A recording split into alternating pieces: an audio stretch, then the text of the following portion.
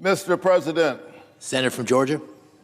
Mr. President, I'm so grateful for the remarks of my colleague and friend from the great state of Massachusetts and for his voice on this very important issue. I rise today as a child of the civil rights movement, as the blessed beneficiary of its bold moral witness in America, and as a member of only the second generation of our nation to have full and fair access to the right to vote.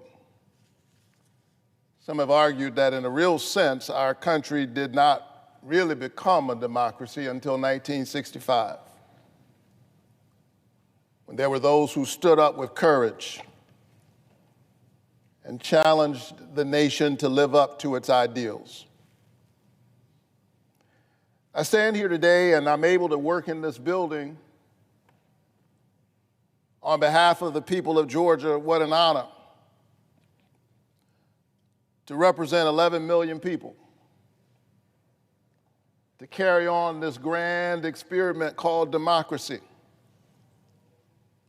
But it's never far from my memory that at the time of my birth, Georgia's two senators were Richard B. Russell and Herman E. Talmadge. In many ways, they were effective. They brought great things back to the state of Georgia, but we would not be honest. We would not be telling the full story if we did not remember that they were both arch segregationists and unabashed adversaries of the civil rights movement, which sought to expand the electorate, to ensure that this is a house where every American citizen has a voice. Senator Talmadge once said, "We love the Negro in his place, and his place is at the back door." Well, it is a testament to the greatness of this country that I sit in his seat, because there were those who stood up to fight for the highest ideals of our country. I reference that history because it is relevant in this moment. Nearly 62 years ago to the day, those two Georgia senators, along with other Southern senators, began a weeks-long effort to prevent people who look like me and my parents and my children from fully participating in our democracy. They were trying to narrow the electorate. And so I find it interesting and ironic that my colleagues on the other side of the aisle who have been leading this effort dared in recent days to reference this very history, which is the cause for my being here in the first place. One of them pointed out the fact that when we entered the debate about the civil rights legislation and trying to push it into law, that there were those who stood up day after day, week after week. And he dared to enlist that history as if somehow that was some inspiration for what they are trying to do in this moment. Let me be very clear. You are on the other side of that history. You're on the side of those who are trying to narrow the electorate. And so if you want to pass the SAVE Act, that is your prerogative. If you want to argue that folks have to have a birth certificate or a passport just to be able to register to vote in a country where most Americans do not have a passport. If you want to effectively disenfranchise women, disenfranchise poor people, working class people who have to struggle for the right to vote, that is your prerogative. But be very clear, you are not on the side of the movement, you're on the other side of that history. Fight for this if you will. But you ought to leave the civil rights movement and Martin Luther King Jr.'s name out of your mouth. This country goes through moments where the electorate expands, and then it goes through moments when it contracts, and we are in a contraction moment. We're in a moment where, in the words of the administration itself, it was a cabinet official in the White House herself who said that we just want to make sure that, quote, the right people are voting. The right people. The right people are voting. That was the argument in the 1960s. And had those who wanted to make sure that the, quote, right people were voting, had they prevailed, I would not be standing here today.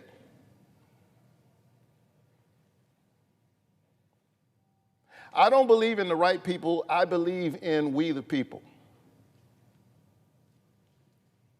We the people.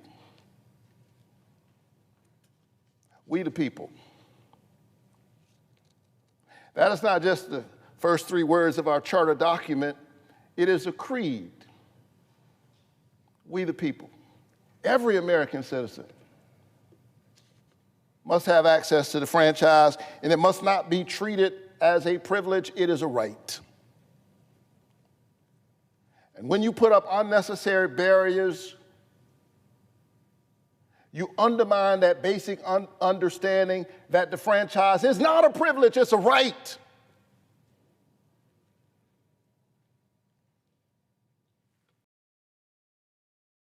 I often say that a vote is a kind of prayer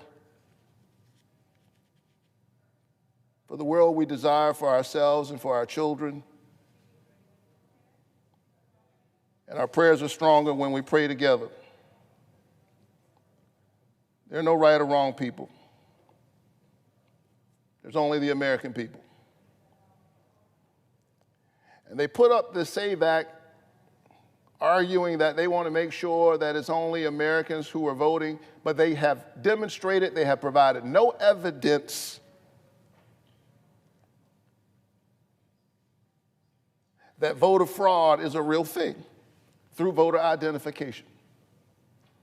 We know that this will disenfranchise thousands, if not millions, of Americans. We have no evidence that this is a problem that actually needs to be solved, and yet they have shut down much of the business of the Senate in order to do this. They are hell-bent on getting this done. Donald Trump said that this is his number one priority, and so it begs the question, why is this his number one priority? With all the things going on in our country, why is this the main thing that he feels he must get done? Why is he afraid? I'll tell you why. It's because that he knows that he has broken every promise he made. He said that he was going to lower your costs. Instead, he's doubled health care premiums for 22 million Americans.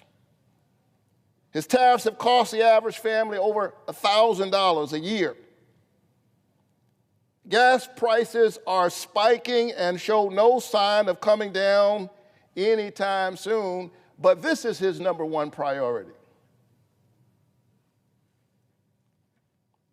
He said he was going to be the president of peace, but he has attacked 17 countries and counting. And yet again, we find ourselves entangled in another endless war with no end game and no idea of what victory even looks like. All the while, we have important problems right here at home. Donald Trump promised to support our farmers, and instead he's raised the cost of fertilizer and hamstrung their exports. And farmers all across Georgia are suffering as a result. And so that's really what this is all about. Donald Trump is a failed president, and his support is collapsing. I hear it all across Georgia, in rural towns bearing the brunt of the president's immigration policies and farmers dealing with the realities of a trade war. This president claims to be America first, but in the name of protecting United States citizens, his deportation machine has seized over 170 citizens. They've shot and killed 2 American citizens on a quiet street.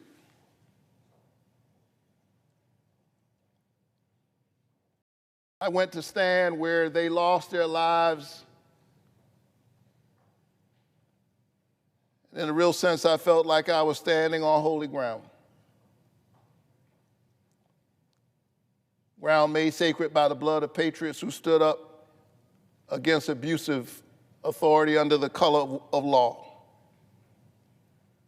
To remind us that at the end of the day, this is our country. We the people. We the people. Not the powerful interests who can write big checks to keep politicians in office, we the people. Not the lobbyists, we the people.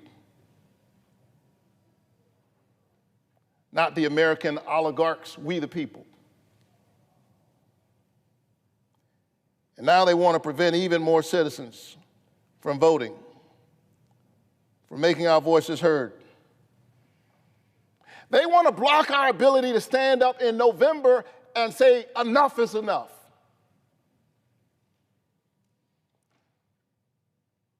And so the president is panicking. He's doing what he always does.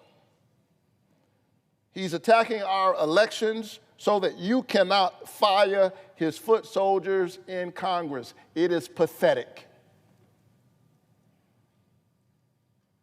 He looks to me like a scared human being who knows that behind the curtain is a tiny man.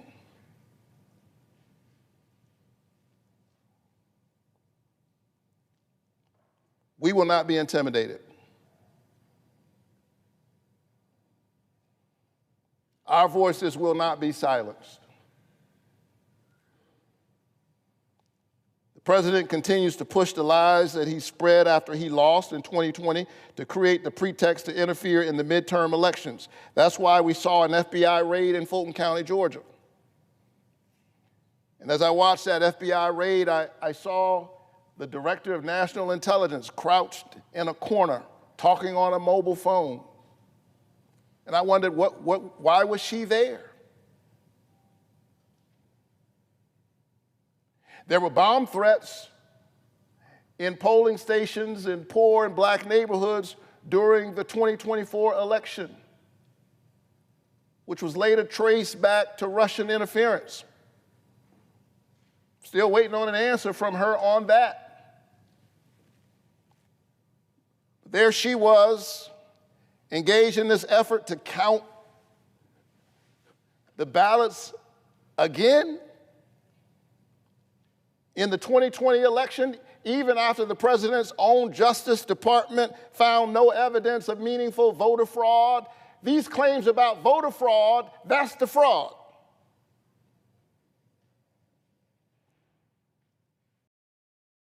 That's the fraud.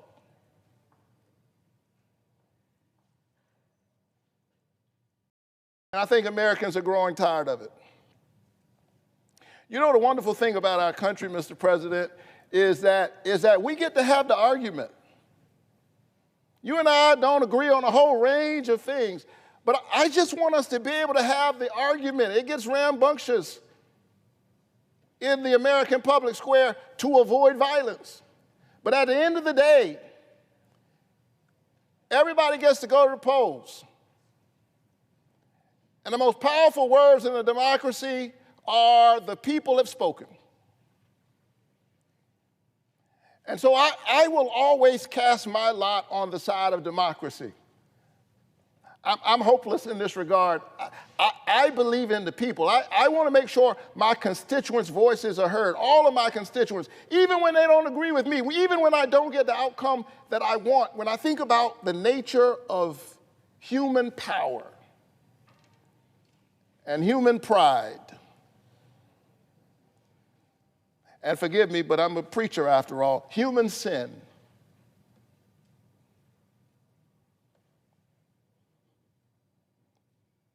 our desire to make sure that we slant things so that we get the outcome we want. We see it not just in governments, you see it in your own family. The question becomes, how do you balance all of those things? I think democracy is the best we've got. Given who we are as human beings, I will cast my lot with the people's voice. Even when I think they've gotten it wrong, I would rather put my trust there. Reinhold Niebuhr perhaps put it best. He said that humankind's capacity for justice makes democracy possible. Our capacity for injustice makes democracy necessary. At the end of the day, the thing that can fix it, whatever issue we have, I believe is the people's voice. And so I'm disturbed about what I'm witnessing. I'm disturbed about an attack on Fulton County and in Maricopa County, Arizona. It troubles me when ICE lands in Minneapolis and then the administration says that we are there to deal with violent criminals, we are there to deal with this immigration issue.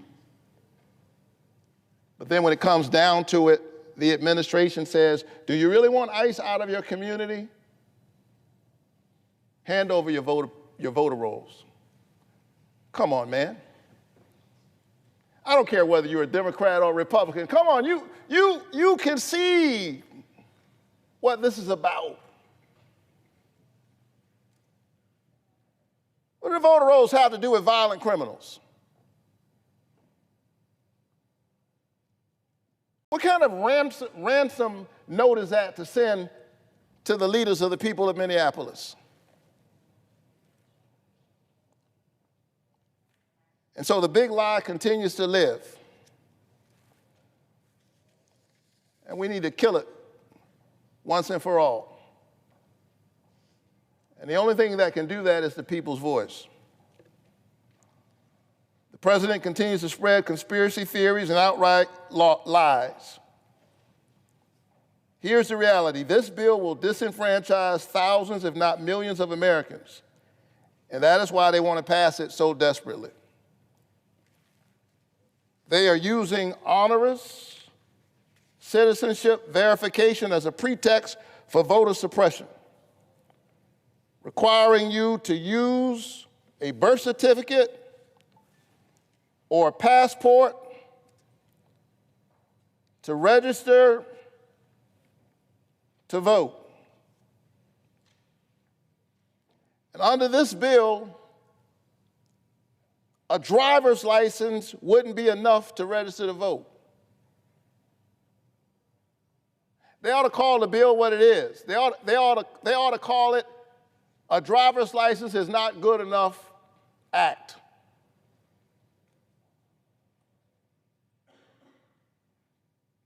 They call it the SAVE Act, but the question is, what are they trying to save? They are not trying to save our elections. They are trying to save their own power at any cost.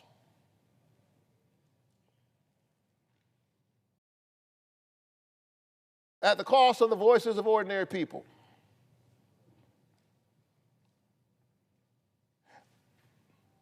Let's think about this in practical terms.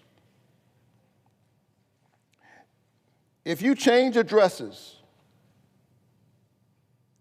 even if you move down the street, and you've been voting for years. Do you want to have to track down your birth certificate, which you lost while you were moving, in order to register to vote?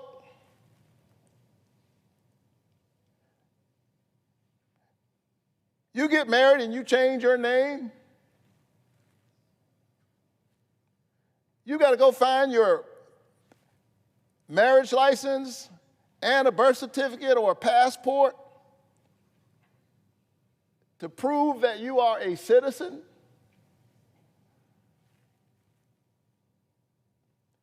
More than half of Georgians, or 5.4 million people, lack a valid passport.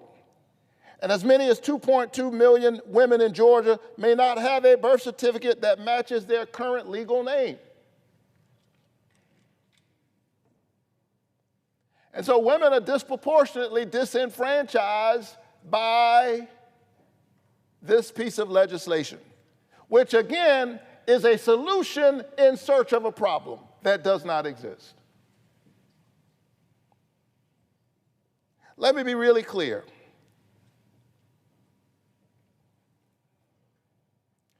Non-citizens should never vote in our elections. There's no argument about that. But this legislation will only make it harder for eligible American voters to make their voices heard. That is the actual work that this legislation will do. We know that about 760,000 voting-age Georgians who are United States citizens would have difficulty showing documentation proving their citizenship. We know that. By the way, we have voter ID in Georgia. And I will tell you for the record that I think you should have to prove that you are who you say you are before you vote. I support voter ID. We have voter ID laws in my state. You should have to prove that you are who you say you are before you vote. That's basic, but that is not what this is about.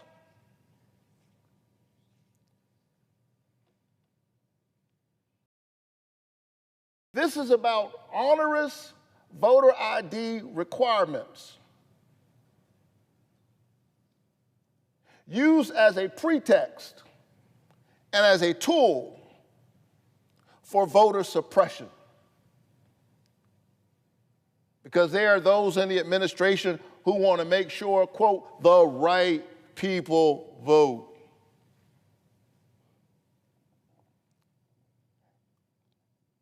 There are currently strong laws on the books that keep non-citizens from voting. They face criminal prosecution and deportation if they vote. So let's just think about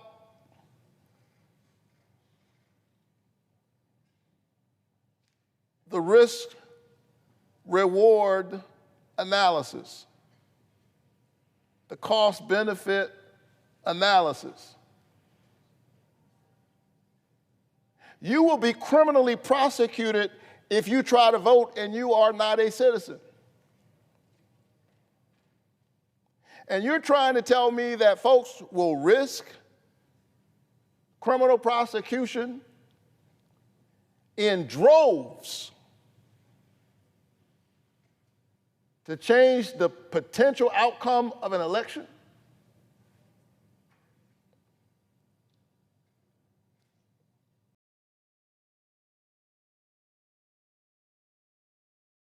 Are you trying to tell me that folk will try to vote twice? It's hard enough to get folks to vote once, let alone twice.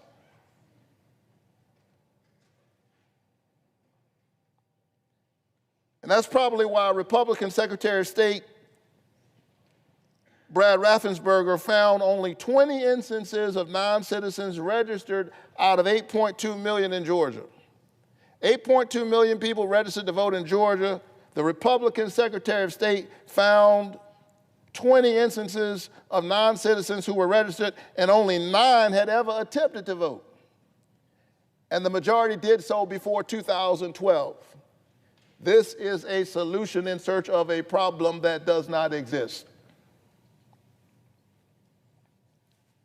And so this means that the, quote, Save America Act would burden or disenfranchise over 150,000 Georgians for every single instance of a non-citizen voting in the last decade. Does that make sense?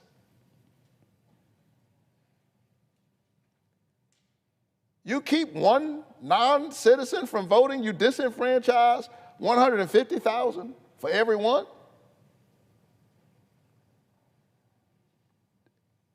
You're trying to tell me that that makes the democracy stronger?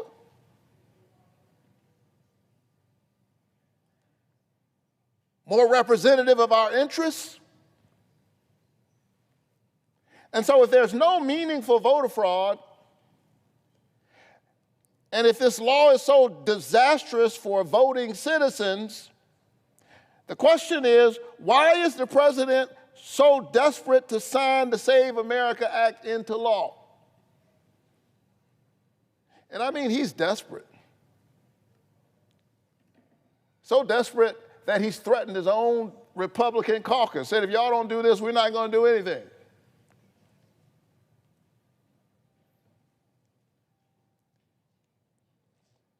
The president is trying to take away your right to vote so he can hold on to power.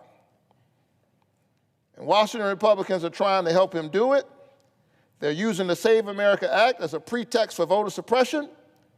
They know their policies are deeply unpopular with the American people, but instead of working to change their policies, instead of working to get more people access to the health care that they need,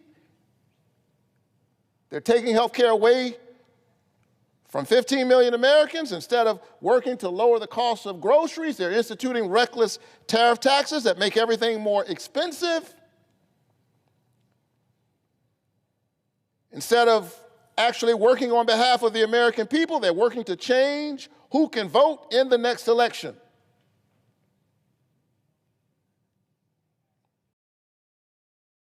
And so we're going to stand up. I'm certainly going to stand up for all of my constituents. And I mean that. I want the Georgians who are in red districts to know that I'm fighting for you and your voice. Because this administration's so-called Save America Act will disenfranchise many of my constituents in red districts. And that is because increasingly the people's voices are being squeezed out of their democracy. It is the folks with a lot of money. It is the corporate interests that they want to hear from.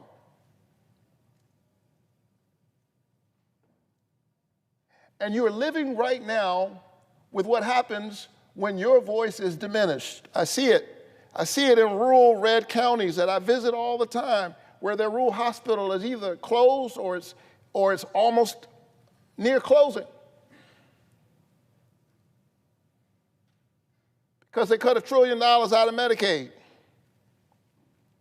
I see it in the eyes of farmers who are burdened by these tariff taxes and how it's creating damage and wreckage for their businesses.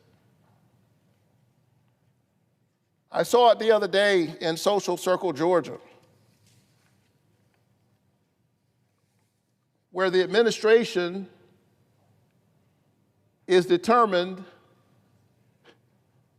to put a 10,000 bed ICE detention center in a town of 5,000 people. 5,000 people in Social Circle, Georgia. The administration went in, bought a warehouse for $128 million. And the mayor The city manager, the leadership of Social Circle Georgia, learned that there would be a detention center in their town that would triple the size of their town by reading about it in the Washington Post.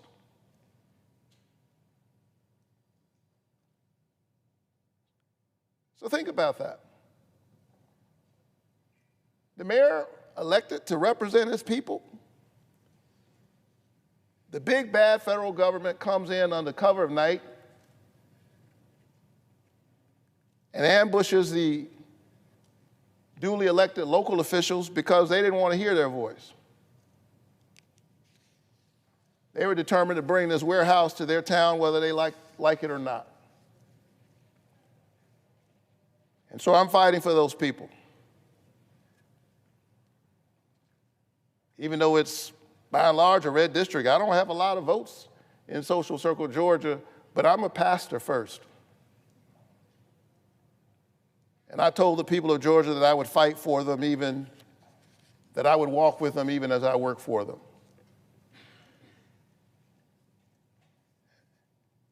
And so this is about the voices of ordinary people. This is about saving our democracy. As I close, and nobody believes a Baptist preacher when he says, as I close. But I'm not trying to break any records today. Andrew Young tells me the story that when they passed the Civil Rights Bill into law, Dr. King and his lieutenants went to see President Johnson. And the president was feeling good, and he should. They passed the Civil Rights Bill into law after that long filibuster that I talked about at the beginning of this speech. They passed the Civil Rights Bill into law, and Dr. King and his lieutenants went to see the president. And Dr. King said, I'm glad we got that Civil Rights Bill into law. And without skipping a beat, he said, now we need a voting rights law. He wasn't going to let the president bask too long in the glory of that victory. He said, that's great, but my people can't vote in the South. I need a voting rights law, and I need it yesterday. The president said to Martin Luther King Jr., you're right, I get it, but I just can't get that done right now. I don't have the power. And they left the meeting, and the staff was feeling all demoralized and dejected, and they said to Dr. King, what are we going to do? The president said, he doesn't have the power. Dr. King just sort of shrugged his shoulder and said, well, if the president doesn't have the power, I guess we're going to have to go and find him some. Think about that. He's just a Baptist preacher, wasn't elected to anything. He was not a United States senator, certainly not the president of the United States. But he said, we're going to go and find the president some power. Dr. King understood, and those who were around him understood, that it's not about the people in power, it's about the power that's in the people. And so the people are standing up in this moment, and I'm standing with them. No to the so-called SAVE Act, yes to saving our democracy. I yield the floor. Mr. President. Senator from Massachusetts. I very much appreciate the Reverend Senator Warnock and his reminder that questions about voting in America are moral questions. They are historic questions. They are questions about our democracy. And I am grateful for his leadership on this. And I hope all of us have a chance, if we didn't get to hear the speech the first time around, that we get to replay it and listen to what he has to say. Donald Trump is trying to stop American citizens from voting. Why? Because he knows his agenda is unpopular and that Republicans can't win based on what he's doing. So he wants to rig the election by picking his own voters. And that is what the SAVE Act is all about. Don't let Trump and the Republicans in Congress fool you. They'll say things like, hey, you have to show an ID to vote. You should have to show an ID to vote, just like you have to do to buy a beer. But this is not an ordinary voter ID bill. This is not a bill that says everybody either has to show a driver's license or a student ID to vote. This is a way to keep American citizens from voting, and I will just give you one example around this. If this bill passes, then in 45 of the 50 states, your driver's license won't count as a valid ID. And then it gets better. Let's say you're a married woman who lives in Massachusetts, and let's say that when you got married, you took your husband's name.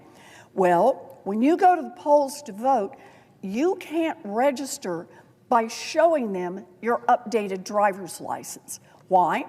Because Massachusetts is one of the 45 states where a driver's license does not prove citizenship. So you bring along your birth certificate, shows you were born in the United States. Can you vote now? Nope. Your birth certificate is still under your maiden name. So yeah, you can use a passport if you have one, but remember, fewer than half of all Americans have a passport, and it costs $165 to get one, and it takes a month or two if everything is working on time. No passport and no birth certificate that matches your driver's license, well, Trump and the Republicans say you're just out of luck. And that's just one example of how this bill will actually make it harder for Americans to vote. Here's another deeply disturbing thing about this bill. It would require states to hand over sensitive information about voters to Trump's Department of Homeland Security so that some shadowy guys can do whatever they want with it. Maybe they take you off the voter rolls. Maybe they use that information for something else. The point is, nobody really knows what will happen. This is an agency whose former leader, Kristi Noem, said just a few weeks ago, quote, "We need to make sure that we have the right people voting." So just make a guess. Who's going to get swept off the voter rolls? People that the Republicans think are likely to vote Democratic. So sweep off black people, sweep off brown people, sweep off women, sweep off students, sweep off people in precincts that voted Democratic last time, sweep off people that you think might vote Democratic in the upcoming election. I've heard this bill called Jim Crow 2.0, harking back to the days in the South when the South blocked black people from being able to vote with a whole series of tests and barriers so that they just wouldn't have a chance to vote. The Trump bill is Jim Crow 2.0. Non-citizen voting is extremely rare in America, and Republicans know that. They've seen the same data that we have. Voter roll audits in Georgia prior to the 2024 election found only 20 registered non-citizens out of 8.2 million registered voters. That is 0.00024%. A 2024 Michigan audit found only 16 non-citizen votes out of 5.7 million votes. That's 0.00028%. So then what's going on? Why are the Republicans doing this? Why are they chewing up all of this time in the United States Senate to do this? Well, we don't have to guess because the Republicans have been saying the quiet part out loud. Republicans in Congress know that they are in deep trouble for the midterms unless they can rig the rules and pick their own voters. Donald Trump even said it himself. He said passing the SAVE Act will, quote, guarantee the midterms. Because the Republicans know, and Donald Trump knows, that the policies that they are shoving through right now are wildly unpopular. So while Trump and Republicans try to spread conspiracies and lie about the SAVE Act, it's important that each and every one of us stays focused on what the Trump administration is really doing. And here's what the Trump administration is really doing. After promising no more wars, Donald Trump has dragged the United States into an illegal and reckless war with Iran. That's lie number one. Already, at least 200 American service members have been hurt. 13 service members have lost their lives. There are American lives lost and families grieving because Donald Trump dragged us into a war based on lies. A war launched without an imminent threat to our country and without any end in sight. Now, when he ran for president, Trump promised no wars. In fact, he kept saying he would be the, quote, president of peace. He lied. The U.S. is spending at least $1 billion a day on war with Iran. If we put the money that we're using at war with Iran toward health care, we could lower costs for millions of Americans. Just this week, Donald Trump's own energy secretary said out loud, quote, "We were very aware that we would cause a little bit of increased prices on Americans." Think about that. Trump and his top officials knew that this war would raise costs for Americans, and they did it anyway. In just the first 6 days of the war, the Trump administration spent an estimated $11.3 billion. That was in 6 days. We also lost 3 F-15 aircraft in just those first few days. That'll cost us another $300 million. And estimates say that the Trump administration has kept burning about $1 billion, taxpayer dollars, a day on the war in Iran. And now we are on day 18. Some estimates look more like $2 billion a day. That's over $23,000 every second. Something like $11.5 million since I started this speech. So let's look at Trump's warmongering by the numbers. $11.3 billion, the estimated cost of the first 6 days of Trump's war. $5.6 billion, the cost of munitions spent by the Pentagon in the first 2 days of the war. $300 million, the cost to replace 3 F-15s lost to friendly fire in the first week of the war. $50 billion, how much the Trump administration says it wants to add to an already massively inflated defense budget to pay for a war that was never authorized by Congress. $1 trillion, the Pentagon's budget this year. $1.5 trillion, the total amount that Trump is reportedly requesting for the Pentagon budget for next year. That means Republicans in Congress want to increase the Pentagon's budget by $500 billion. Now, to put these numbers in context, the Trump administration will spend $30 billion in just the first 30 days of the war. That is exactly how much we could have used to lower costs for millions of people for an entire year, people who got knocked off their health care or saw their premiums go up because of Trump's health care cuts. So instead of going to war with Iran, we could lower health care costs and actually save lives here at home. Here's one more, $12 billion, a number we've already passed. $12 billion is what it would cost to restore the expanded child tax credit for 1 year.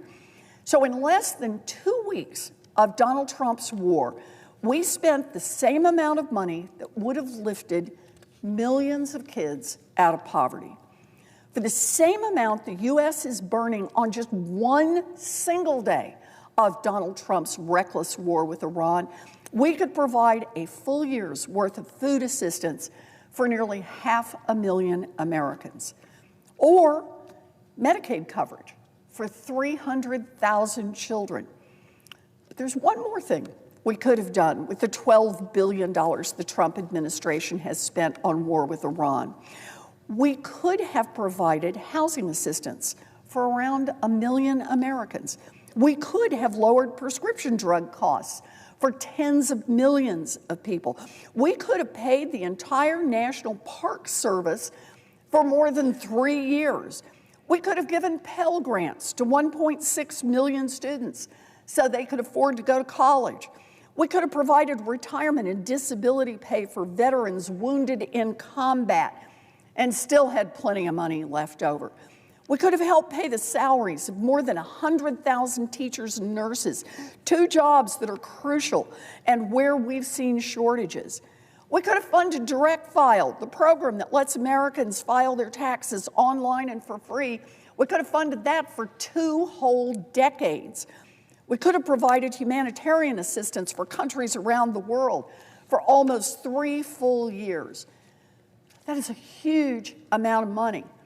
And I want to talk about one more thing we could be spending taxpayer money on instead of Trump's reckless war in Iran, making child care more affordable for families.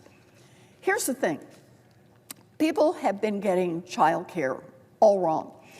Child care costs are painfully high. Right now, families are having to choose between breaking the budget, being forced to cut back on work hours, or settling for lower quality care just to ensure that their kids have a safe place to be while the parents are working.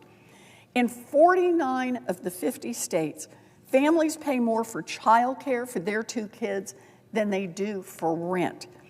And the reason why costs are so high is that right now people think of child care as a privilege or as a service that's for sale.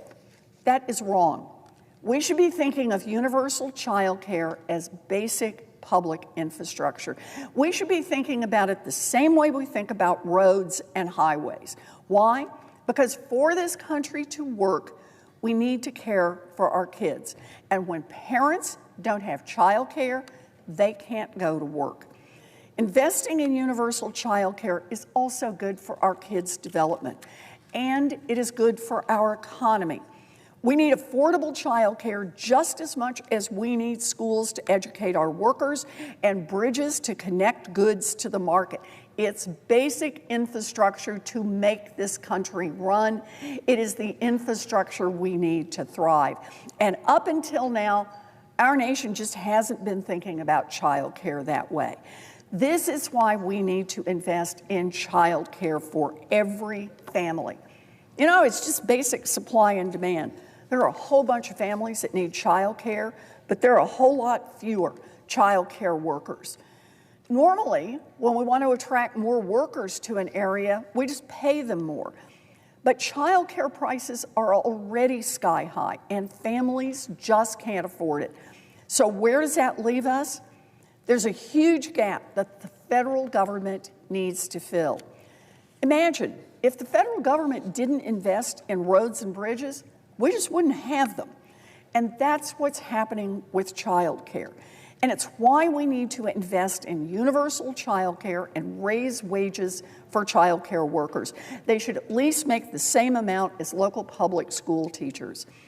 In the wealthiest country on this planet, access to affordable, high-quality child care and early childhood education should not be a privilege reserved for the rich. It should be a right. But instead of talking about lowering child care costs, Donald Trump is delivering a punch to the gut to every parent struggling with those costs. Donald Trump is spending billions of dollars a week bombing Iran for reasons he cannot explain, but he cannot find a nickel to help the millions of people who are struggling to pay for health care, groceries, or child care. But this is a 1-2 punch. The Trump administration is spending a tremendous amount of money on war, and the war is also driving up costs for Americans. Take the price of gasoline over the past month. For months, Donald Trump has been saying gas prices are going down. He has been loud and proud about it. Right now, the average price for gas is more than $3.70 a gallon, more than 80 cents higher per gallon than just 1 month ago when Donald Trump started this war.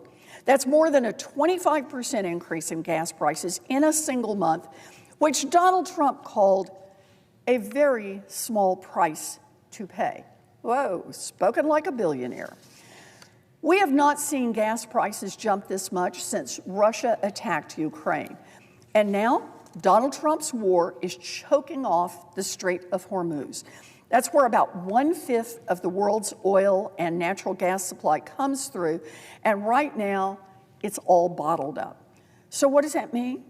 Trump's war with Iran means gas prices are skyrocketing for American families here at home. And Donald Trump's response? If they rise, they rise. In other words, he just doesn't care. Here's another one. Food prices. About 1/3 of the world's fertilizer goes through that same Strait of Hormuz, and the prices jumped up by 30% in the days after Trump started this war. One U.S. farmer even said his fertilizer suppliers are warning that they just can't get the fertilizer. It's not only the price has gone up, it just literally is not available. So you've got all this fertilizer that can't go through the Strait of Hormuz, can't make it to our farmers here in America. And without that fertilizer, the farmers say they just can't plant as much food this year. And what's that going to mean? It means food prices will go up. So that's gasoline, that's food. But the prices of clothes, of technology, basically anything that's moved around by trucks that use gasoline or diesel, the prices for all of those goods will go up as well. Diesel prices are already up by more than 25%, raising the cost of shipping goods, including Amazon packages and food, nationwide. And jet fuel prices have shot up by 58% since Trump started the war. Airlines are passing these costs on to consumers by pushing ticket prices up even higher. Donald Trump's war with Iran is gearing up to become another forever war that burns billions of taxpayer dollars and makes life even more expensive for Americans here at home. This is a war that the American people do not want and did not ask for, but they're the ones who are footing the bill. And what does Trump administration have to say about that? Well, listen to Trump's top economic advisor. He said, quote, if the war were to be extended, it wouldn't really disrupt the U.S. economy very much at all. It would hurt consumers, and we'd have to think about what we'd want to do about that. But that's really the last of our concerns right now. Consumers, the last of our concerns. Higher prices for your family, the last of our concerns, according to the Trump administration. Look, you don't need to wonder why prices are going up. The Trump administration has said the quiet part out loud. The higher costs for American families are the last of the concerns for the Trump administration, and they can't even be bothered to worry about lowering costs for the American people. Lie number 2, and 3, 4, 5, and 6. Donald Trump, Pete Hegseth, and other top Trump officials just can't keep their story straight. They have no clear plan, and for weeks have failed to tell the American people what the goals are for this war and when this war will end. First, Trump said the war would be over in 4 to 5 weeks. Okay, that was 3 weeks ago. Since then, Trump has said all of these things. The war is won. The U.S. still needs to finish the job. The operations could end soon. The military may need to go further. Every hour, the Trump administration's justification for this war sounds completely different. Why did the U.S. strike Iran? On March 2nd, Pete Hegseth said it was to end a 47-year war.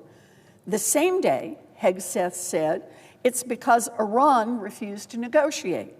And in another comment on the same day, Marco Rubio, the Secretary of State, said it was a response to Israel planning to strike.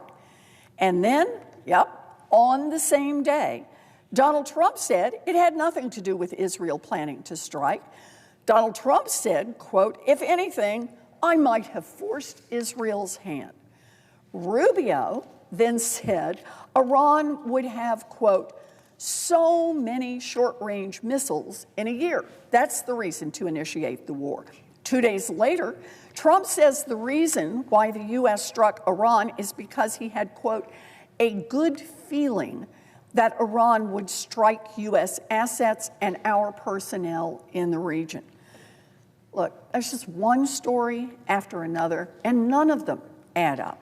How can the American people trust this government when this government can't even keep its own story straight? And the Trump administration clearly has no plan for how this war will end. On the very first day of the war, Trump called the attacks, quote, major combat operations in Iran. A week later, Trump called it, quote, short-term excursion that were, quote, getting very close to finishing. And what's the goal? The administration has no clue. On day one of the war, Trump told the American people he had to attack Iran because Iran posed an imminent threat based on their nuclear capabilities. But remember, last June, Trump bombed Iran and claimed that Iran's key nuclear enrichment facilities had been, quote, completely and totally obliterated. Both of those things cannot be true at the same time. And understand this, if Trump believes that Iran's nuclear ambitions are a threat, then he had a chance to curb them. In fact, the United States had a deal that could have prevented Iran from getting a nuclear weapon. That was President Obama's nuclear deal with Iran, and Trump ripped up that deal, and here's the best part, got nothing in return. So instead of doing the hard work of diplomacy to prevent Iran from getting a nuclear weapon, Trump lies to the American people while dragging us into yet another reckless war that is costing American lives. If you can believe it, Donald Trump and Pete Hegseth have even given conflicting takes on whether or not this war is over. On March 8th, Hegseth said, quote, this is only just the beginning. The next day, March 9th, Trump said the war is, quote, complete, pretty much.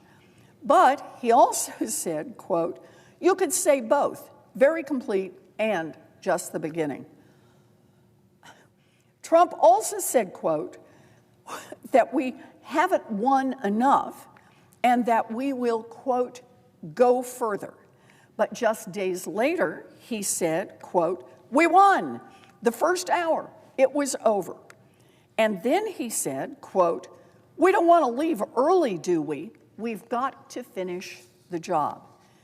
Then last week, Trump said, we're ramping up strikes. How long will this war go on? Well, one day after the war, Trump said, quote, 4 to 5 weeks. The same day, Hegseth said, quote, more or less than 2, 4, or 6 weeks. And then he added, quote, it could move up, it could move back. Then Hegseth said, quote, we'll go as far as we need to go to advance American interest. On March 10th, Hegseth said, it's up to Trump. He said, quote, our will is endless. Ultimately, the president gets to determine the end state of those objectives. On March 11th, Trump said the war with Iran will end, quote, soon. Look, this is not a game. This administration is sending young Americans to die overseas. And that means our government leaders need to treat this conflict with life and death seriousness. Instead, they don't even have the decency to level with the American people. Yet another lie from the Trump administration was about the horrific U.S. military strike on an elementary school in the early days of the war.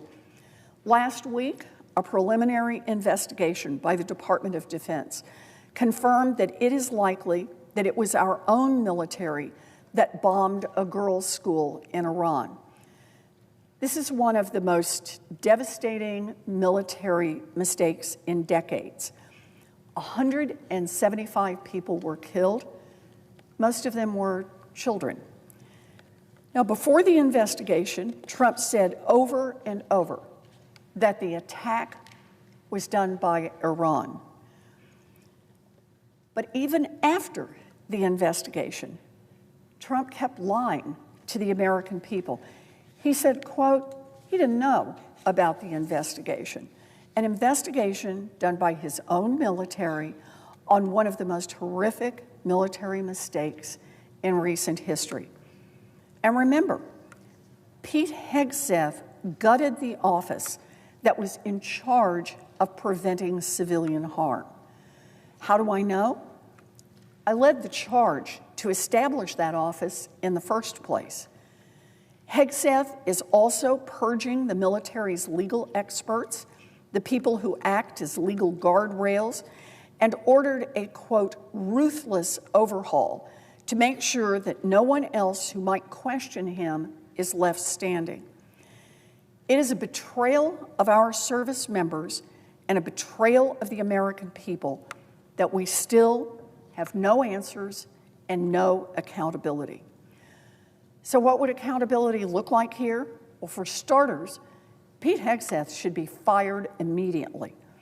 Hegseth's long pattern of chaos and incompetence has put our service members and the American people at risk. And we haven't even scratched the surface of Signalgate or Hegseth's role in the boat strikes that could be war crimes.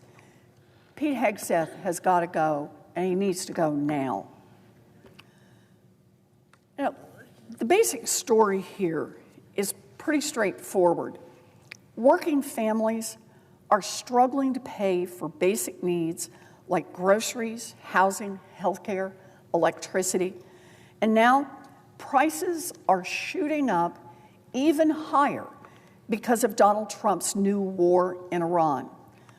Donald Trump's dangerous actions overseas are making everyday life both more expensive, and regular Americans are paying the price. That's Trump's America in a nutshell. And instead of changing their policies and actually trying to help the American people, and not just themselves and their rich buddies, Trump and the Republicans are working to keep as many Americans from voting as humanly possible. That's what this bill is really about.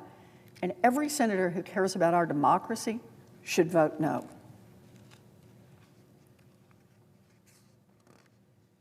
Mr. President, I yield.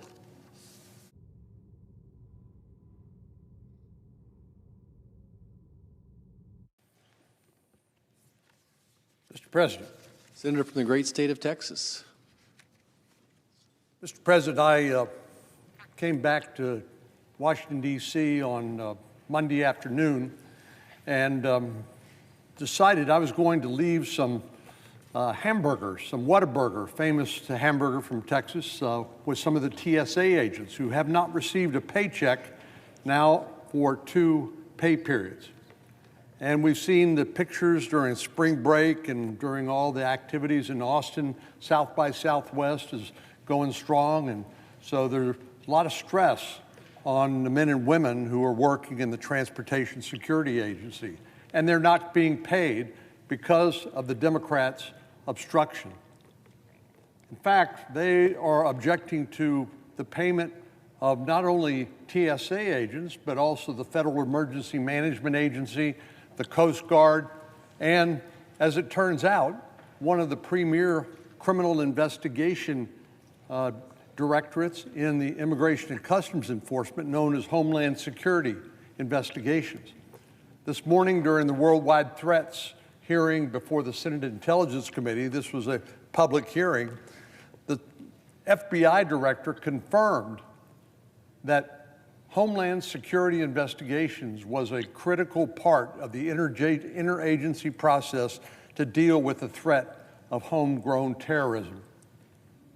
On March the 1st, we had a gunman go into 6th Street, a heavily populated area where people like to party, and proceeded to kill 3 innocent people and wound 12 others. He wore a sweatshirt that said "Property of Allah" and a T-shirt underneath that bore an Iranian flag. Of course, we're all familiar with the incidents that have occurred in New York, in Virginia, in Michigan at the synagogue, and numerous other places, which will be repeated time and time again as long as Democrats decide not to pay the very people who we're depending on to investigate these cases and protect the American people. I know a lot of focus has been on TSA, and certainly they deserve to be paid and are doing heroic work. And by delivering some lunch to them, I thought, well, this at least will show some sort of appreciation. Unfortunately, I couldn't deliver them a paycheck. That's all I could do because of the obstruction on the Democratic side of the aisle.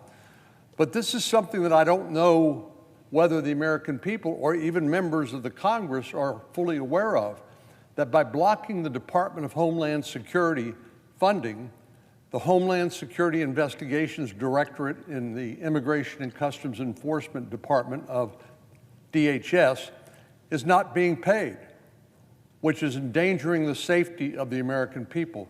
Director Patel of the FBI confirmed that this morning. This has got to stop. It's hurting a lot of innocent people for no good cause. It's all based on political posturing, and innocent people are being hurt in the process. Mr. President, the Senate obviously is currently debating the Save America Act.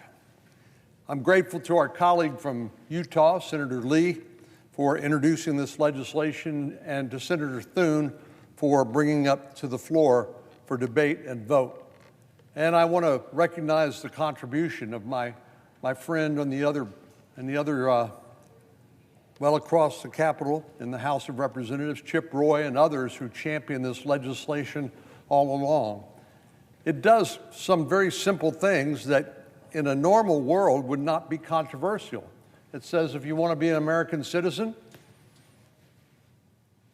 if you want to vote, you got to be an American citizen. And if you want to cast a ballot, you have to have a photo ID, the same thing you need to get on an airplane or to buy cigarettes or a 6-pack of beer at a convenience store. Not particularly, shouldn't be controversial matters. But you know, you begin to wonder, okay, why would they oppose something that has such broad support among the electorate based on public opinion polling? Is that because the Democrats believe that illegal immigrants ought to be able to vote? And that a person ought to be able to cast a ballot without being able to confirm they are in fact the person who they claim to be? I think that's a very troubling matter, and I think it's Trump derangement syndrome myself. It's almost like anything and everything that President Trump proposes or does, Democrats reflexively oppose. The senator from Massachusetts was just here complaining about trying to take out the Iranian nuclear threat. Iran's the #1 state sponsor of terrorism. They've been enriching uranium in order to build a nuclear weapon. They've been building a stockpile of ballistic missiles and testing a space program that essentially will give them the technical knowledge they need to deliver intercontinental ballistic missiles, to ultimately manufacture those. And our colleagues on the other side of the aisle say this was not a threat to the United States? Well, in this same hearing we had this morning on global threats before the CIA, the DIA, the DNI, and all the alphabet soup of federal intelligence community components, they said this was a threat not only to us and our interests, but also to our allies in the region. And the idea that we would sit back and do nothing while Iran acquires a nuclear weapon is just sheer madness. Again, what you have to ask yourself, why would our Democratic colleagues say, well, that's okay, we're not going to do anything, when the Iranian regime has had American blood on its hands and responsible for killing Americans over the years since the Iranian Revolution in 1979. And can you imagine them getting access to a nuclear weapon, what that would do to the Middle East and world peace? And then acquiring the ballistic missile capability, be able to deliver that weapon thousands of kilometers away. Well, the very least thing that would happen is all the Gulf states would start to acquire nuclear weapons, and we'd have a nuclear arms race. And who knows what would be the outcome of that. So I don't know what it is about the way Democrats react to President Trump's proposals. It seems like they want to take the opposite view of President Trump no matter what it is. They wouldn't even stand up at the State of the Union when he said, stand up if you believe that we ought to enforce our laws and we ought to celebrate the people who keep our communities safe. And virtually all the Democrats sat on their hands because the last thing they would want to do is be found to agree with President Trump, even about something as obvious as that. So they picked the side of illegal immigration and non-enforcement of our immigration laws, which has proved to be an unmitigated disaster during the Biden administration, and we're now having to clean up for that mess. So it just is amazing to me that we find ourselves at this particular time in our nation's history where we are so polarized and where there is no willingness to try to work together in the best interest of the country. So here we are on a bill that would require only American citizens to vote and that you need a photo ID in order to cast your ballot. Well, our Democratic colleagues are, of course, doing what they usually do under these circumstances and saying this legislation will disenfranchise voters. Well, it will disenfranchise illegal aliens.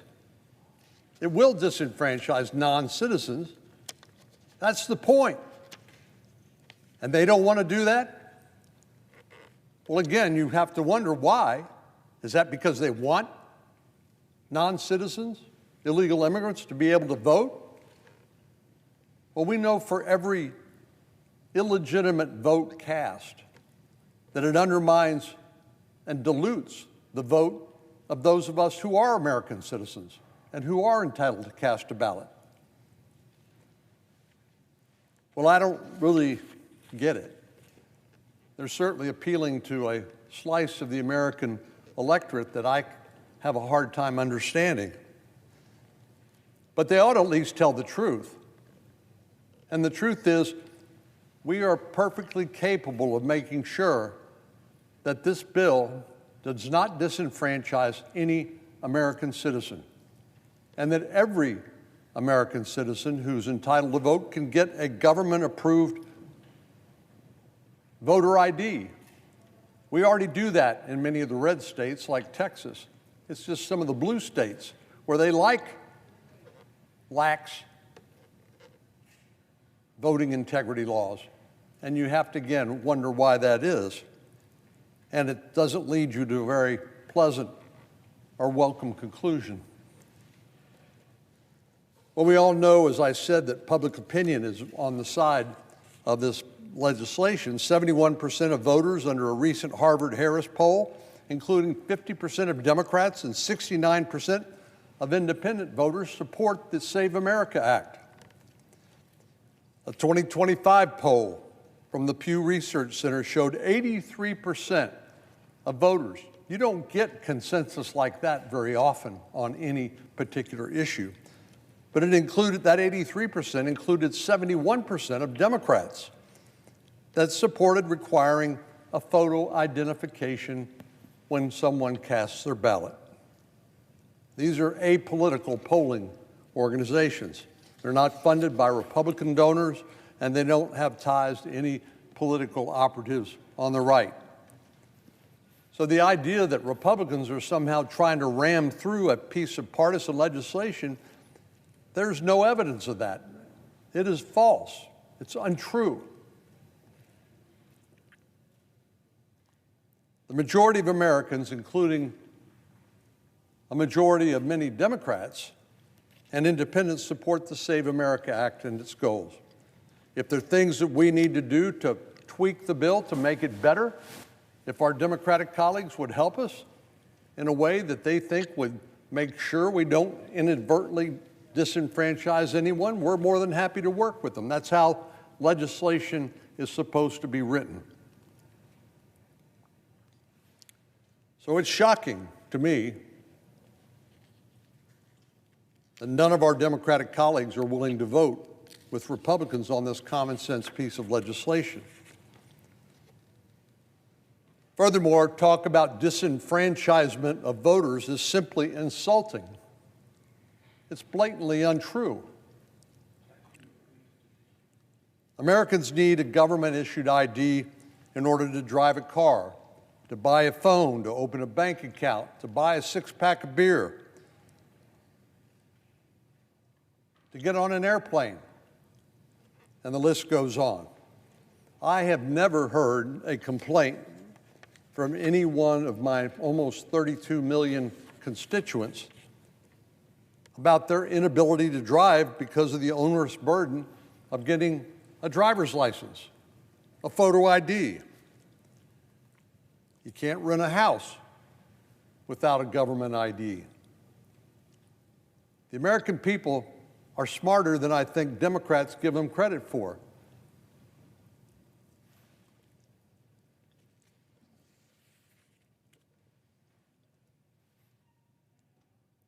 The Democrats really think the American people won't be able to deal with this challenge of demonstrating that they are, in fact, legally qualified to vote and that they are who they say they are by producing a photo ID.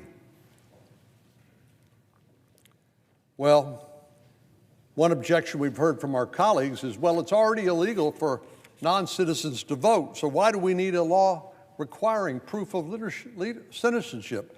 Well, if it weren't for the blue states that have lax voting laws, they don't check ahead of time to make sure somebody is actually legally qualified to vote. And once someone casts a ballot, it's almost impossible to figure out how to prosecute, identify and prosecute that individual. And the election's already over. Well, we look at the crime wave we see in many blue cities across the country after they defunded the police. That's another bright idea of our friends on the left. Resulted in thefts, carjacking, and murder. All of these activities were illegal, but because the law wasn't being enforced to deter these crimes, they happened. So just because something's illegal without enforcement, deterrence doesn't occur. And that's why we need a photo ID. It's also because with the dramatic increase of mail voting, voting by mail, that happened during the COVID pandemic, many Americans rightly became worried that this process of voting by mail could be abused. If a ballot is mailed to the wrong address, particularly if it's not solicited, if it's just mailed out en masse to various addresses, there's not much stopping the wrong person from filling it out, forging a signature, and dropping it in the mail. And without an enforcement mechanism like the Save America Act to prevent fraudulent voting, it makes no difference that it is technically already illegal. Without enforcement, it's going to happen. Mr. President, we are blessed to live in a country, a democratic republic founded on the principle of self-government. But the essence of the authority that we exercise here in Congress is as a result of the consent of the governed. That's where all authority comes from, the American people. And it is antithetical to the idea of consent of the governed that somebody who is not legally qualified to vote can cast a ballot, or somebody who wrongly claims to be another person can drop an unsolicited mail ballot into the mail and have that vote counted. It undermines the very basic foundation of what makes our country unique. Plus, people who are citizens and who are qualified to vote are entitled to know that their vote isn't going to be offset or diluted or undermined by somebody who's not legally qualified to vote. They deserve to know, we all deserve to know, that when we go to the polling place and cast a vote, that our vote is not being diluted by fraudulent voters who are voting early and often, or by somebody who's not qualified to vote by virtue of the fact that they're not a citizen. They're illegally in the country. Now, in my state and in many red states, I'm grateful that our state legislators had taken steps to address this problem. But in many blue states, that's not the case, and that's the reason we need a national law to deal with that, because of the blue states that are okay, apparently, with allowing non-citizens to vote, and they don't require any identification, so somebody can falsely claim to be somebody else and mail in an unsolicited mail-in ballot. So I'm grateful to our leadership in the state of Texas, Governor Abbott and the rest, to make sure that we have safe and secure elections through secure mail-in voting. And I'm proud we've taken this issue seriously and required voter ID. We started doing that more than a decade ago. But in many states, blue states, as I said, they've not done their due diligence to protect elections by preventing non-citizens or illegal aliens from voting. The American people deserve better than this. It's not enough to have safe and secure elections in places like Alaska and Texas. We need them in all 50 states and the District of Columbia. Nor is it enough for it to be technically already illegal for non-citizens to vote, because, as I said, without enforcement, that's a meaningless requirement. The right of the American people to participate in the process of self-government must be effectively safeguarded in every state across the nation. In order for Congress to exercise the only legitimate authority there is in a democratic republic, which is based on consent of the governed. It's based on the fact we run for elections and we're elected by people who are qualified to vote to represent their views in the Senate and in the House of Representatives. So, Mr. President, the solution's clear, and it's flabbergasting that this is even controversial, that our Democratic colleagues would be opposed. I've done everything in my power, including supporting the use of the talking filibuster and being open to other reforms to the legislative filibuster, as I discussed in a recent op-ed in the New York Post, in the hopes of passing this bill through the Senate and getting it to the President's desk. Mr. President, 70% of Americans support the Save America Act. Now the Senate must do whatever it takes for this monumental legislation, this common sense legislation, to become the law of the land. Mr. President, I yield the floor.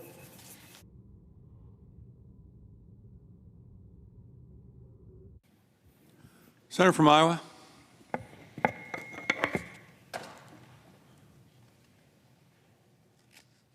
Before I speak, the leadership asked me to make this unanimous request.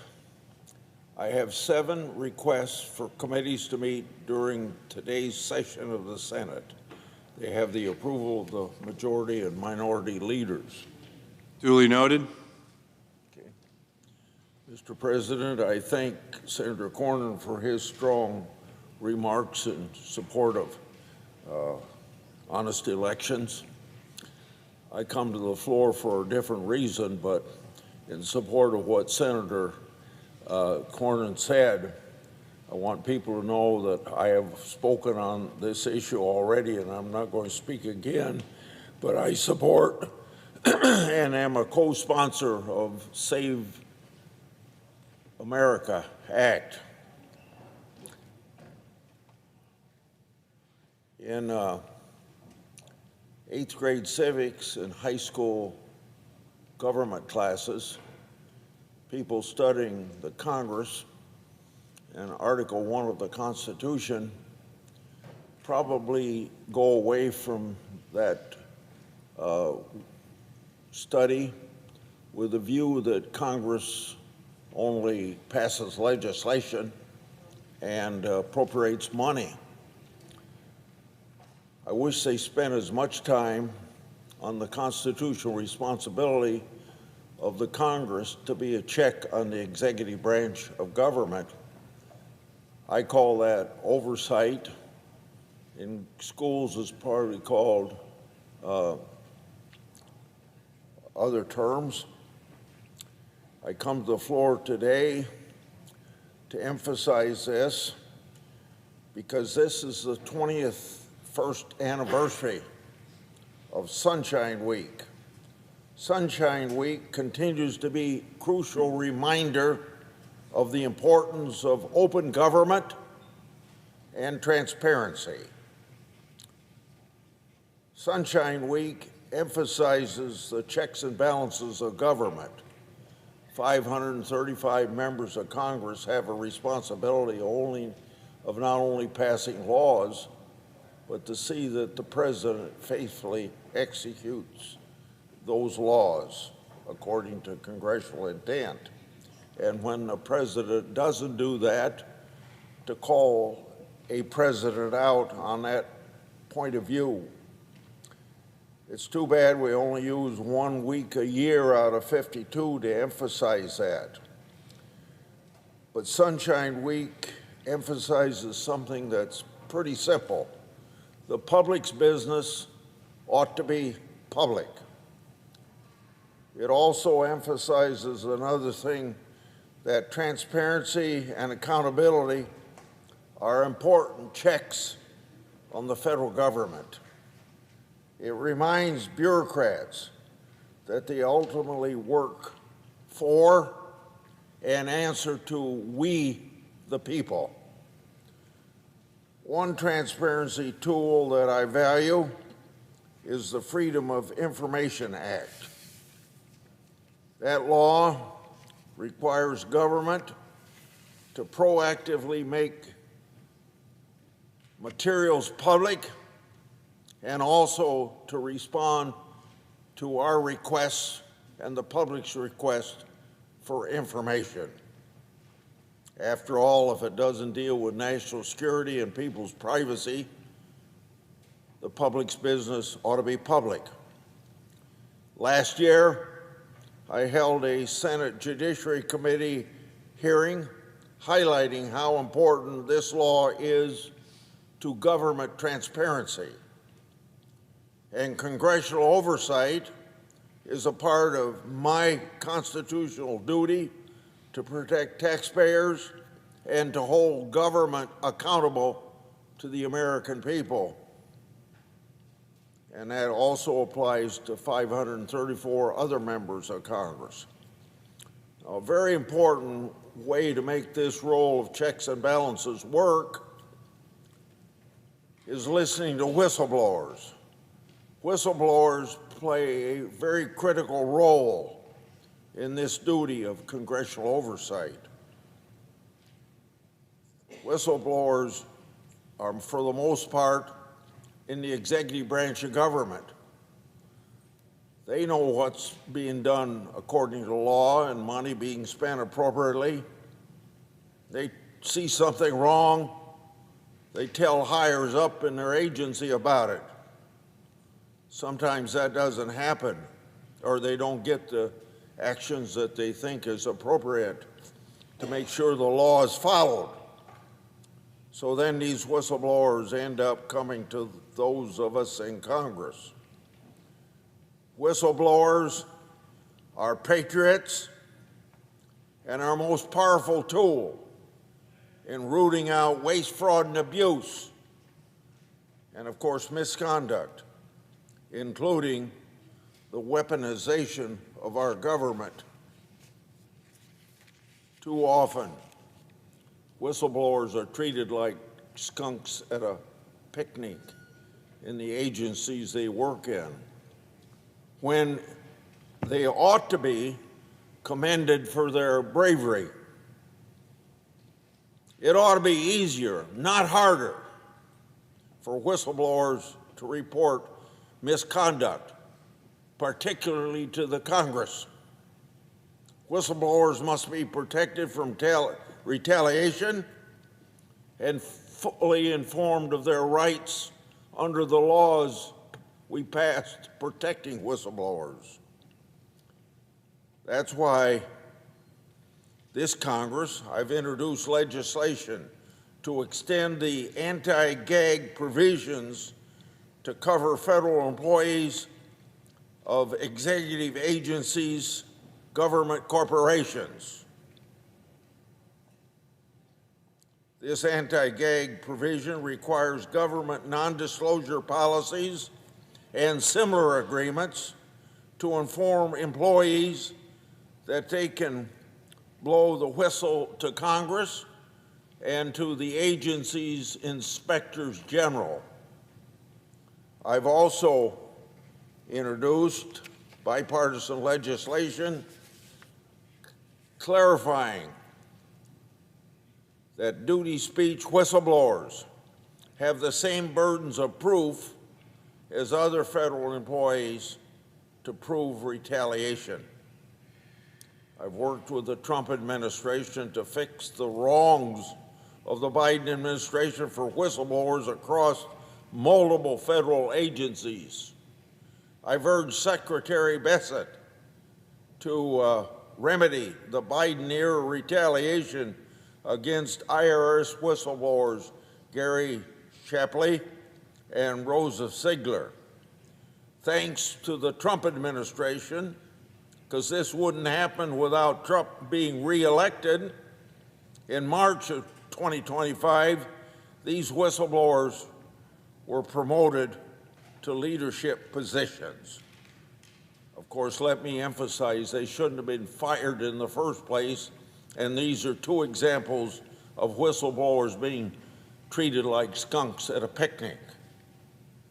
I also worked with the Trump Department of Homeland Security to secure promotions for Customs Border Patrol whistleblowers Mark Jones, Mike Taylor, and Fred Wynn in May of 2025. These men face severe retaliation during the Biden administration. In August of last year, I assisted 10 FBI whistleblowers with their compensation agreements with the FBI. These whistleblowers were subject to demotions, security clearances. Those were suspended, and other retaliations for reporting misconduct at the Biden Department of Justice and Federal Bureau of Investigation. Earlier this year, I worked with the Trump administration to secure an alcohol, tobacco, firearm whistleblower, new employment, and a financial agreement. He, like others, was severely retaliated against by the Biden Alcohol, Tobacco, Firearms Agency. Thanks to whistleblowers, we know that partisan FBI agents and Department of Justice prosecutors created and advanced the partisan investigation known as Arctic Frost. Arctic Frost was a vehicle to improperly investigate the entire Republican political apparatus. Subpoenas went out for about 400 conservative and Republican organizations and individuals. Jack Smith and the FBI secretly obtained tolling data from Republican members of the Congress. Jack Smith and his team issued at least 197 subpoenas targeting these 400 individuals and entities. Jack Smith, by the way, all of these entities and individuals were Republican. Jack Smith set out almost the day after Trump announced he was going to seek re-election to put President Trump in prison. And that all went on during the Biden administration. Now I've launched a new Arctic Frost website outlining my investigations and the thousands of pages of records that I've made public.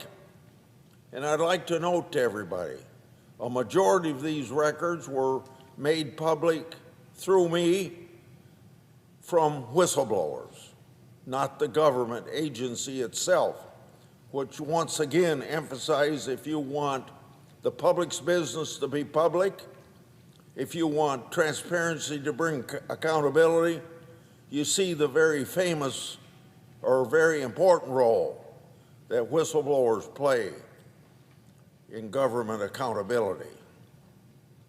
In November last year, I also made public records showing the partisan officials at the Department of Justice and FBI interfered with investigations, also alleged wrongdoing by the Clinton campaign.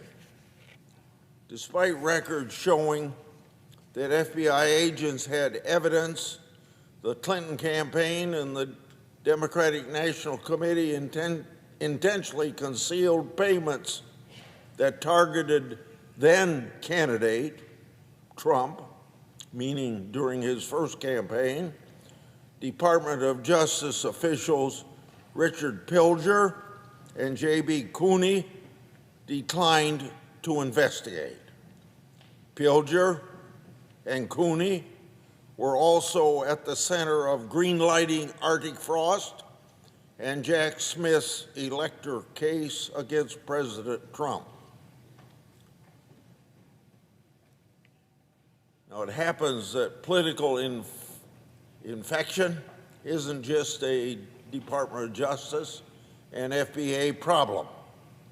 In November 2024, I wrote to FEMA after reports alleged agency workers instructed a team responding to hurricane survivors to avoid homes with yard signs showing support for President Trump. Reportedly, at least 20 homes in Florida weren't given opportunities for FEMA assistance. In response to my oversight requests, the Trump FEMA told my office it fired 3 employees who engaged in this type of misconduct for political purposes, which was presumably to hurt President Trump's election efforts. Through my oversight, I've also exposed flaws in the Health and Human Services program called the National Human Trafficking Hotline. I've also pressed the State Department on then Secretary Kerry's obstruction of arrests of Iranian terrorists, and third, sought to obtain information from multiple agencies on Afghan evacuees responsible for the horrific shooting of 2 service members from the West Virginia National Guard. Now, the federal government isn't the only bad actor who whistleblowers provided sunlight on. Last Congress, the Simon Wiesenthal Center disclosed to my office that Credit Suisse obstructed an internal investigation of the bank's Nazi-linked accounts. In February 2026, I held a bipartisan Senate Judiciary Committee on this very matter. It revealed that Credit Suisse maintained at least 890 accounts linked to Nazi officials.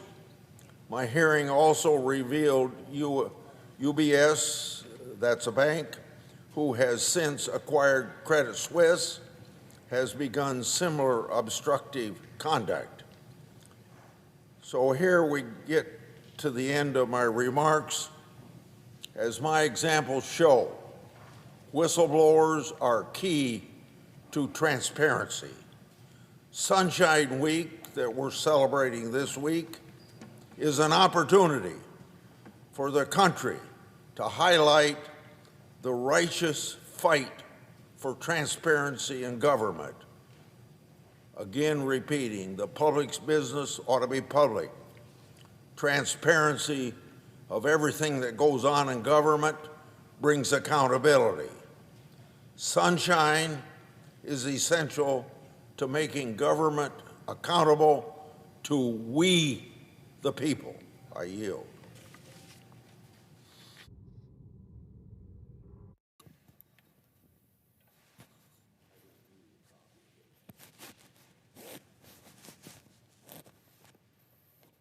Chuck, is it okay if I talk now?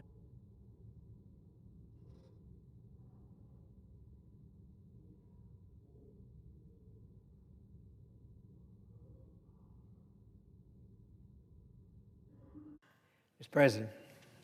Senator from Idaho. Mr. President, I come to the floor today in strong support of a bill that I have supported from the very beginning, that being the SAVE Act. The Save America Act is common sense. At its core, this legislation is about something very simple, protecting the integrity of our elections.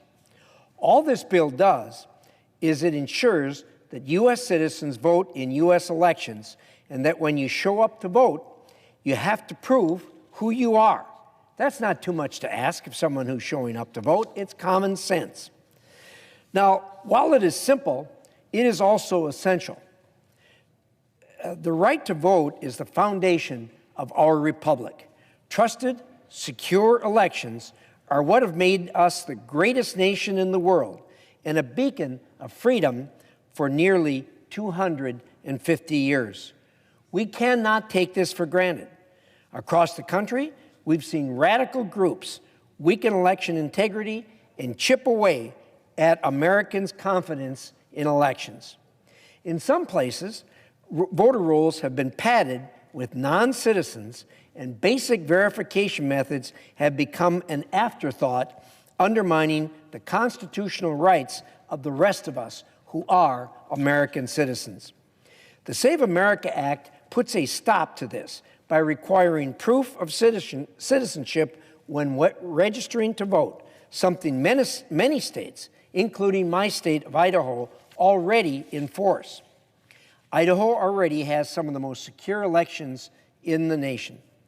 The Save America Act simply holds the rest of the country to the same standard we follow in the GEM state, thus ensuring that all of us in America are held to the same standard and to an election that is a believable election and has confidence of America.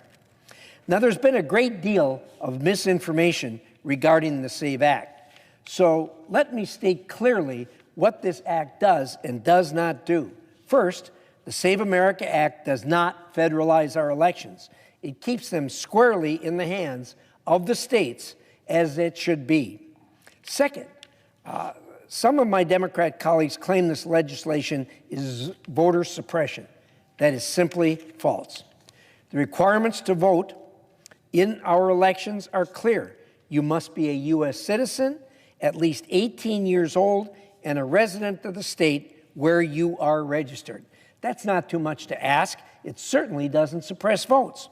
The Save America Act does not change those requirements or add unnecessary red tape. What it does is ensure that the most fundamental requirement, U.S. citizenship, is actually verified when someone registers to vote. Under current law, individuals can register to vote in federal elections by simply checking a box claiming they are a citizen. The Save America Act closes that loophole by requiring proof of U.S. citizenship at the beginning of the voter registration process. It only needs to be done once. That is not voter suppression. It is basic election integrity. Third, Democrats are arguing that requiring identification makes voting harder. But Americans already show identification for countless activities in routine daily life. We needed to drive a car. We needed to board an airplane. We needed to go to work for a job, and so much more. If we expect ID for these basic actions, it's only reasonable to expect that proof of citizenship before someone is allowed to participate in federal elections. Poll after poll shows that the vast majority of Americans, Republicans and Democrats and independents, support requiring identification and proof of citizenship to vote. So let's do our job and vote for what the American people want. Every American should have confidence that when they cast a ballot, their vote counts and is not diluted by non-citizens voting in the same election. The Save America Act ensures that that's what happens. Safeguarding our elections is not only common sense, it is integral for a country like the United States of America that is a robust democracy have in order for people to have confidence in the country. That's why I'm committed to doing what it takes to pass the Save America Act. I'm proud to support this bill and work with my Republican colleagues to get it to the President Trump's desk to be signed into law. Thank you, Mr. President. President. Senator from Maryland.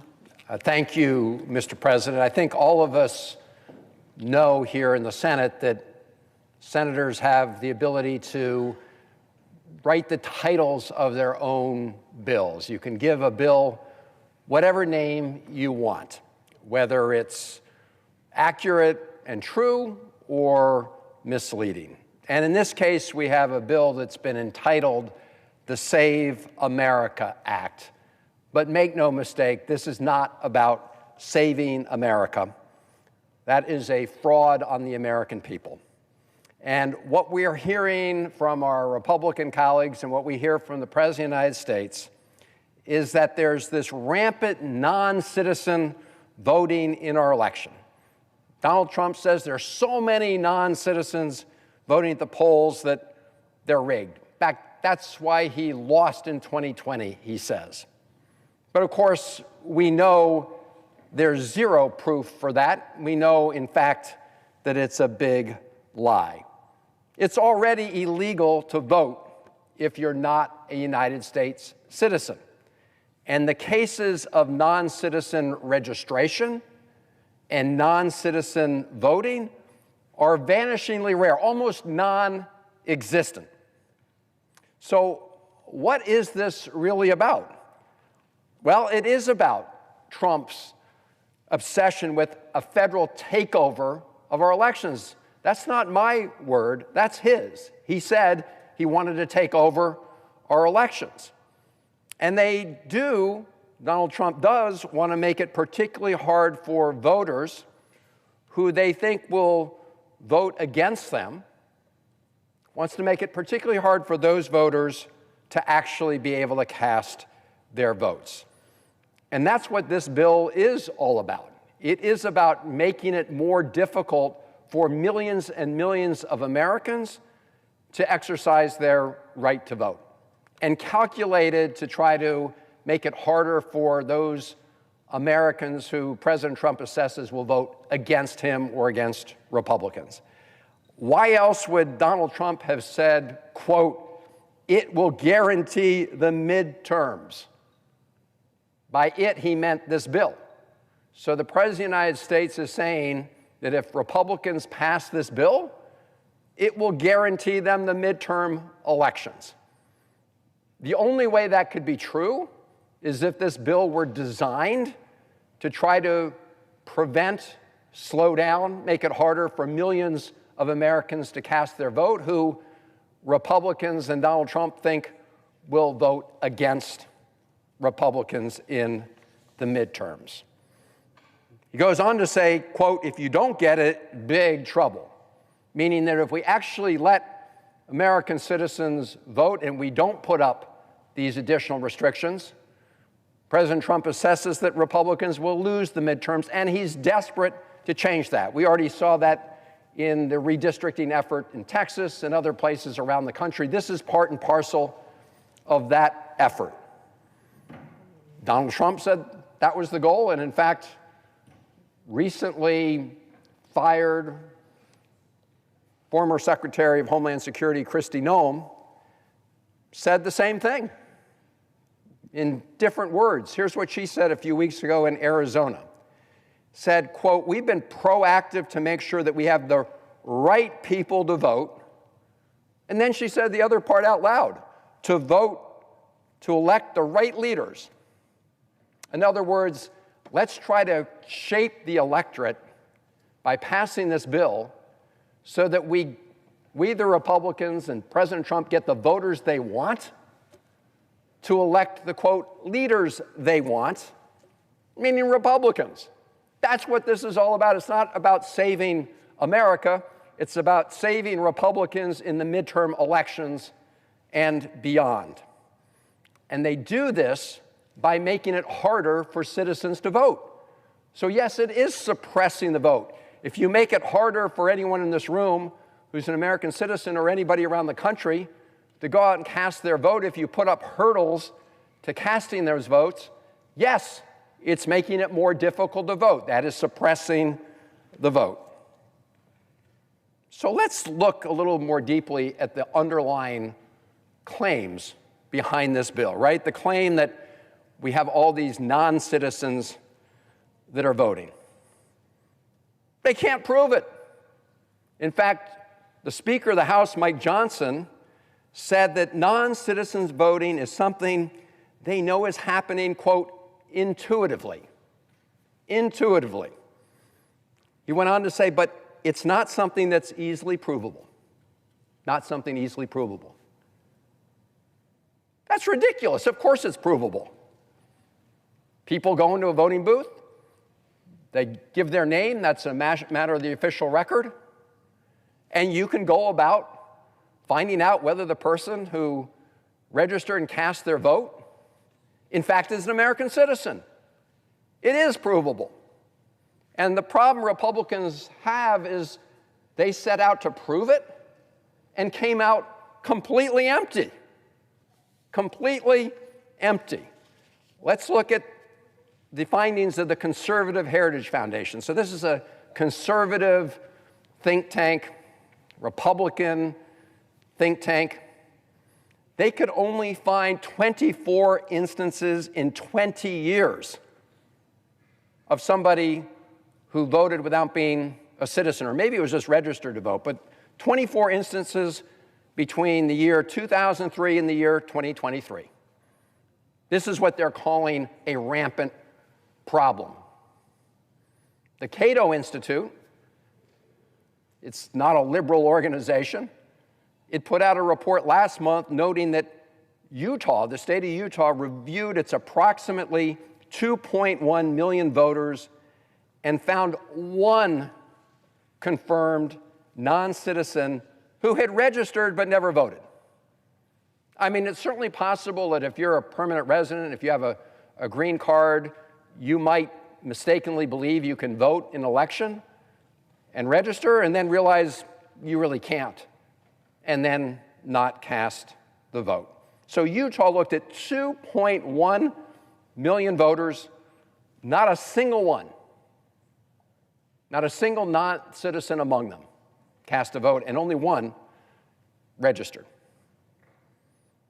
In Georgia, out of 8.2 million registrants, Georgia found only 20 who were non-citizens.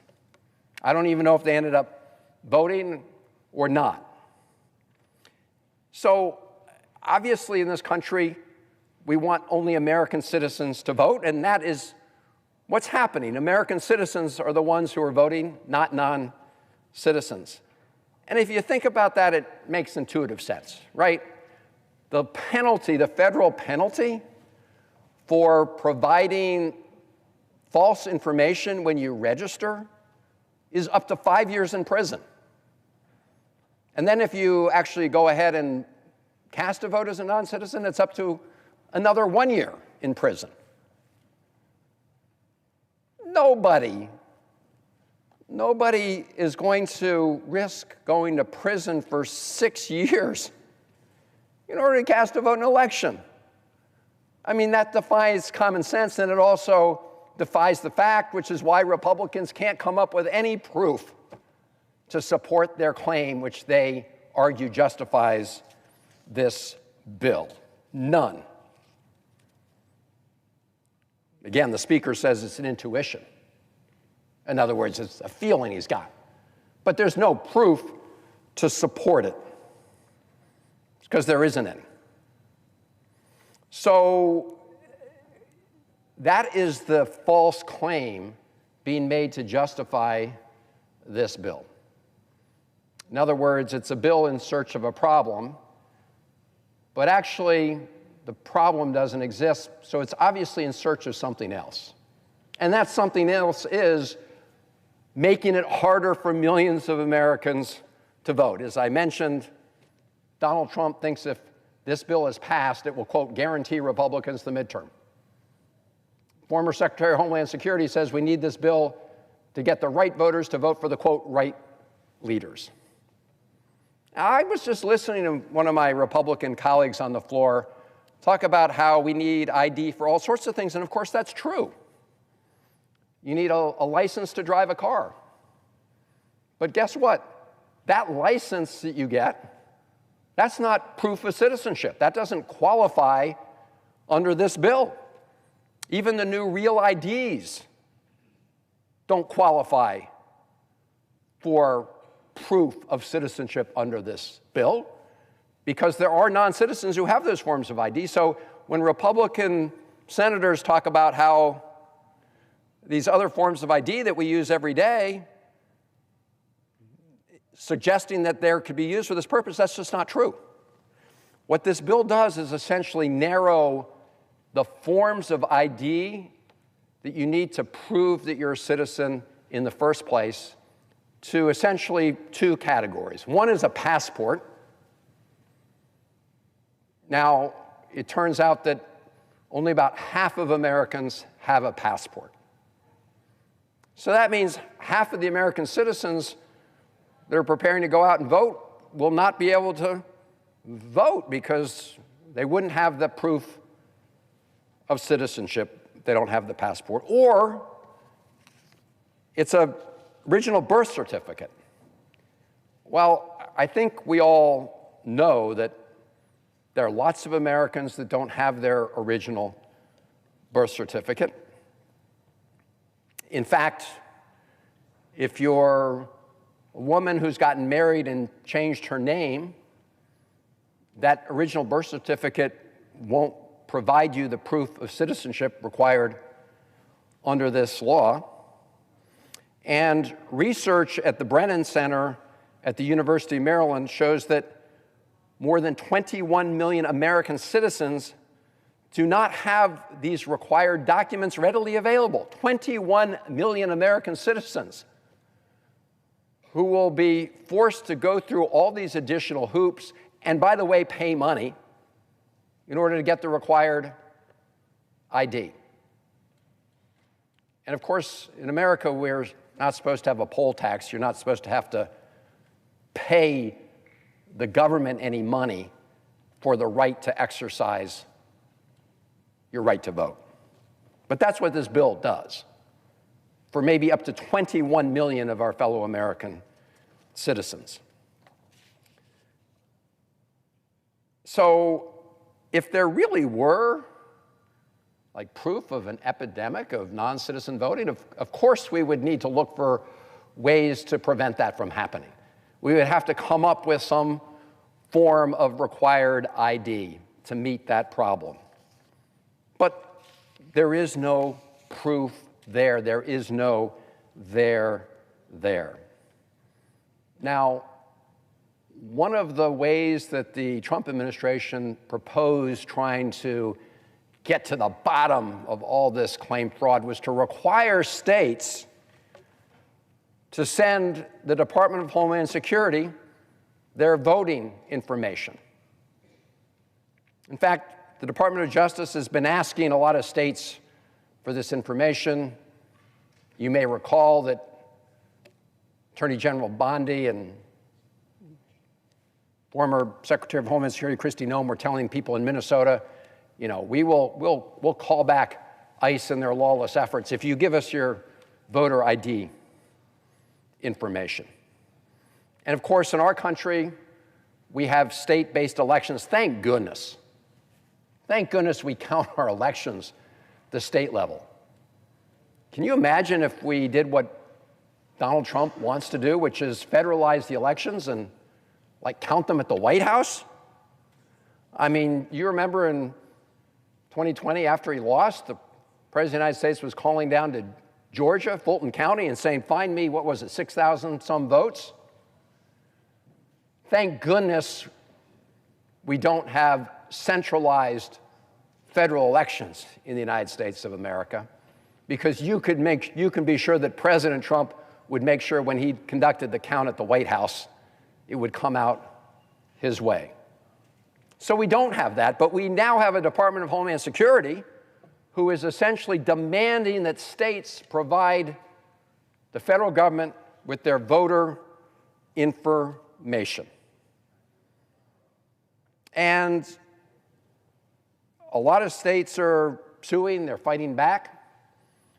Some states have been providing that information to the Department of Justice and to other entities.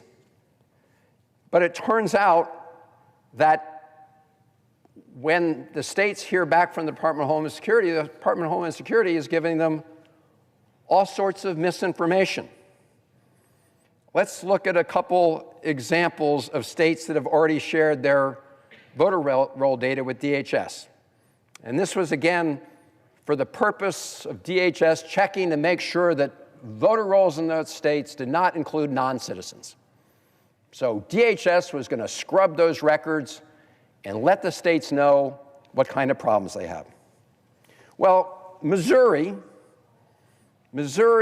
records were reviewed by DHS, and turns out DHS found hundreds of voters that DHS said were ineligible to vote.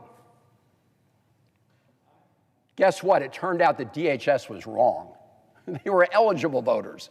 So DHS was essentially telling the state of Missouri that eligible American citizen voters in fact, were not eligible. As one county clerk in Missouri said of the DHS system, quote, "This is not ready for prime time, and I'm not going to risk the security and constitutional rights of my voters for a bad idea," unquote. That's a clerk in the state of Missouri. An election administrator in Texas said, and I quote, "I really find no merit in any of this," unquote. That was after 3 eligible Texas voters, in other words, eligible American citizen Texas voters, had been flagged for removal by DHS. So here's the state of Texas. Okay, DHS, take a look at our voter files, and you find all those people that are really not American citizens. Well, guess what? They didn't get any back that flagged people who were not American citizens. They did get back people that DHS claimed were not eligible, but when Texas inspected it, turns out they were eligible to vote. That's the kind of operation that the Trump administration is running at DHS.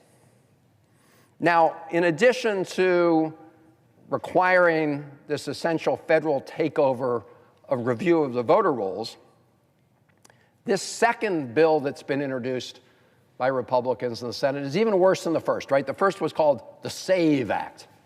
This one's called the Save America Act, which, as I said, the real purpose is to save the Republican Party in the midterm elections act. But this second one actually makes it harder for people to register to vote and to vote. So it includes new provisions that President Trump has demanded, prohibiting vote by mail except in very, very narrow circumstances.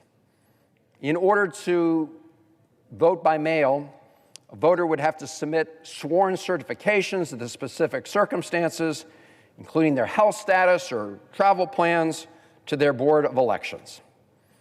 And even after that, you can't just drop the ballot in the mailbox. You have to send it by certified mail with signature verification. So this isn't a voter ID bill. That's just untrue. It's a specific kind of ID that's required, which millions of American citizens don't have.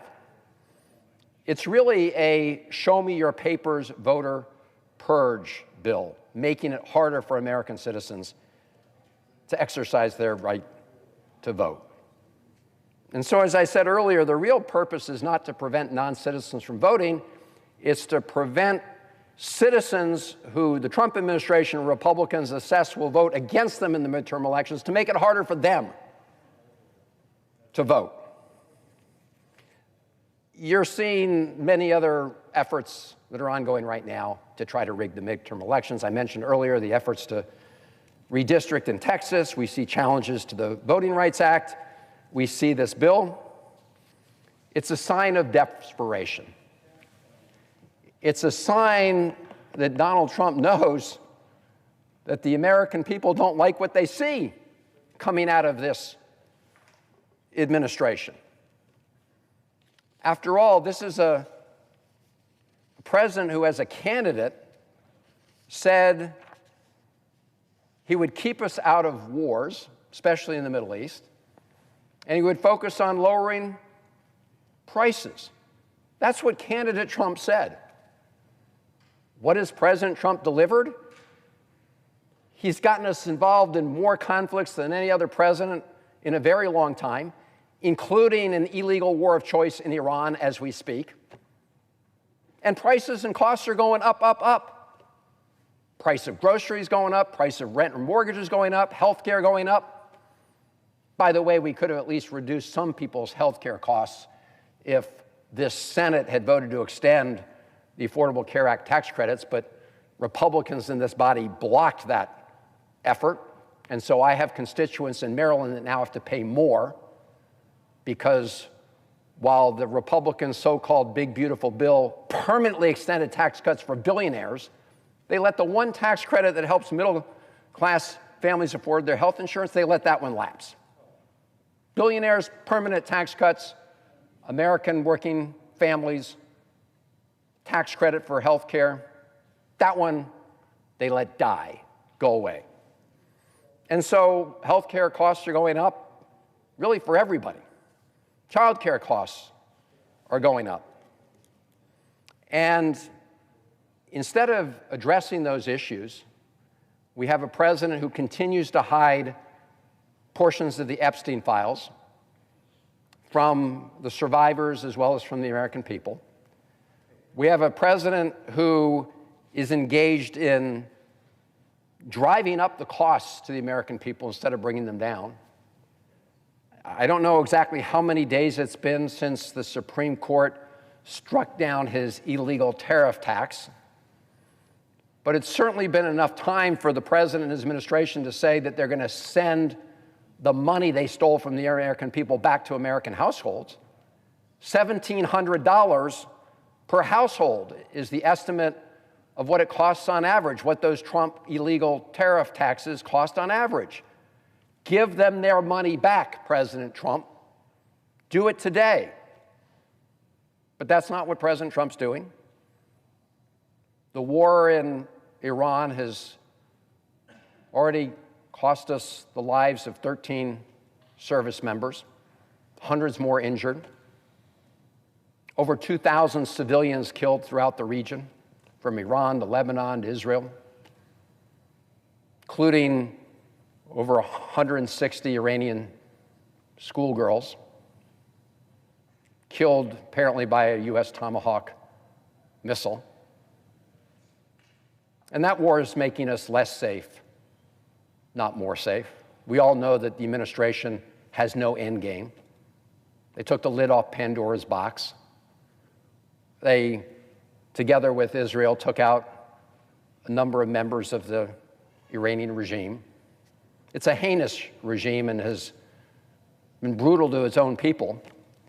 But public reporting indicates that our intelligence agencies assess that if you got rid of the top-level Iranian leadership, very likely they'd be replaced by even more radical leaders, people who are closer to the Islamic Revolutionary Guard. In other words, people who are even more dangerous and more likely to destabilize the region. And that's what we're seeing. We're spending $1 billion of taxpayer money every day, probably more, on this war that's making us less safe. And by the way, for the president who said he was going to reduce prices, oil and gas prices are going up, up, up. So the American people don't like what they see. And on top of this, it's mixed with a toxic amount of corruption, right? We've got President's son-in-law, Jared Kushner, going around and pretending to be the big peacemaker in the Middle East. Look how that's going. And at the same time doing big, huge deals with Gulf states, with Saudi Arabia and others.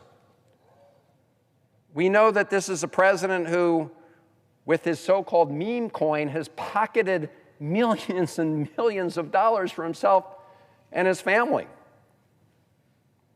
Accepted a luxury jet from the Qatari royal family.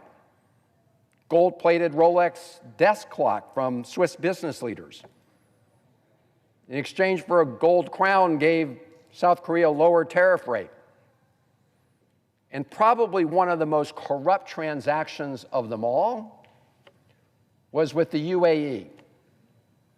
Because what happened with the UAE was just before Donald Trump was inaugurated as president, someone in the UAE, one of the members of the royal family, made a huge investment in the Trump family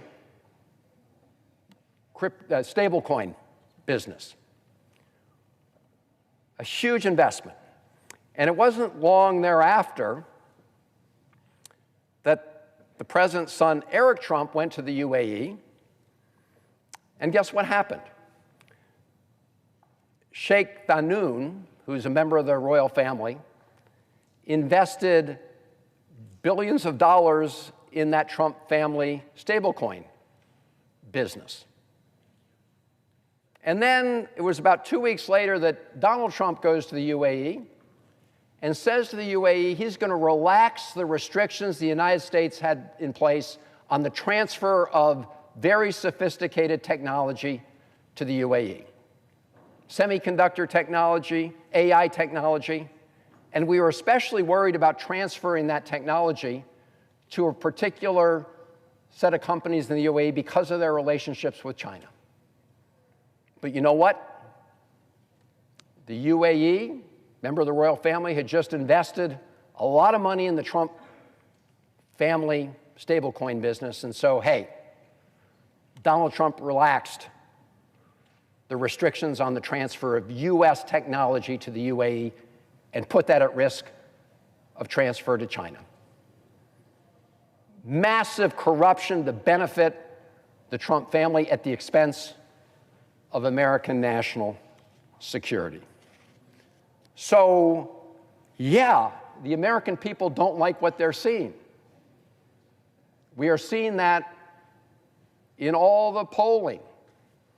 And so what this bill before us is the last-ditch effort by the President of the United States and Republicans in the Senate and the House to try to save themselves in the midterm elections.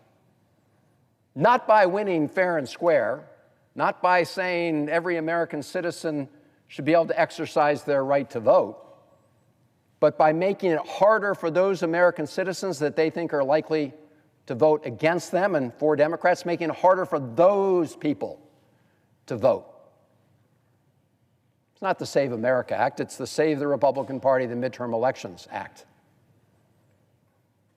You know, you would think that President Trump would recognize that where the American people really want to see action is on meeting the promises that he made.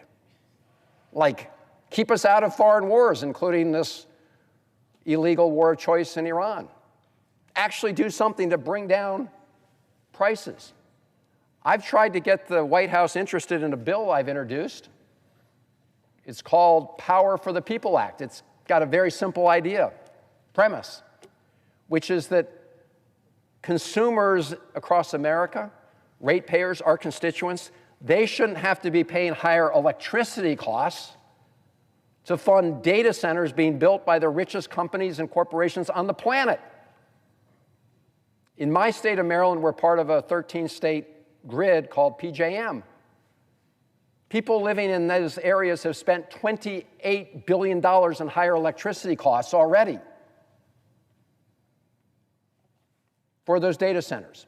So we really need to focus on what candidate Trump said he wanted to focus on, bringing down costs and ending foreign wars, not doing the opposite. And this bill is an attempt by Donald Trump and Republicans in Congress to prevent the American people from expressing their views at the ballot box in November 2026 by making it harder for millions of Americans to vote. That's what this is really about. And I urge my colleagues to strongly oppose it. And I note the absence of a quorum. Clerk shall call the roll. Ms. Alsobrooks.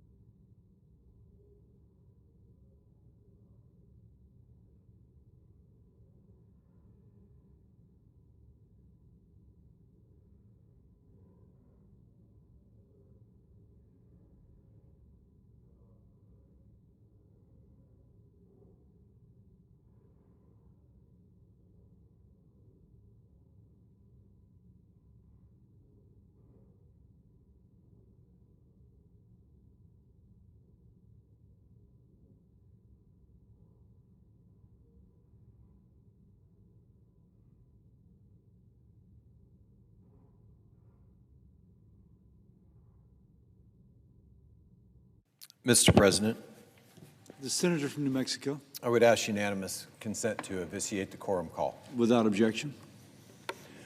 Thank you, Mr. President. Nearly 5 years ago, I stood on the Senate floor and I said that we were facing the most dangerous and overt threat to our democratic system in generations. I was speaking then in support of the John Lewis for the People Act. Along with my Democratic colleagues, I was pushing to expand Americans' right to vote and push back against the influence of dark money in our elections.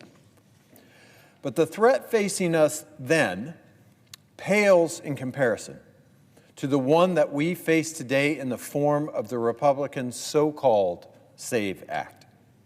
Because their SAVE Act does nothing to save anyone from anything. It does not protect our freedoms, it does not protect our elections, and it does not protect our country. Instead, it actively targets all three. So I rise again today to face down this new, dangerous, and overt threat, this time coming from within our own federal government. I rise again today in defense of our right to vote, because our right to vote is the foundation of every other right that we have. From our right to bear arms to our right to peacefully protest, it is only through our right to vote that we can protect those freedoms and demand a government that does the same. We know this to our core, to our founding, to the genesis of our country. When 250 years ago we fought for independence from kings, we did so for a government of the people, by the people. The future of that government right now depends on protecting Americans' right to vote.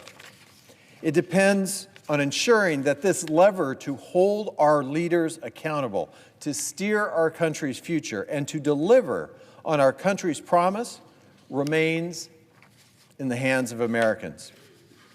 That is in the hands of all Americans. And when I think about the importance of this fight, I think about my former colleague, whose office was right across the hall from mine when I was a member of the House of Representatives. I think about Congressman John Lewis. I think about him and the thousands who marched in Selma and put their lives on the line to call for the passage of the Voting Rights Act of 1965. I think about the thousands who fought against reading tests and poll taxes, folks who faced lynching for having the audacity to cast their vote, folks who ensured access to the vote wouldn't belong only to the wealthy, land-owning men. I think about the thousands of women who organized and marched to demand passage of the 19th Amendment. The women who led that movement and the women who rightly demanded to be included within it. And I think about the legislative and courtroom battles that delivered the right to vote to Native Americans and Mexican Americans, a right so fundamental to our democracy, but one that generations upon generations of Americans had to fight for, continuing into today. It is our right to make our voices heard through our vote, regardless of income or education, regardless of race or gender. When we as Americans exercise our right to vote, we hold in our hands the reins of this great democracy. And while I stand here in reverence of that incredible right and the decades and decades of work that have brought it into the reach of millions, I also stand here in defense of it because it is truly under direct threat right now. Republicans' SAVE Act would strip the right to vote from those who don't already have a passport or a birth certificate or the time and money to expedite getting one. It would strip the right to vote from women who took their husband's last name and don't have the means to get the affidavits or extra documents to prove that they are the same person they were at birth.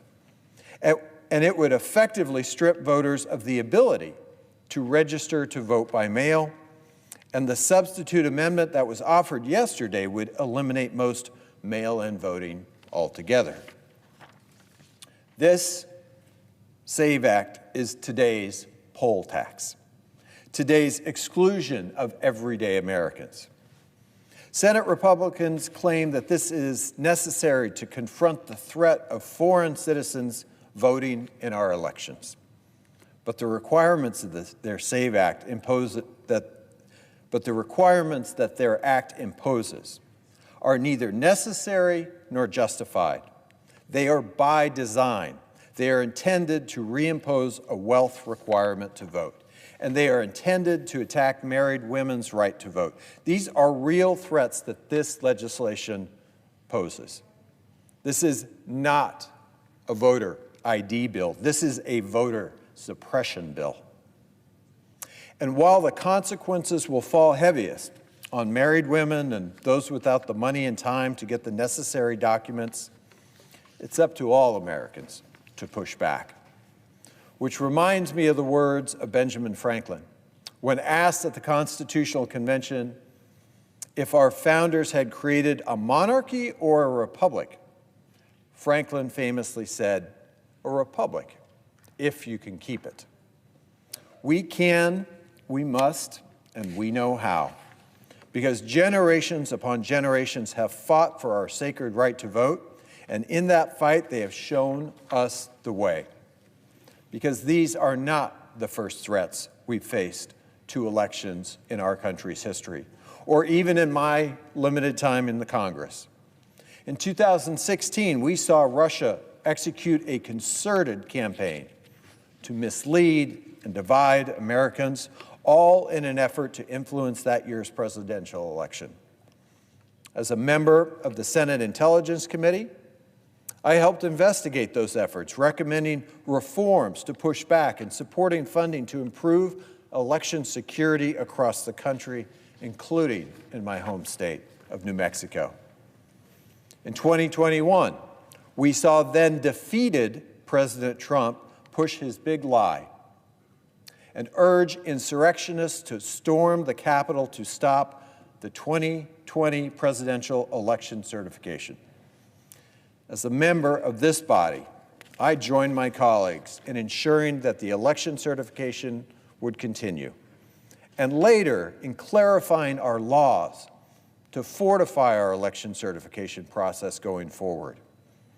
And last July, I helped introduce the John R. Lewis Voting Rights Advancement Act to fully restore that landmark legislation and to override the Supreme Court's 2013 decision that took an axe to the heart of it. But now, as we enter this midterm election, we see the threats for what they are and who they are coming from. They aren't coming from foreign governments or defeated candidates this time. They're coming from within our own federal government and directly targeting American citizens' right to vote. They are coming from our commander-in-chief, and they are coming from our Department of Justice, and they are coming from many in the Republican Party. They're coming from folks who would rather sabotage and strip away Americans' right to vote than face the American people's dissatisfaction, or for that matter, be willing to tackle affordability. And the legislation they're using to do that is their so-called SAVE Act, one of the most extreme voter suppression bills in recent history. It is intended to undermine our elections using tactics that are straight out of an authoritarian playbook. But we know how to defeat this new threat. Vote no. Vote no on the SAVE Act because it would require every American to prove their citizenship with a passport or a document like a birth certificate every time they register or re-register to vote. Because about 140 million Americans don't have passports. And about 21 million Americans don't have ready access to documents proving their citizenship either. But the process to get a passport, that's not fast. That's not easy. In fact, that's not inexpensive. Requiring voters to purchase or renew a passport for $130 is a modern-day poll tax. This is Jim Crow 2.0. That's even assuming you can get yours in time to actually be able to use it to vote in this year's election. And while I support verifying citizenship, that process should not be limited to just passports and birth certificates. We already have ways to do this, like the Motor Voter Program, which the SAVE Act would effectively eliminate. That program verifies citizenship. Vote no on the SAVE Act because it would require people whose names don't match their birth certificates, like women who have taken their husband's last name, to provide notarized affidavits, documentation that will undoubtedly take more time and more money to produce. Vote no on the SAVE Act because it affects our veterans, too. With the SAVE Act, many service members and veterans won't be able to register to vote or to vote with their military IDs, even people who fought for this country. Vote no on the SAVE Act because even if you happen to have the right documents, you'll find that the bill all but eliminates voter registration drives, online registration, and automatic registration. Vote no on the SAVE Act because even when it's done eviscerating your rights to vote, the SAVE Act would turn its sights on election officials. It would require massive unfunded changes on how elections are administered on the ground overnight. Changes that local governments would be forced to pay for, all while exposing election officials to criminal and civil liability. If you're tempted to vote yes, let me ask this. What does it say about leaders whose sole strategy for remaining in power requires depriving American citizens of the right to vote? It shows they're weak. It shows they're scared. It shows that their allegiance is to power, not to the American people. And it shows that they have no intention of delivering what the American people actually want right now, which is to bring down costs. In the end, the conclusion is clear. The SAVE Act is straight-up voter suppression, and it's fundamentally undemocratic, un-American, and wrong. It's not just me saying that, not just my Senate Democratic colleagues saying that. My constituents see it for what it is, too. Marie from Albuquerque writes, "This act is a blatant attempt to disenfranchise millions of voters of their rights. It is a blatant attempt to undermine our entire election system." Deborah from Las Cruces says, "Especially in New Mexico, so many citizens do not have the resources to get the sort of documentation that this act requires.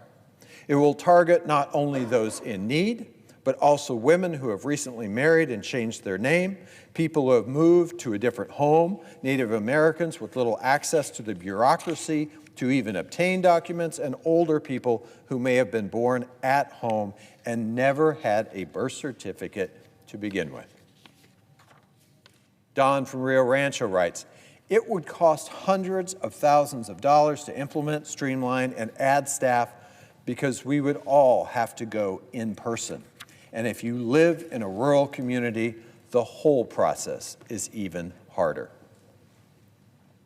Mariah from Santa Fe writes, "This is a brazen attempt to strip the voting rights of trans, immigrant, and women voters across the country and the GOP's way of putting their thumb on the scale of Americans' future. All of us deserve a part in the great experiment of American democracy. So much progress is made when we're all included, not excluded." And Ms. Marsh Davis from Bloomfield says, "This legislation is not about election security. It's a coordinated effort to suppress lawful voters by turning registration into a bureaucratic obstacle course. Voting should not hinge on flawless paperwork. When officials are afraid to register voters, democracy suffers. Voter suppression is not always loud. Often it works through inconvenience, confusion, and quiet disqualification, ensuring voters only discover the problem when it's too late. These are the voices of my constituents from New Mexico, and they are not alone. Because right now, most Americans know that the SAVE Act is not the answer. They see through Republicans' voter suppression scheme, and they are asking us here in the Senate to fight back. So let me close with some words from United States Senator Dennis Chavez of my great state. Either we are all free or we fail. Democracy must belong to all of us. Mr. President, I have a passport. I have the same last name today as I did when I was born. The SAVE Act won't stop me from voting, but it will stop thousands upon thousands of my constituents. I'll repeat, this is not a voter ID bill. This is a voter suppression bill. All American citizens should have the same right to vote as the senators in this room. All American citizens deserve to hold the reins of this great democracy in their hands. So for those constituents, for all Americans, I say again, either we are all free or we fail. Democracy must belong to all of us. I call upon my colleagues in the Senate, choose freedom, choose democracy, and say no to this so-called SAVE Act.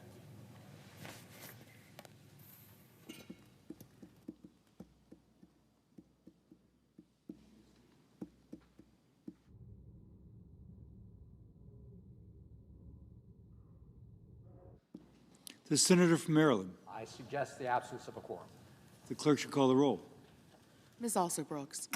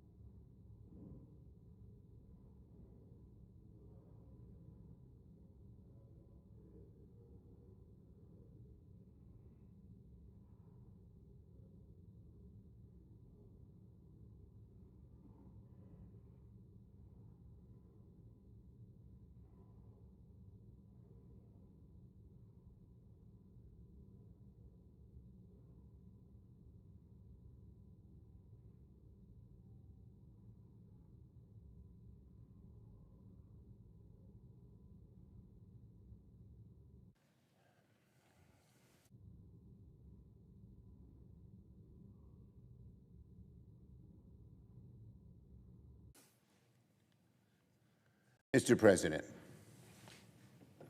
I ask Majority Leader. unanimous consent the quorum be dispensed with. Without objection. Mr. President, in a moment, my good friend, my colleague from Georgia, will offer a resolution that is very simple.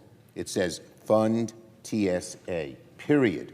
No ands, ifs, or buts, no excuses, no secondary reasons.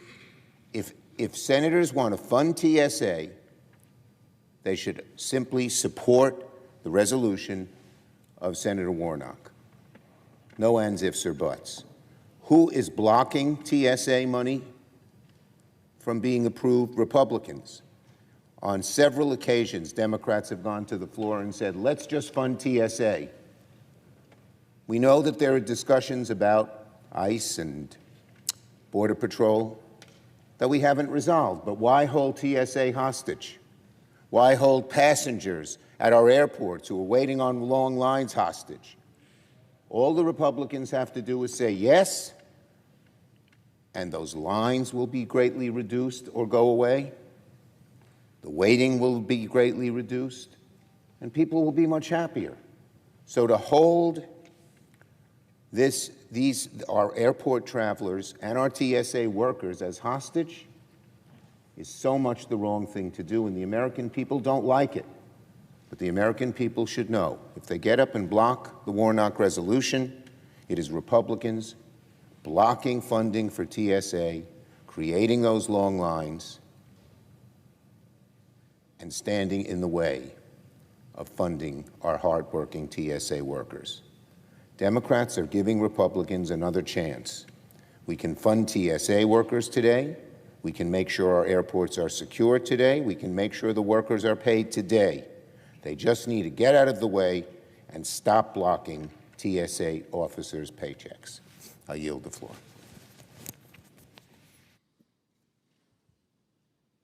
Mr. President, Senator from Georgia. so grateful for the leadership of Senator Schumer, and he speaks for all of us. The thing that we have in common on both sides of the aisle is that my colleagues and I travel back and forth from this city to our home states every week. Airplanes are our other office. So every week I fly here or fly back home, I pass by hardworking agents of the TSA. I get to see their dedication up close, their professionalism. They are public service in action. They are working long hours around the clock every day of the year. Wherever we're trying to go, our TSA agents get us there safely to work, safely back to our families, wherever the public is trying to go. And these public servants sacrifice their holidays, their special moments with their families so that we can get to our families. They work nights and weekends to make sure that we in this chamber and the millions of Americans that travel through our nation's airports can do that without fear. And so this is basic. No one should be fooling around with the TSA agents. We have our differences, our debates in this chamber. But for the second time in a year, our TSA workers are working without pay because of Washington dysfunction. Here's what I believe. I believe that if you are working, particularly during a government shutdown, then you should be fully paid. I believe this so much that I've broken with members of my own party to vote to pay all federal workers, which includes TSA officers, during government shutdowns. I think it's simply wrong for my Republican colleagues to use these hardworking Americans as leverage, as pawns, in what they are presenting as a false choice to the American people. Here's the choice that they're presenting to us. They're saying to us, either shut down the government, denying working people the money that they have earned, or vote to continue to support the president's paramilitary force that is wreaking havoc in our streets and killing ordinary citizens for exercising their First Amendment rights. That's a false choice, one I simply cannot accept, and it confounds common sense. The time is always right, Dr. King used to say, to do what's right.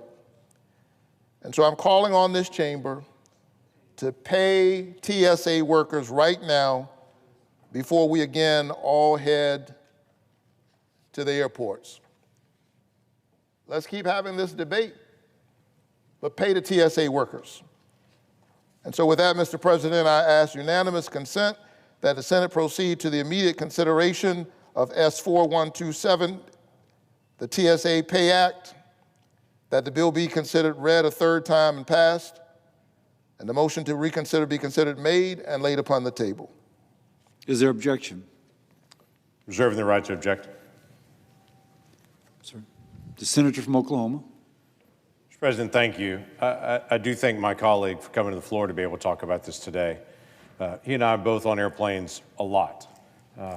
The comment that has been made here on the floor, though, is before we leave here this week, this should be resolved. I could not agree more on that principle. In fact, last Thursday, I came and said, we should not leave at all this weekend. We should commit to stay. In fact, Senator Hassan and I, my Democratic colleague from New Hampshire, she and I have a bill that says when we get to a moment like this and we have an impasse, we stay. We don't leave.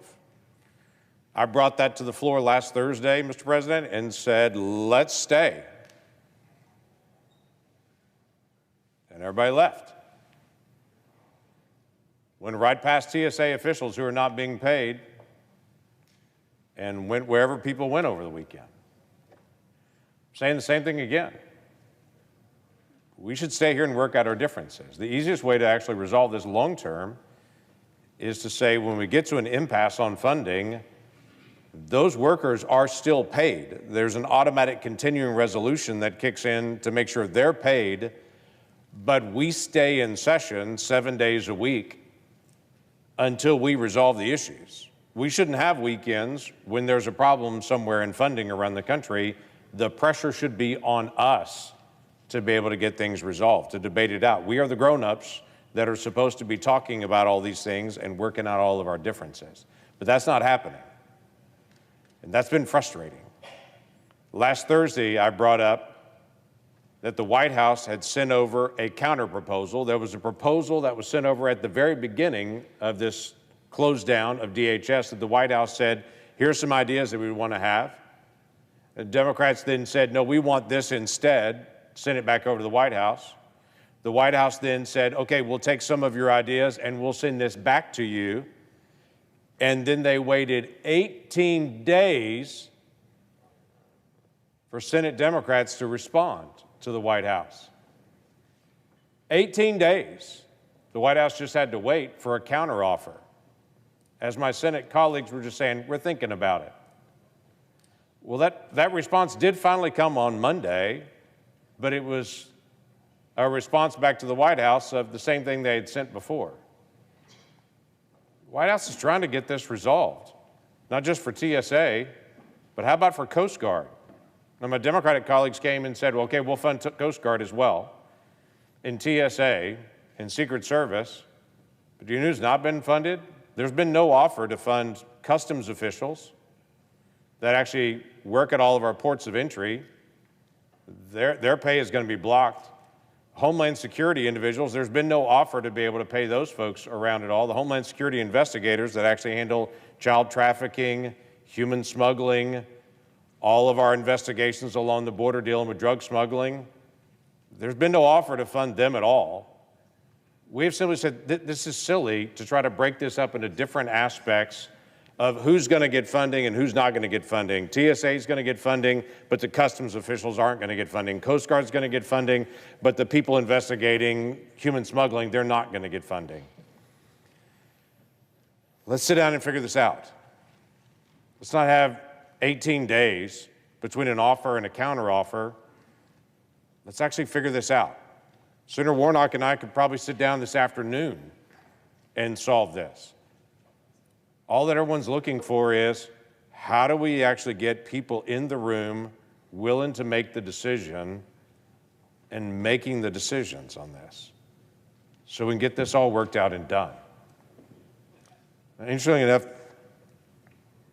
Mr. President, I was incredibly humbled because when I walked through TSA this week, I walked through with grief as I walked through. Because all I can think is, these folks are busting it. When I get there early in the morning, they've been there for hours already, and they're not getting paid.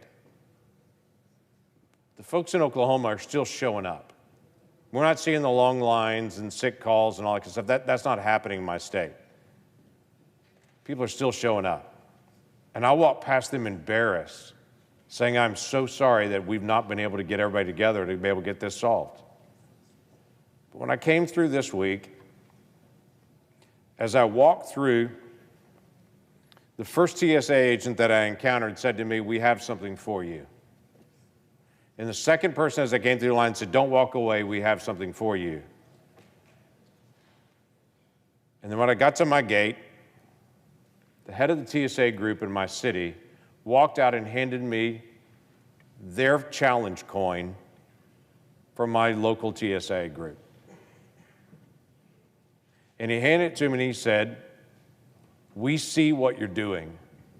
You are trying to get us paid. You're trying to get everybody paid. And we are really grateful that you're actually trying to get this solved. And we just want to say thanks, because it's been a really hard year of sometimes funding happening and sometimes not." In fact, one of the agents in Oklahoma City last month told me they feel like their check is bipolar because they never know where it's going to be at any moment. That just shouldn't be so. It just shouldn't be. So my challenge this week is the same as it is every week. Let's stay here until this actually gets done. Let's not walk away. Let's sit down. Let's figure out how we actually solve this. Let's not take 2.5 weeks to do a counteroffer to a legitimate offer from the White House. And can I just remind my colleagues, the White House's counteroffer expanded the use of body-worn cameras dramatically. It required ID on every single officer. These are all requests that my Democratic colleagues have made to be able to put in. Said that they won't do enforcement activities in sensitive locations. Make sure that all members of Congress can do oversight and get access to detention facilities. I mean, the list goes on and on and on. This is the list my Democratic colleagues all asked for, yet it never seems to be enough. And my fear is because the politics is better than the resolution. Well, it's not if you're a TSA officer. It's not if you're in the Coast Guard. It's not if you're a customs official. It's not if you're a Homeland Security investigator. Your family's not getting fed. It's not getting better for them. So the politics may be helpful for some. It's not helpful for all. So let's do at least, while we're in the debate, where we started this debate. We didn't start with a shutdown. We started with, okay, let's at least agree we'll keep the government open in all these areas while we're debating. We started with just 2 weeks here and said, 2 weeks, let's do a continuing resolution, let's keep our argument going, but pay everybody. That's where we began on this, but it seems like the easiest thing that we could literally do today and keep our argument going, because hopefully we're close, at least, on all this agreement, if we can ever get everybody to sit down in one room and to solve it. So I'm just going to ask to repeat what we did at the start of this. I asked the senator if he would modify his request so the Senate proceed immediately to consideration of calendar number 156 H.R. 4553, which is a 2-week continuing resolution for Homeland Security. I asked that Senator Warnock would substitute his amendment, number 4353, to be considered and agreed to. The bill be amended, be considered, read a third time, passed, and the motions to reconsider be considered, made, laid upon the table. Does the senator so modify his request? I object.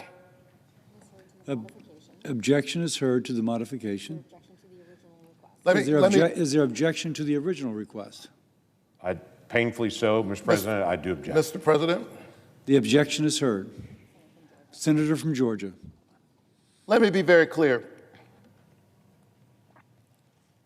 Our differences here are differences in principle, and they have real consequences on the streets of America in real time right now. This is not just some theoretical argument. This is not about politics. This is about the people. I disagree fundamentally that we ought to have an unaccountable paramilitary force wreaking havoc on the streets of our country.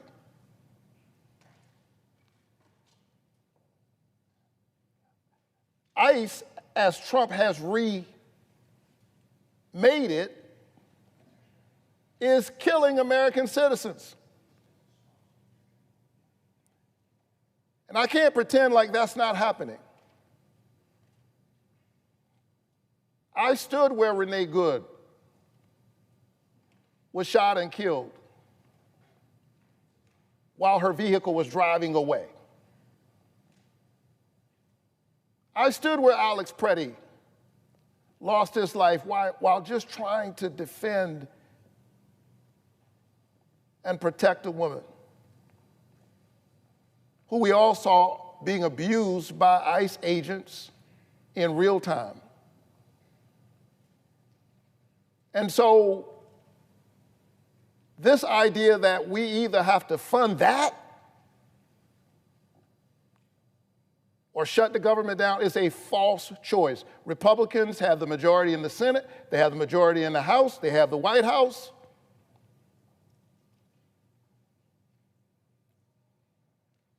We can pay our workers right now.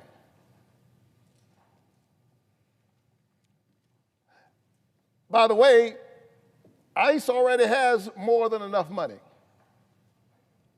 They gave ICE $75 billion in the one big ugly bill. Let me put that in perspective. In terms of funding, ICE is now bigger than the United States Marines. And my Republican friends are saying to me, saying to my colleagues, that if you don't give this overgrown paramilitary force of masked agents jumping out of unmarked cars more money, we're going to leave TSA workers and others unpaid. I think that's patently unfair. I think we ought to fund the federal workers. We ought to fund FEMA, the Coast Guard, we ought to fund Homeland Security while we have a principled argument about what is happening with ICE, because what is happening there gets to the very basic things that I learned in my 9th grade civics class about the engagement between law enforcement and ordinary citizens every single day. And what we're witnessing in this moment is unacceptable. Pay the TSA workers. That is my offer, that is my request. And therefore, I object to the senator's modification. Senator from Oklahoma. I appreciate my friend Raphael Warnock coming to the floor of the senator from Georgia and be able to talk about these issues. The challenge of this is the request has been made to say, let's reform ICE. You referred to law enforcement families that get up every day and put their lives on the line to be able to protect the country as paramilitary officers jumping out on people. I don't refer to them that way, but I would only say the White House has said, we agree with you. Let's reform it. They put in writing new de-escalation training, requirements for badges, requirements for individuals that step out of a vehicle to then identify themselves on it, changes in the way they handle uniforms, body-worn cameras, changes in processing. It's been interesting in saying, my colleague is saying, I can't agree to move and just ignore this didn't happen. No one's asking for that. No one. What we're saying is there's areas we agree with you. Let's make changes in this. I don't like what I've seen. You don't like what you've seen. So let's change it. Let's require body-worn cameras. Let's require badges. Let's require change in uniform. Let's require differences in how we actually identify officers and uniforms and vehicles. And those are all reasonable things. So the offer's been made, then let's make that change. The problem's been, there's been no answer back. We're okay to make those changes. We've literally put in writing, legislative language. This could go into appropriation today to say, let's actually do these changes and things that you're recommending on it. But at the end of the day, that isn't what moves. What moves is back and forth on different things like this to try to identify TSA and divide TSA folks from customs folks and say customs folks are bad, but TSA agents are good. Well, I think both of them are good families, because CBP is included in this as well. Those are the folks working at our docks at Long Beach right now. Those folks working at our international customs trying to be able to bring the stuff off a ship and do inspections on it. They're not being paid. In fact, they're not even being offered to pay because they're looped in with Border Patrol folks. That's the challenge. Once you start slicing this all up and saying this person gets it and this person doesn't, it doesn't work. So because that doesn't work, the offer's been made, let's fix the way we're handling ICE and the way we're handling patrols. But we got to have somebody say yes. In the meantime, offers keep getting sent over. We're waiting on a yes to be able to actually move to resolve the issues. That I yield the floor.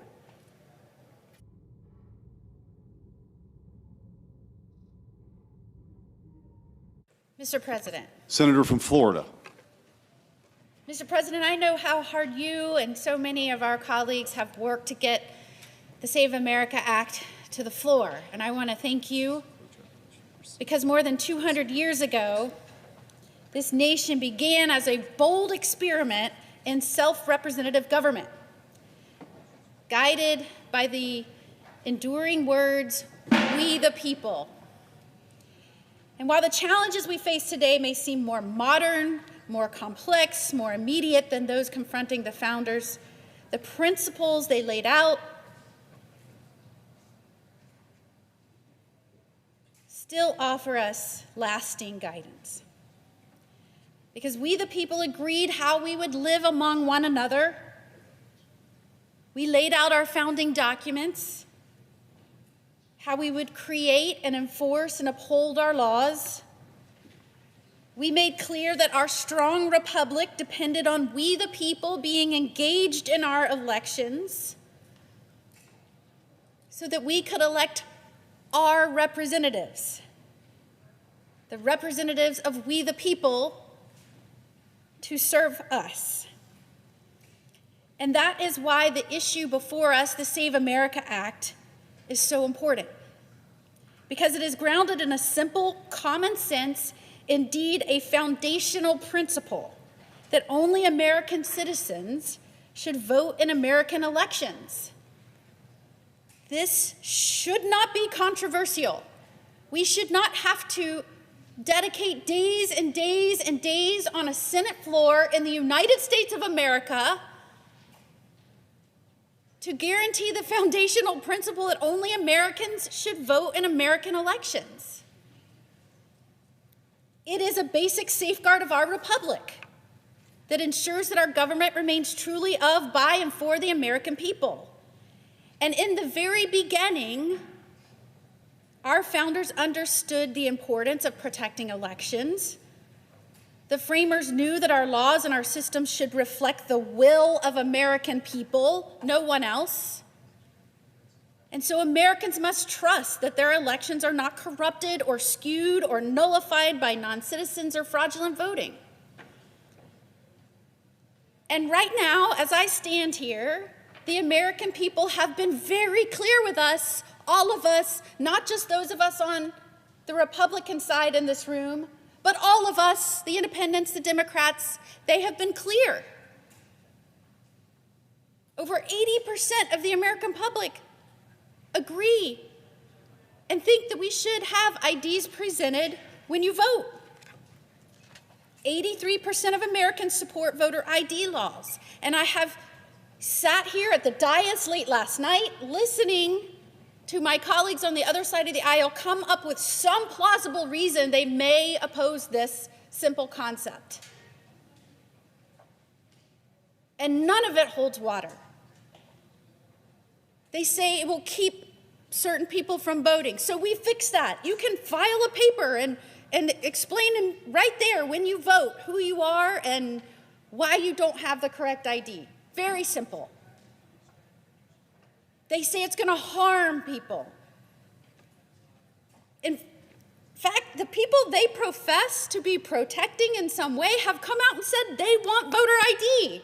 The very people they think this will harm. This is not a fringe idea. It is broadly supported. It is a common sense safeguard. Questions about election integrity are not new.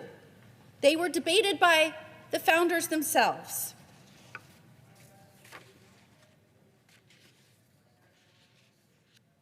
We now have states that give licenses, admittedly, to people that are here in our country that are not here legally.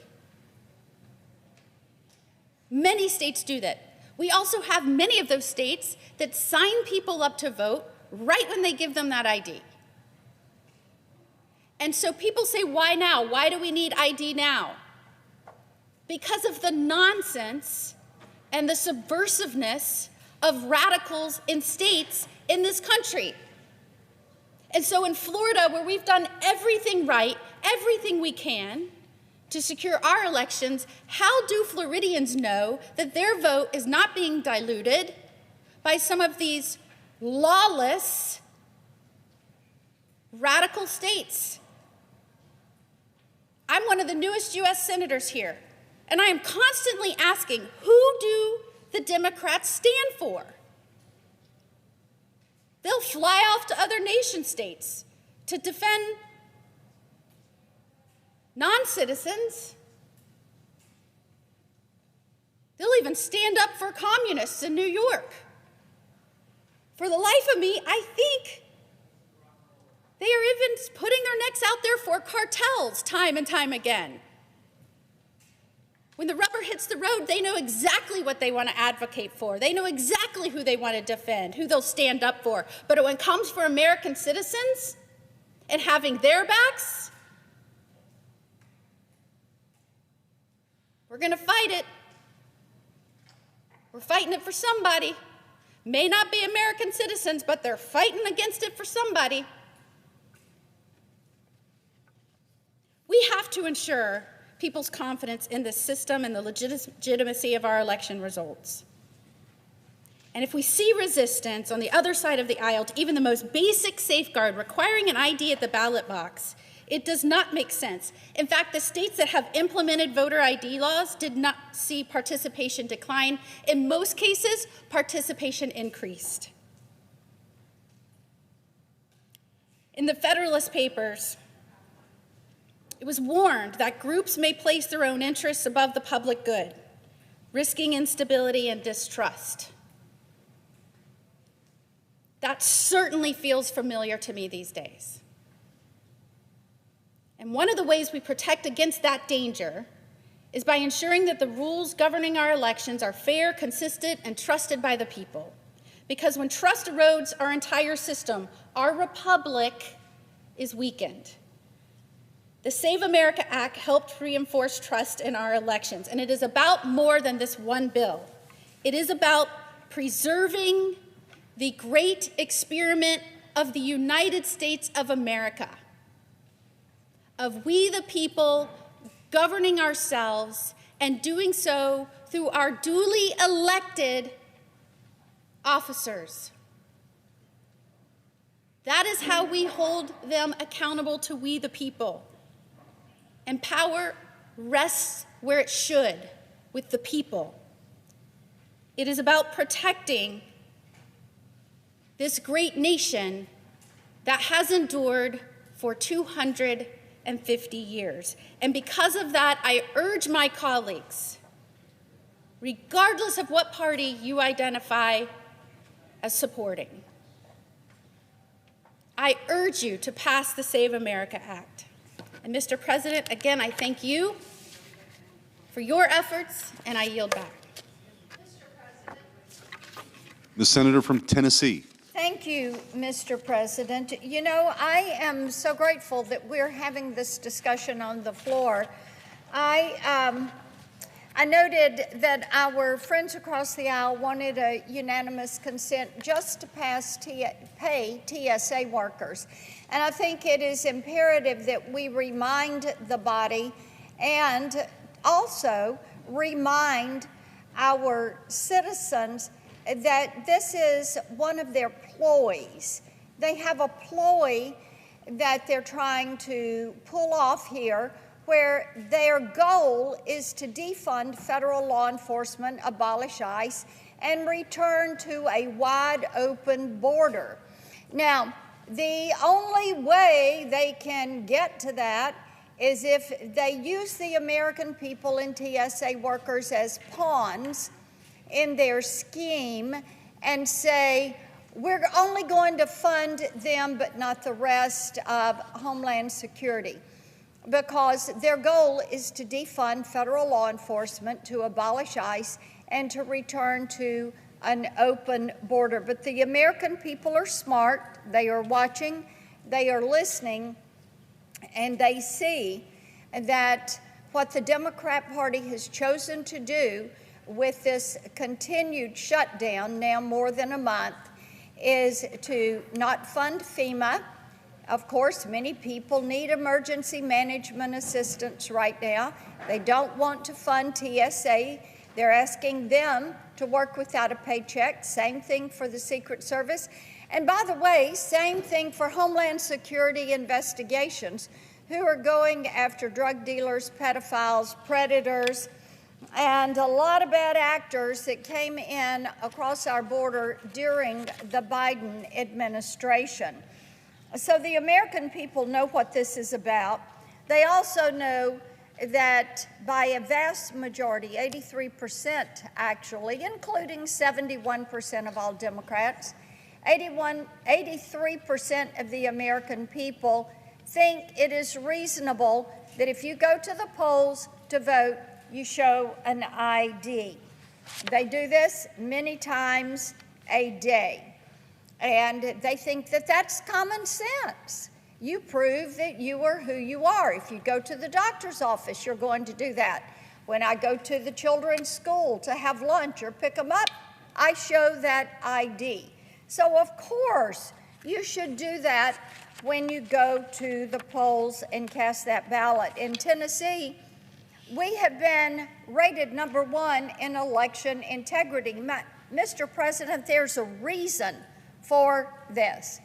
In Tennessee, you do a few simple things when you cast that vote. You show an ID. Our voter rolls are well maintained, and if you're going to register, you have to be a U.S. citizen. All common sense. All supported by 83% of the American people. You do that because you respect one person, one vote, and you want each and every vote to count. You do that because you respect the men and women who have put on the uniform and have fought to defend the freedom of this great nation, so that you and I, each of our citizens, has the opportunity to go to the poll and cast that vote. And it is why voting has remained such a cherished institution in our representative form of government. Now, the Save America Act would require that everyone present that ID when they cast a ballot. It would require proof of citizenship in order to vote. And it would make certain that people who are not citizens are not going to vote in our election. Now, this legislation should be going to President Trump's desk, and I am so pleased that he has really come out in front of this discussion and said, let's get this done. And I find it really almost laughable that some of my colleagues are trying to say, well, this would disenfranchise people. It would make it difficult for people to vote. No, it would not. But what it would do is make certain that we know who is voting. And I think the other thing, too, it would make it harder to cheat. If you clean up your rolls, if you have to prove that you're a citizen, if you have to prove that you are who you are when you go to the polls to vote, it would make it more difficult to cheat. Now, There are 14 states in this country that require zero documentation in order to vote. And there are 12 other states that do not require a photo ID to cast a ballot. Some of these states, California, Hawaii, New York, fail to take basic steps to ensure the accuracy of their voter registration list. Now, there are some ways that states could do this if they wanted to, Mr. President. This isn't rocket science. This is thing that the Secretaries of State's organization will tell you that many states do. States like Tennessee that choose to do this. And many of these states that work to keep these rolls clean and accurate, they go through and they compare their voter rolls with the Social Security Administration death records. Now, why would they do that? Well, it is to make certain that if you are mailing out ballots, you are not mailing unsolicited ballots, and you are not mailing ballots to an address where someone has deceased and someone could possibly have that ballot fall into hands and someone vote it who is not allowed to vote that. Now, our colleagues across the aisle, in addition, like to claim that there's very little illegal alien voting that takes place here in the country. Oh, that never happens. I heard one of my colleagues earlier today, Mr. President, talking about this issue and saying, well, there's just not that much of a problem here. But just this week, the New York Post reported that illegal aliens from China, India, Cuba, and other nations have voted in U.S. elections. And you know what? It goes back decades. And across the country, Heritage Foundation has documented hundreds of instances of proven voter fraud. In October, Texas discovered more than 2,700 potential non-citizens on its voter rolls using the federal Systematic Alien Verification for Entitlements database. One database, 2,700. Ohio, that same month, found more than 1,000 potential non-citizens registered to vote in the state. Governor Youngkin over in Virginia removed more than 6,000 non-citizens from Virginia's voter rolls last year.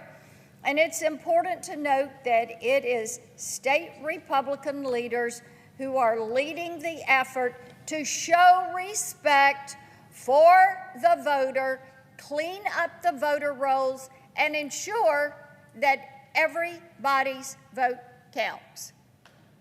If there is someone illegally in the country and they're voting, that cancels out the vote of a citizen. So it is imperative that states that have these large non-citizen populations make certain that non-citizens are not voting. I would encourage my colleagues across the aisle, instead of enabling fraud, they should stand with the American people. As I said, 83% of the American people support the Save America Act. And they should stand there in support of fair, honest, transparent elections. It is time to pass this legislation and move it to President Trump's desk.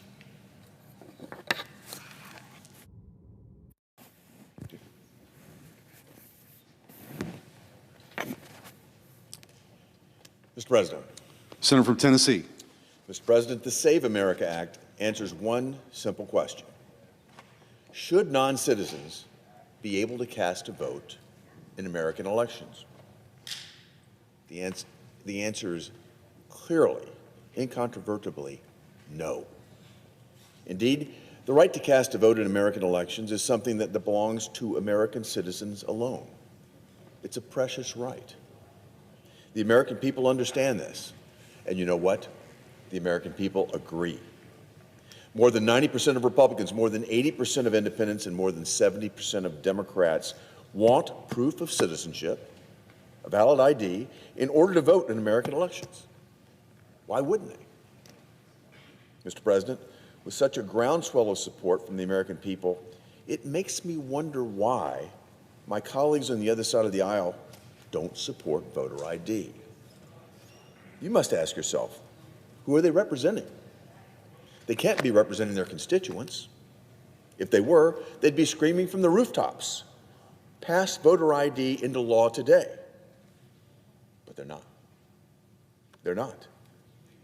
Then you ask yourself, who is their constituency? Is it illegal aliens? Someone in a far-off land they've never met?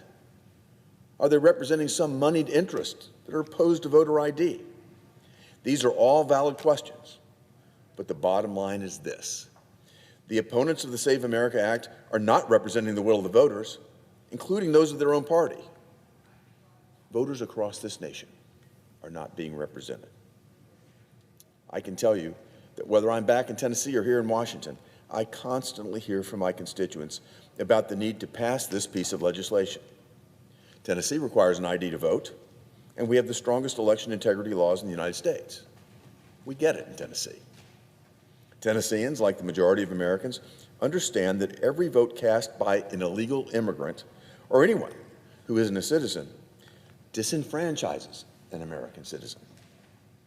A vote against this legislation, frankly, is a dereliction of duty. It's further proof of what I think many Americans feel about Congress, that the politicians they sent to Washington don't care about their views and can't be bothered to represent them. Americans are frustrated when the very second a politician is sworn in, that politician seems to forget all about the very people that they took a solemn oath of office to represent, defend, and protect. I urge my colleagues on the other side of the aisle to do the very thing they were sent to Washington to do. It's simple. Represent those who sent you here. Vote in favor of the Save America Act. Thank you, Mr. President.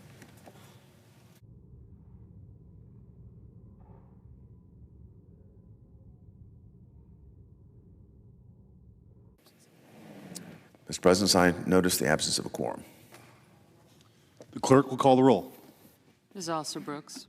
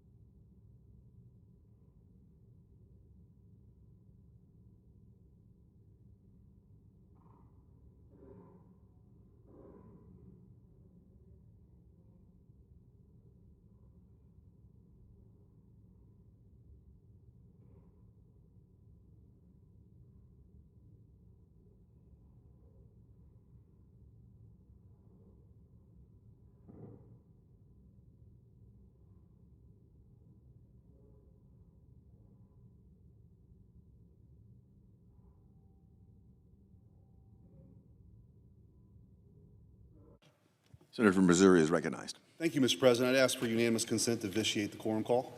Without objection.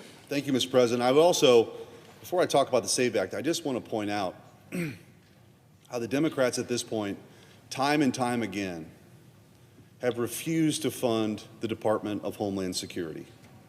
At a time where we have conflict, at a time where we've seen terrorist attacks on the homeland, whether it's in Austin, at Old Dominion, in Michigan, through the disastrous immigration policy overseen by the Biden administration and with the Democrats, where 15 million people came in here illegally, many of which we have no idea who they are. Most of them we have no idea who they are. We do know that there's tens of thousands of murderers, hundreds of thousands of violent criminals. And the Democrats hate ICE and want to defund ICE so much they're willing to endanger the lives of the American people for this showboating and grandstanding. So anything they do out here to act like it's just covering the rear ends, because they know they're the ones responsible for defunding the Department of Homeland Security. That means TSA agents. That means the travel of the American people. That means the Coast Guard. That means Secret Service. That means investigating people who are trafficking children here. This is a wildly bizarre, out-of-step ideology at this point, where open borders is now in their DNA, and their refusal to want to get rid of people who shouldn't be here in the first place, and prioritizing people who are here illegally over American citizens is nuts. Which leads me to the SAVE Act, the Save America Act. This is about making sure that American elections are for Americans, and also protecting women and girls from having men participating in their sports, and children being mutilated and offered up at the altar of a radical ideology. Yesterday, Democrats unleashed a coordinated barrage of lies about this amendment that I have, the substitute amendment, the Save America Act. President Trump's talked about it, widely supported. They've told lies about it, from claims of voter suppression and mass disenfranchisement to the absurd charge that it somehow makes it harder for married women to vote. How insulting. How insulting. It is pure, unadulterated fear-mongering without any basis in fact or in law. And so today I rise to do one thing they fear the most: present the actual text of the bill. The Save America Act has 3 clear claims, this amendment that's pending. Title I, Save American Voters, restores integrity to our federal elections. What could be more important in this republic, this continent-wide republic where we've committed to ourselves this idea of self-government and structure, to make sure that people who are voting are who they say they are, and they're not here illegally. It requires proof of citizenship to register to vote, requires voter identification, makes in-person voting the rule for able-bodied Americans while preserving absentee ballots for our military, individuals with disabilities, caregivers, those who are sick, those who are even traveling, and verified hardship cases that the state can determine. Title II, Save American Sports, defends biology and biological reality in women's and girls' sports. And Title III, Save American Children, protects innocent children from irreversible medical mutilation and chemical castration. That is what we're actually debating. Not all these lies and all the nonsense to distract the American people from really popular issues, 80-20 issues, 90-10 issues. These are common sense issues, and they're very afraid of them. They're very afraid of having to vote on these things. They're very afraid of these things becoming law because it's really difficult to go back home and explain your no vote on that you think only Americans can vote in American elections. But the Democrats would rather fight ghosts than facts.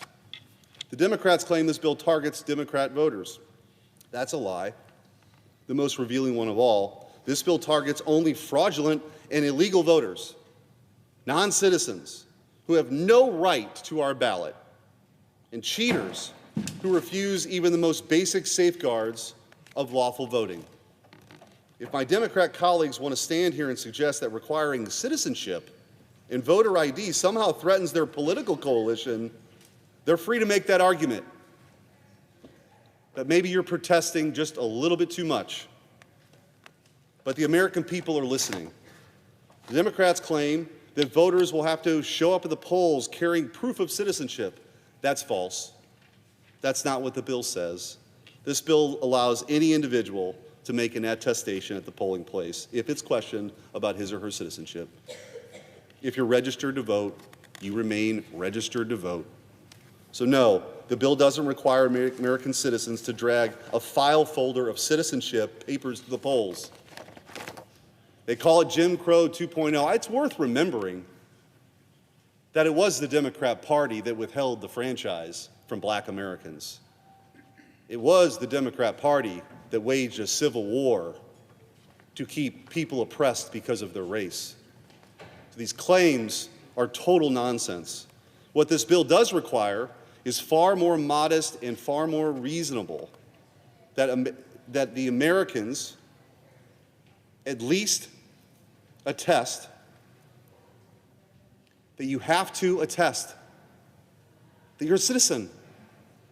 People believe that citizens should vote. Non-citizens don't get to vote. I know my Democrat colleagues wanted 15 million people here illegally to count in the census and mess with reapportionment because they've lost the argument with American people. But that's not what this bill does. It says that only Americans can vote in our elections. Let me say that again. My Democrat colleagues have pulled a 5-alarm fire because this bill asks people to simply attest that they're U.S. citizens when they newly register to vote here. That is not suppression. That is not disenfranchisement. That's the bare minimum of seriousness in a self-governing republic.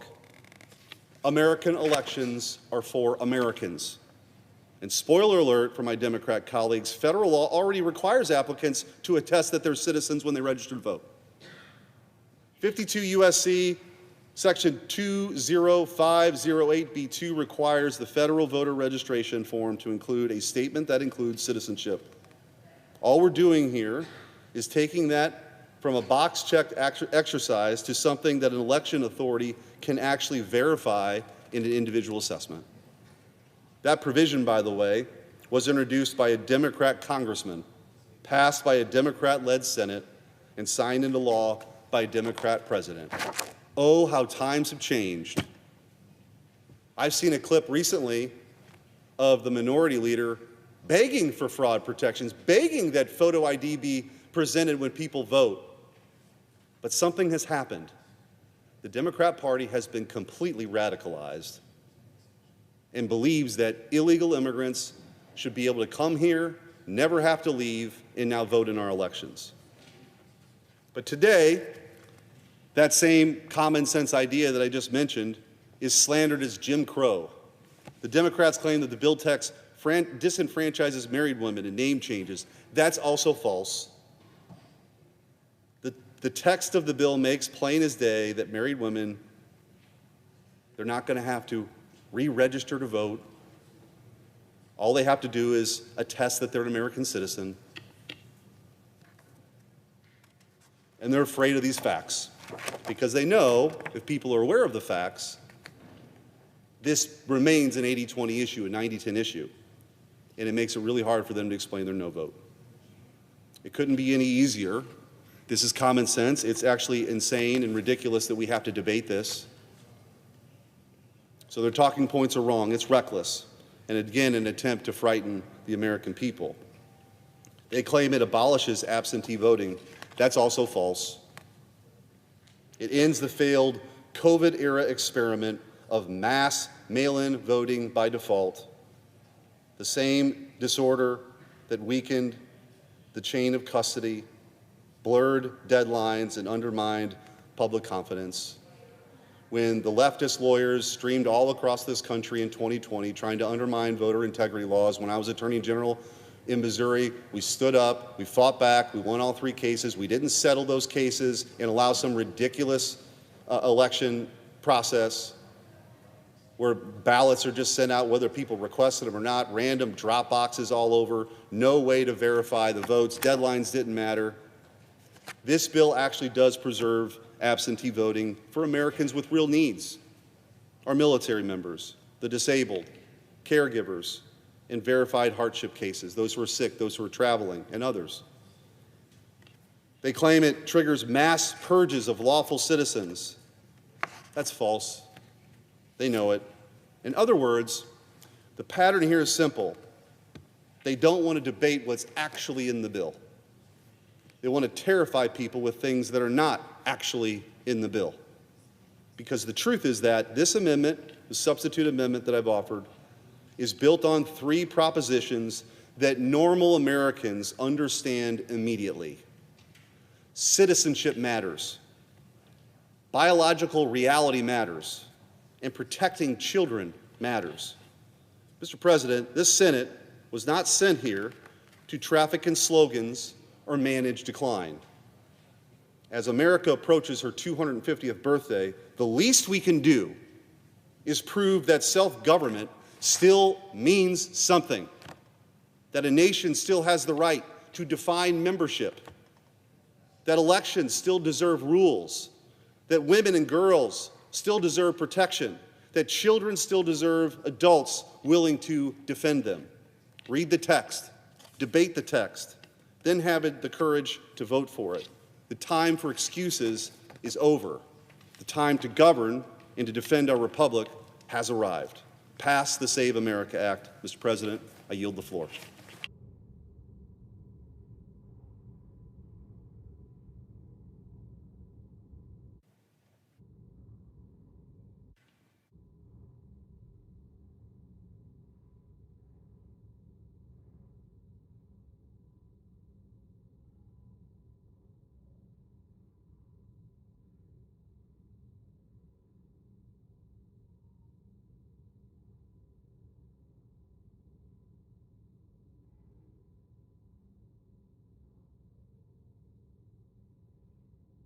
Mr. President.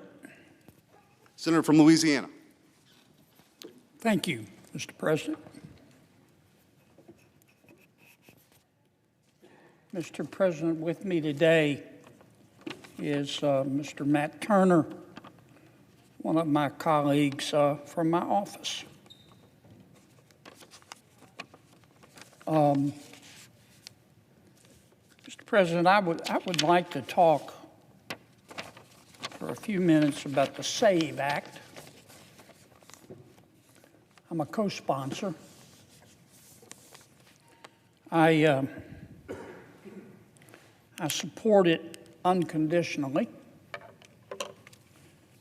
The SAVE Act, as you well know, Mr. President,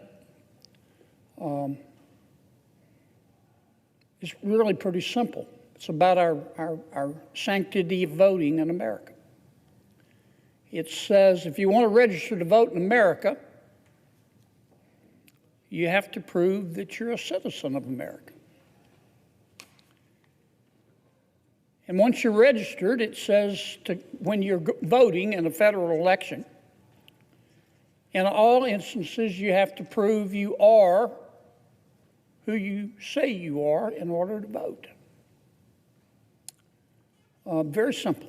Now, there are other provisions that may or may not be added by amendment, but those are the guts of the SAVE Act.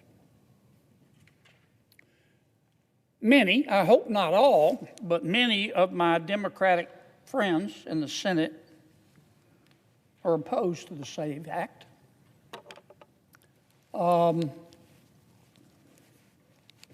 They say that we're setting our time on fire here in the Senate.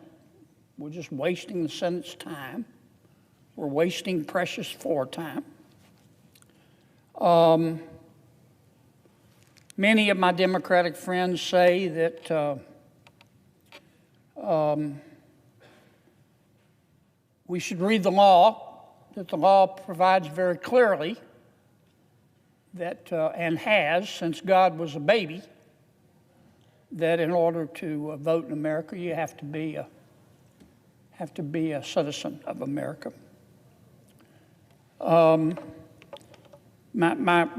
My friends on the other side of the aisle have come up with this deeply weird theory that somehow this legislation punishes women in America. Because some women, not all, but some women take their spouse's name when they get married, and that somehow will, as if the women of America are not smart enough to figure it out, that somehow will impede their ability to register to vote and to vote. I don't get that part, but I hear my colleagues. My Democratic friends say that this bill is unnecessary, but it's also going to cost money, and that what we're doing in proposing it is we're wasting taxpayer money. We're taking a Great Dane-sized whiz down the leg of every taxpayer in America. And I could go on. I hear them.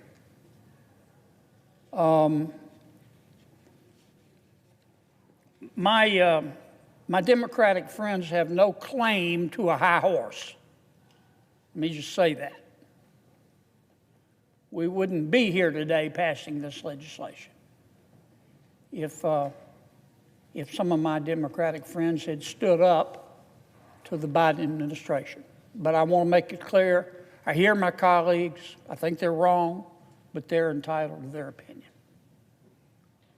Now let me explain what this bill is really all about. I'm not going to talk about the details of the bill. I think enough people have done that much more eloquently than I probably could. I want to tell you what this bill is about. It's about people trusting elections in America. And it's about immigration. Now, I happen to believe, and I think most Americans agree with me, that the United States of America is star-spangled awesome. I think this country is the greatest country in all of human history. I think the whole world knows it. When, Mr. President, did you last hear of somebody trying to sneak into China? The whole world wants to come to America. I consider that to be a compliment. And we have a way of welcoming them to America. It's called legal immigration. Is our legal immigration system a modicum, rather a model of efficiency? No. We need to make some changes. And maybe, hopefully, someday we will. But it works, and I'll tell you why it works. Over 1 million of our world's neighbors every year become American citizens. Nigerian doctors, Romanian plumbers, over 1 million Americans, more than any other country, we welcome to become American citizens. Now, the opposite of legal immigration is illegal immigration. Illegal immigration is illegal. Duh. We have laws against it. If you don't like them, you should change them. Our immigration statutes are not some second-tier laws that you can violate without consequence. They're the law. And I support their enforcement. And so do the vast majority of Americans. Now, how you enforce them matters. Our immigration laws should be enforced respecting human dignity. Our immigration laws should be enforced in accordance with due process. Our immigration laws should be enforced in accordance with equal protection and with the standards of reasonable suspicion clearly set forth in I think it was 1969, a Supreme Court case called Terry v. Ohio. We should follow the law in enforcing our immigration laws. You have the right to protest. You don't have the right to protest violently. In fact, as I've said before, violence undermines the morality that the protesters say their movement is based upon. That's not an original idea. Dr. King knew that. Gandhi knew that. Mandela knew that. Violence is also dangerous. You can get hurt. And it's been my experience that most cops and members of ICE are cops. Most cops will leave you alone unless you do illegal stuff. Their job is to enforce the law. So protest all you want to, but don't do it violently. It is not going to end well. Now some have suggested that the American people are xenophobic and that they're racist when it comes to immigration. These people suggest that vetting people at the border is racist. I think it's prudent, and I think most Americans think it's prudent. Let me see if I can explain why. If I could ask these folks to keep this door shut for 10 seconds, please. Thank you. Most Americans, I read this somewhere once, most Americans look at the southern border like they look at the front door of their home. Most Americans lock their front door at night. Why do they do that? They don't lock their front door at night because they hate everybody on the outside. They lock their front door at night because they love the people on the inside. And they lock their front door because they want to know who's coming into and out of their home. And that's the way people look at the southern border. They don't hate everybody that wants to come into America. In fact, we welcome 1 million of them, but they want to know who they are. They want folks properly vetted. That's why we have immigration laws. Now, remember a few minutes ago, I said my Democratic colleagues had no claim to a high horse? Let me explain why. When President Biden was president, and by the way, I wish him well in retirement. I hope he's doing well. He's had some illnesses, cancer. I wish him well in his retirement and in his health. But when President Biden was president, either he or some of his advisors who had authority on his behalf admitted into our country millions of folks illegally from all over the world. We don't know how many, 8 million, 12 million. Some people say 30 million. I don't know how many. But President Biden, it was like The Price is Right. Come on down. You don't have to follow our immigration laws. Just come on in. Now, I don't really know who was running President Biden's immigration program. I really don't. But I know this. They were one or two things. They were either so incompetent you wouldn't put them in charge of a ham sandwich, or they believed in open borders. I think they believed in open borders. And many of my Democratic colleagues who knew better, they did not say a word. And as a result, we have millions of people in our country. We don't know who they are, but we know they're in our country illegally. And a lot of Americans are opposed to that. It's one of the reasons, I think, that Vice President Harris lost the election. Why do most Americans oppose that? Well, first, as I told you, most Americans believe in the rule of law. They understand that illegal immigration is illegal. Most Americans think it's prudent, not racist. It's prudent to vet people at the border.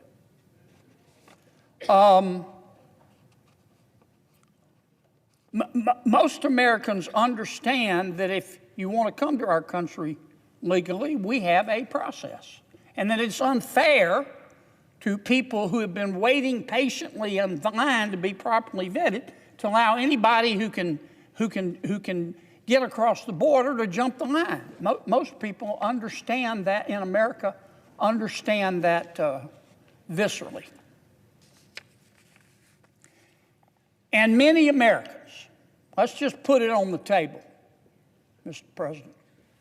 Let's just put it down there where the goats can get it. Most Americans, nope, strike that.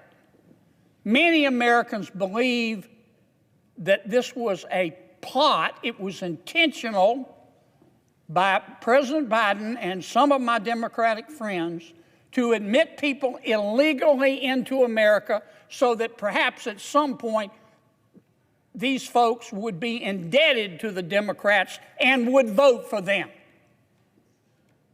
I'm not saying that's true, but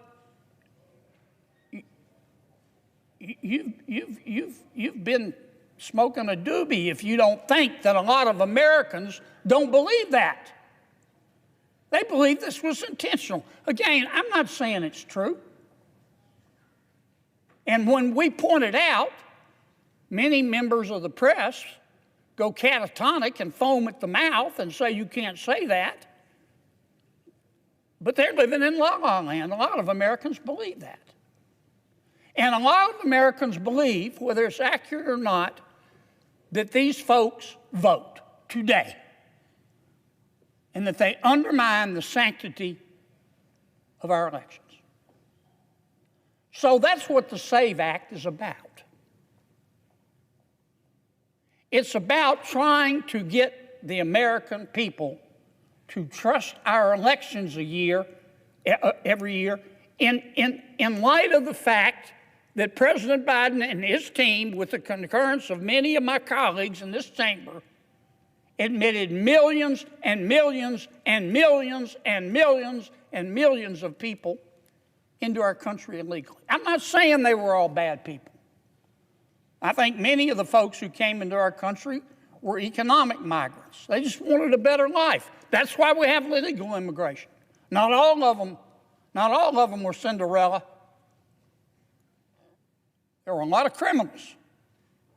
There were a lot of murderers. There were a lot of sex traffickers. There were a lot of drug dealers. There were. We're trying to catch them now. But I guess the larger point is we don't know who the hell they were. Because once again, Price is right. Come on down. And so that's what this bill is meant to do. It's meant to say to the American people, look, we in Congress hear you. We want you to trust our elections. My personal feeling about getting people to trust our elections, I think if we did two things, I'm supporting this bill, but I think we ought to do two things. Number one, have a rule that says you have to prove you are who you say you are in order to vote, and I guess I would add to that in order to register to vote. And number two, we need to go back to having an election day, not election month. Because when it takes longer than just an election day, people think the worst. But the SAVE Act will help as well to restoring trust in the American system. Because you know what? Our democracy can't stand if people don't believe in the sanctity of folks that we put in charge to administer that democracy. Now, let me say one last thing, Mr. President. You know, I'm in the minority on this. The majority of my colleagues on the Republican side, and I feel very confident on my Democratic side, the majority of my colleagues don't agree with me on this. But sometimes, not always, but sometimes the majority just means all the fools are on the same side. Sometimes someone in the minority can be right. That's why we have the Bill of Rights. The Bill of Rights is not for the high school quarterback or the prom queen. The Bill of Rights is for people who see the world a different way, and they have the right to do that. So I'm in the minority on this. I don't know how this bill is going to turn out. I can't predict the future. I have to wait for it like everybody else. But if the SAVE bill doesn't pass, SAVE Act doesn't pass, and we're serious about passing it, and I think we are, Mr. President, I know you are, we need to try to pass this legislation through reconciliation. Now, you know how reconciliation works, Mr. President. It means we can pass this bill with 50 Republican votes and the vice president to break the tie. That's how we pass the one big, beautiful bill. I would hope to get some of my Democratic friends to support us, but we don't have to have them. That's harder than I described because, as you know, Mr. President, there are parameters on reconciliation. Anything you propose through reconciliation has to be paid for. We can find the money to pay for it. And anything you pass through reconciliation has to conform with the contours of the Budget Control Act. We call that giving a provision a bird bath. And our parliamentarian decides what passes muster under the Budget Control Act and what doesn't. Now, we've got a lot of smart lawyers in the United States Senate.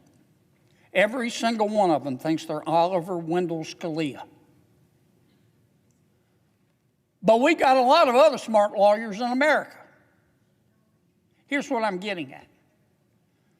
We have yet to try going to these smart lawyers, some in the Senate and some, believe it or not in the Senate, and saying, craft us a SAVE Act that will pass muster under the Budget Control Act and can be blessed by the parliamentarian. And some of my colleagues, those Oliver Wendell Scalia types, they say, Kennedy, you know, that you'll never be able to do that. They don't know.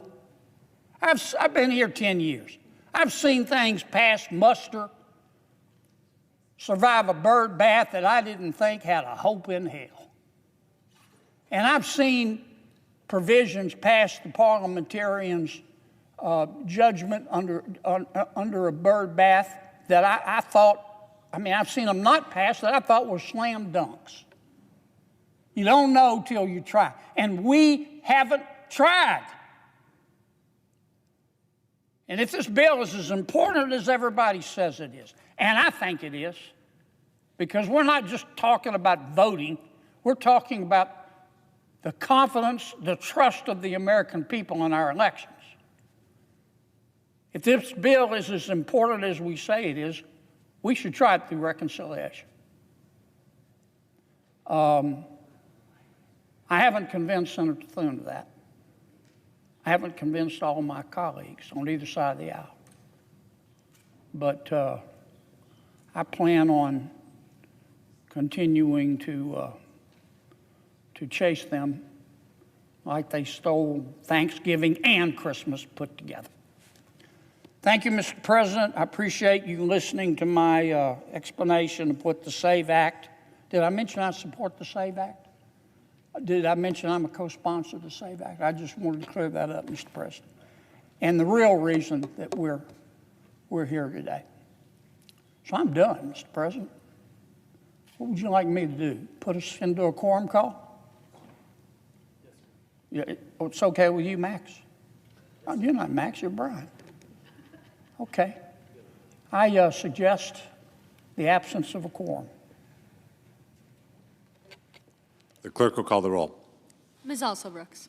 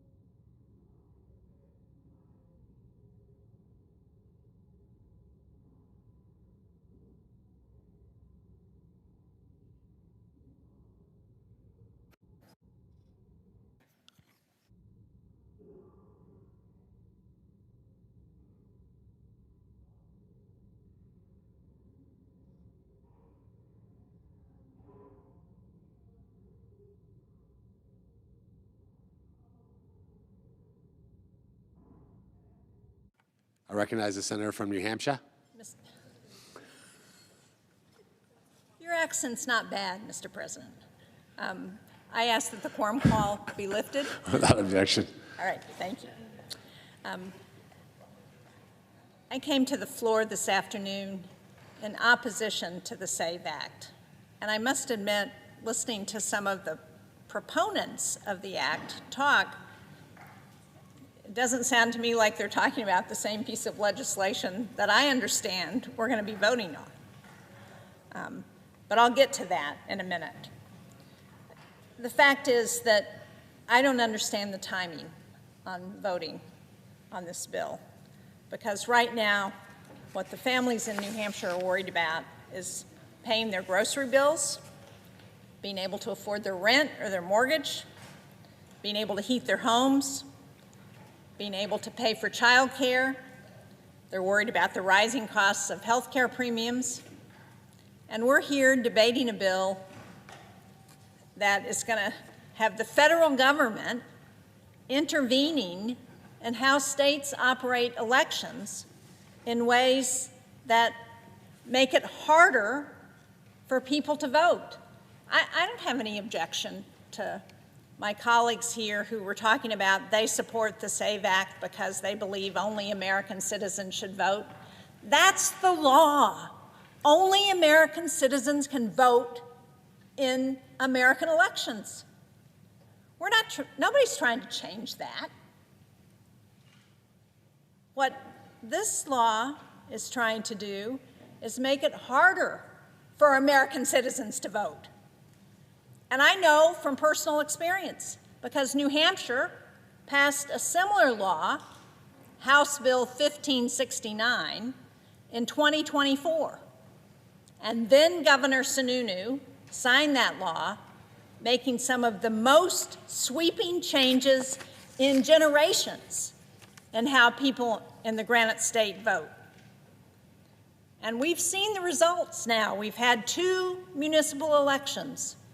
We've had the elections in 2025 where our cities voted, and we've seen the town meeting elections in 2026. That law was in effect, and what we saw is that voters showed up with driver's licenses as an ID, and they were told that wasn't enough. That didn't match the requirements of the law, just like the SAVE Act says it's not enough. Women showed up with birth certificates, and they were told it didn't match their legal names, so that wasn't enough. They couldn't vote.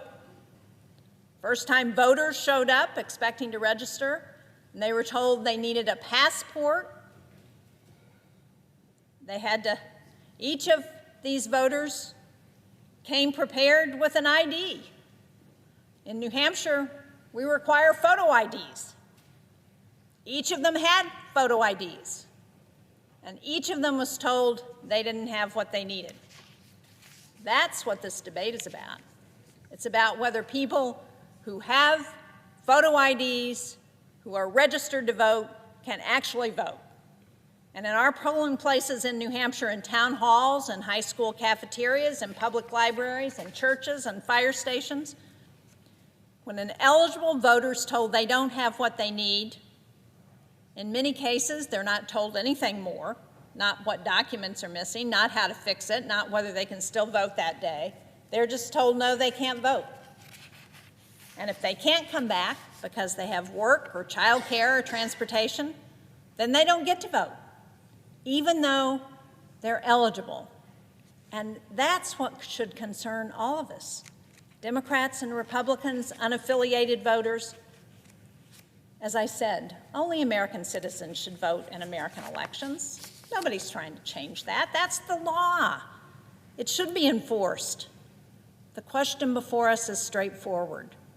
Does this SAVE Act make it easier for eligible Americans to vote or harder? Does it disenfranchise voters or ensure that people who are legitimate voters who want to vote are able to go to the polls and do that? So to answer that question, I think we need to look at the problem this bill is meant to solve. And when you look at the data, non-citizen voting is exceedingly rare. I mean, like so rare, it's less than 1/100th of 1%. Even organizations that have gone looking for non-citizen voters have found fewer than 100 cases over more than 2 decades, over more than 20 years. Now, what the SAVE Act says you have to do in order to register to vote is that you have to have proof of citizenship that is a passport or a birth certificate. And we know that 146 million Americans, almost half of all Americans, lack a valid passport. And some of my colleagues said this was not going to affect women. Well, I'm sorry, but it is going to affect women. Because if women are married, like me, and took their husband's name, like I did, my birth certificate doesn't have my married name on my birth certificate. And not only that, I didn't have easy access when I applied for a passport, and I was an adult by the time I got a passport. I had to send away to Missouri because that's where I was born. It took me weeks to get my birth certificate. We know that about 69 million married women have taken their husband's name and they don't have birth certificates that match their current legal name.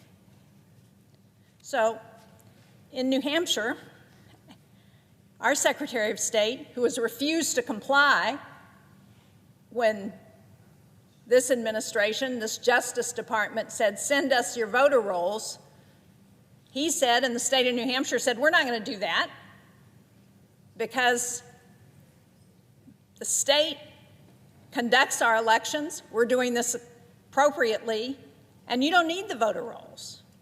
But he said that instances of voter fraud are minuscule, and he's a Republican.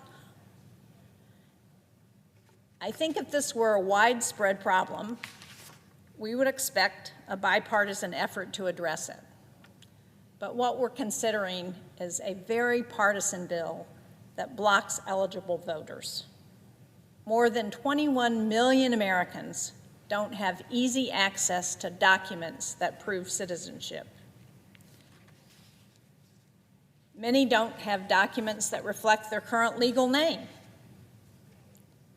As I said, my birth certificate doesn't have my current legal name on it. In some cases, that means that voters have to leave and return multiple times because their documents don't match. After we passed this voter ID law in New Hampshire, I went to vote in Madbury, where I've been registered since I moved to Madbury in 1979, when we built our home there. I've run for office about 10 times. My name has been on the ballot. Everybody in the town of Madbury who's part of the voting process knows exactly who I am.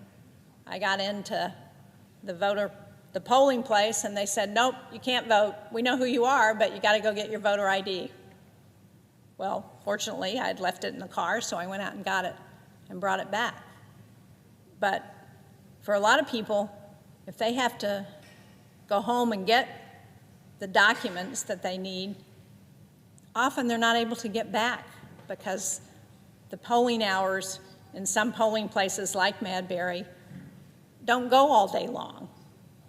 They start at 11 in the morning and they're over at 7 at night in Madbury. Now, as I said, in the municipal elections, what nonpartisan observers found was that at least 244 voters were turned away. In some communities, it was as many as 1 in 10 same-day registrants who couldn't complete the process. Women were turned away because their documents didn't match their current legal name. In March of 2025, New Hampshire Public Radio reported that Brooke Young of Derry had to make multiple trips to the polls because her documents didn't match her married name. This wasn't limited just to new voters or to people unfamiliar with the system. It included people who had participated in our elections for years, people like me. This bill prevents Americans from voting, and that's not acceptable. I think we can enforce the law. We can ensure that eligible Americans are able to vote. Today, voters already confirm they're eligible under penalty of perjury. Election officials already have tools to verify that information. And in states like New Hampshire, before House Bill 1569, we had a system that allowed voters to register and yet still required documentation to be provided. For years, voters who didn't have documentation could sign a sworn affidavit and provide it after the fact. That gives local officials clear, workable standards. Right now, under the Save America Act, the affidavit that's required doesn't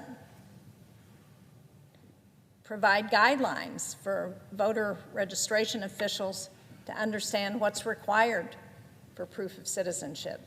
It creates this new bureaucratic process, but then it doesn't give state officials the details on what they need to do.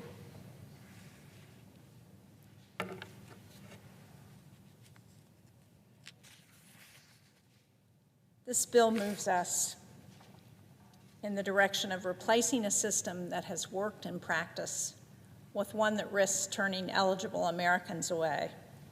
One of my favorite examples, because it's so outrageous, of what happened in the municipal elections in New Hampshire is that we had a former Republican executive counselor. In New Hampshire, we have this position called executive council that's a carryover from colonial days. It's a 5-member elective body that approves all state contracts and all of the governor's nominees. And we had a very prominent former executive counselor, Republican, who was turned away at the polls because he didn't have the required documentation. Not because he was ineligible. He had changed wards from one ward to another, and because he had changed wards, he had been purged from the voter rolls. So he went back and got the proof of where he was living, and they said, oh no, because you've been purged, we need proof of citizenship. Again, this is somebody who had run for elective office multiple times in New Hampshire, who was well known to election officials in the Republican Party, was well known. He had to go back. He was asked to go back and get proof of his citizenship. Unfortunately, he couldn't produce that proof of citizenship in the time required before the polls closed, and so because he didn't have it, he wasn't allowed to vote. That's what happens under this law. That's the consequence of this approach. And it doesn't just affect new voters, voters unfamiliar with the process. It affects people who know the process well. It doesn't strengthen our election system, it weakens it.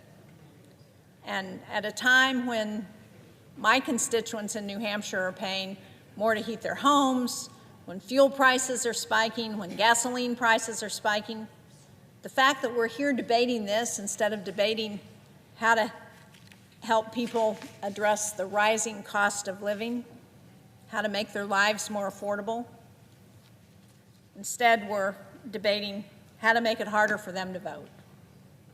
That makes no sense.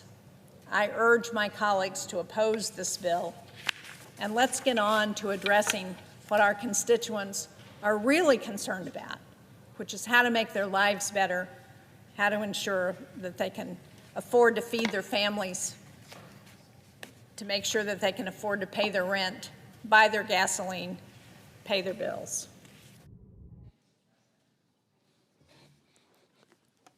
President. Recognize the senator from New Jersey. I'm grateful for the recognition. I think we should set the scene very clearly that during the last 2 weeks since we voted on the War Powers Resolution led in a bipartisan manner by Senators Kaine and Paul, the Trump administration's unconstitutional war with Iran has evolved tremendously. In the span of just 2 weeks, 13 U.S. service members have been killed, and at least 200 of our American men and women have been injured. U.S. diplomatic posts and military facilities in the Middle East are under constant attack. The war has expanded, now impacting at least 15 different countries, from the basis of our European allies to our allies in the region. American citizens are still 2 weeks in, stranded in the region, trying to get home. Civilian casualties are increasing. And here at home, we are seeing the skyrocketing costs of basic goods, the skyrocketing costs of energy, and the skyrocketing costs we're seeing at the pumps at our gas stations. We now know the Trump administration is spending over $1 billion a day on this unauthorized war, while Americans are struggling to make ends meet here at home, and this president is throwing millions of people off of their health care. And this administration, amidst all of this, has failed to come before the United States Senate and the American people for public hearings to make its case on the biggest military war engagement since the war in Afghanistan. Now, all of us, all 100, swore an oath to the Constitution of the United States of America. Well, fealty to that oath is clear because the Constitution is clear. Congress has the authority to declare war and authorize the use of military force. But in this case, Congress and the United States Senate in particular has done nothing. The Senate has a solemn responsibility to assert itself along the constitutional mandate in matters of war and peace. This is why I urge my colleagues soon to support the motion to discharge Senate Joint Resolution 118. I ask for that because of what is at stake: billions of American taxpayer dollars, hundreds of American lives. What is at stake is the Constitution of the United States of America. We swore an oath. We have an obligation. This is the moment now. This is not left or right. This is a moral moment and a solemn, sacred, patriotic duty to uphold the Constitution, especially when the President of the United States of America is so willfully violating it. Mr. President, I yield.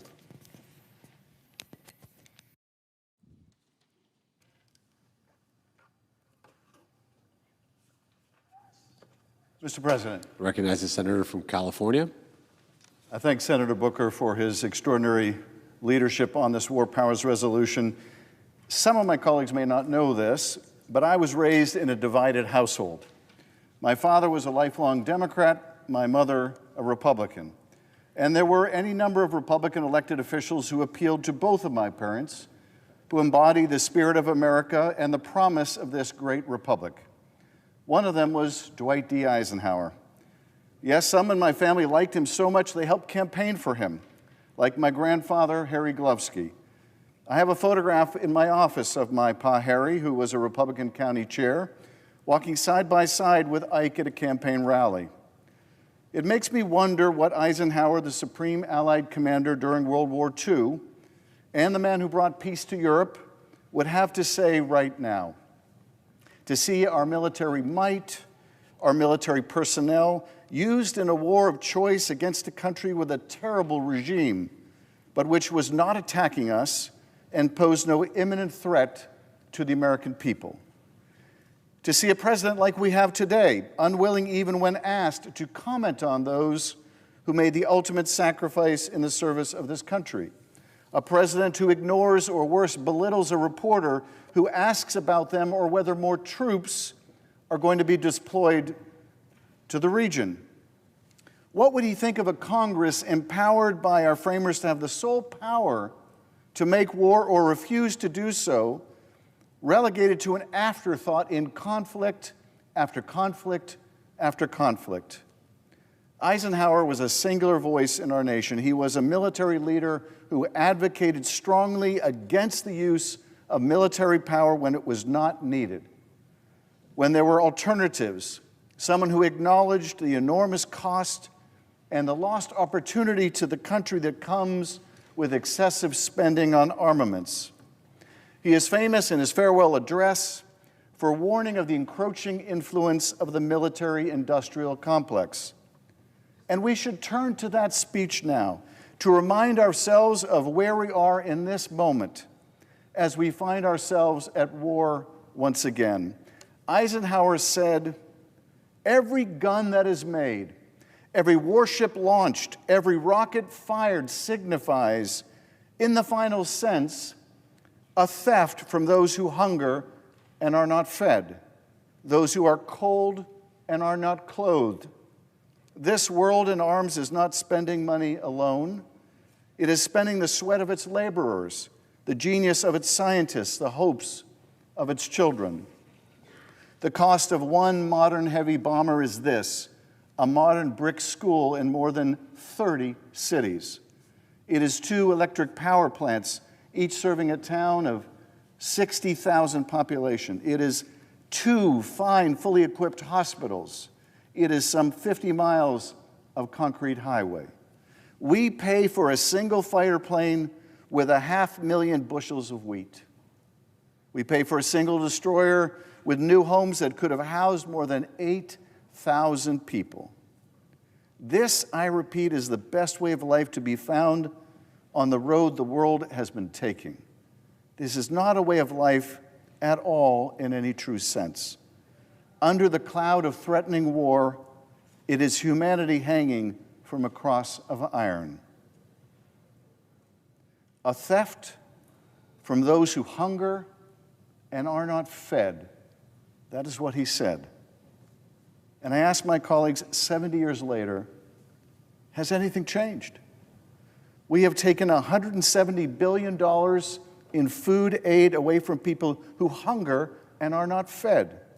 And we are feeding that money into a military operation that is costing the country billions every week. Are we not seeing the money for a hospital or 10 hospitals squandered halfway around the world rather than spent here at home?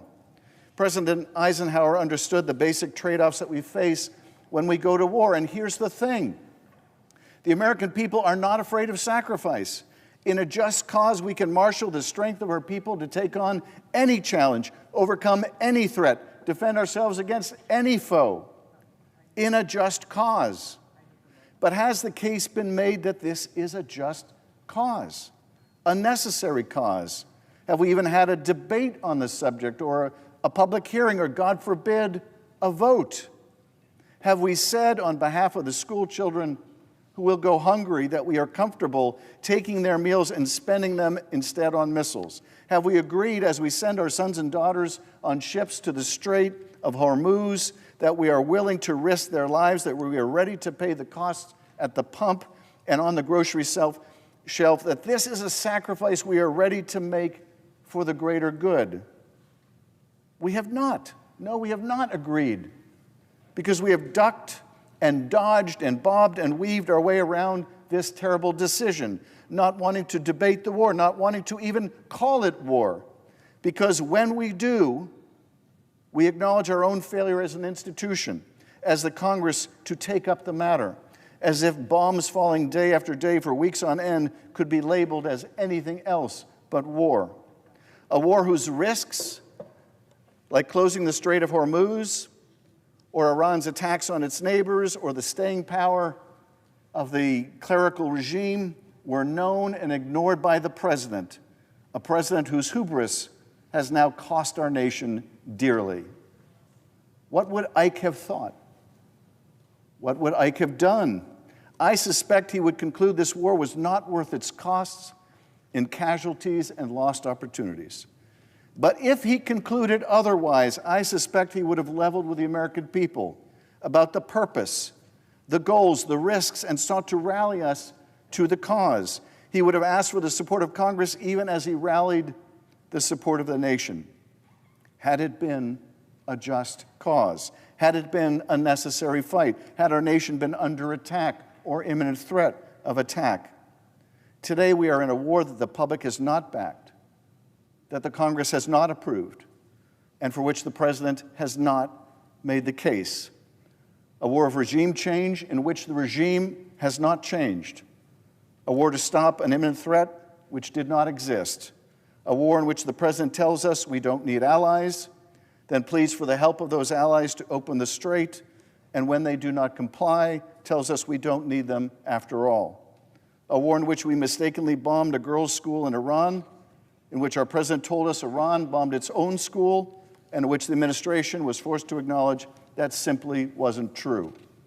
A war in which the president calls for the people of Iran to rise up, that this is the best chance they will ever get, and then tells us they will be mowed down if they do. The Congress does not exist to merely implement the president's will in war or peace. It does not exist to serve as his echo chamber or dutifully stand and applaud when he addresses the joint session.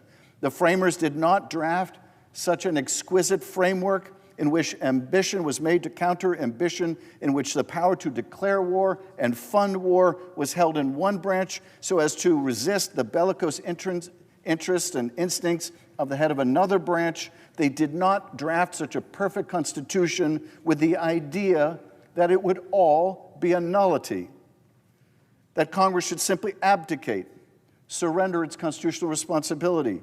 The founders had higher hopes for us. They had dreams for us to realize. They wagered their lives in sacred honor that we would rise to the occasion, that we possessed sufficient virtue to be self-governing, that we as a people did not need to be ruled by a despot. Were they wrong? Were they wrong? At long last, were our founders wrong?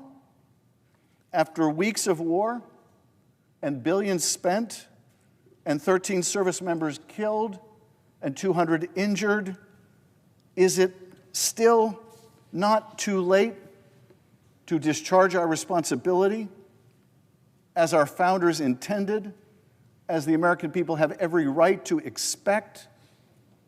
This resolution gives us a chance to do that. Let us take it. I urge an aye vote on the War Powers Resolution, and I yield back.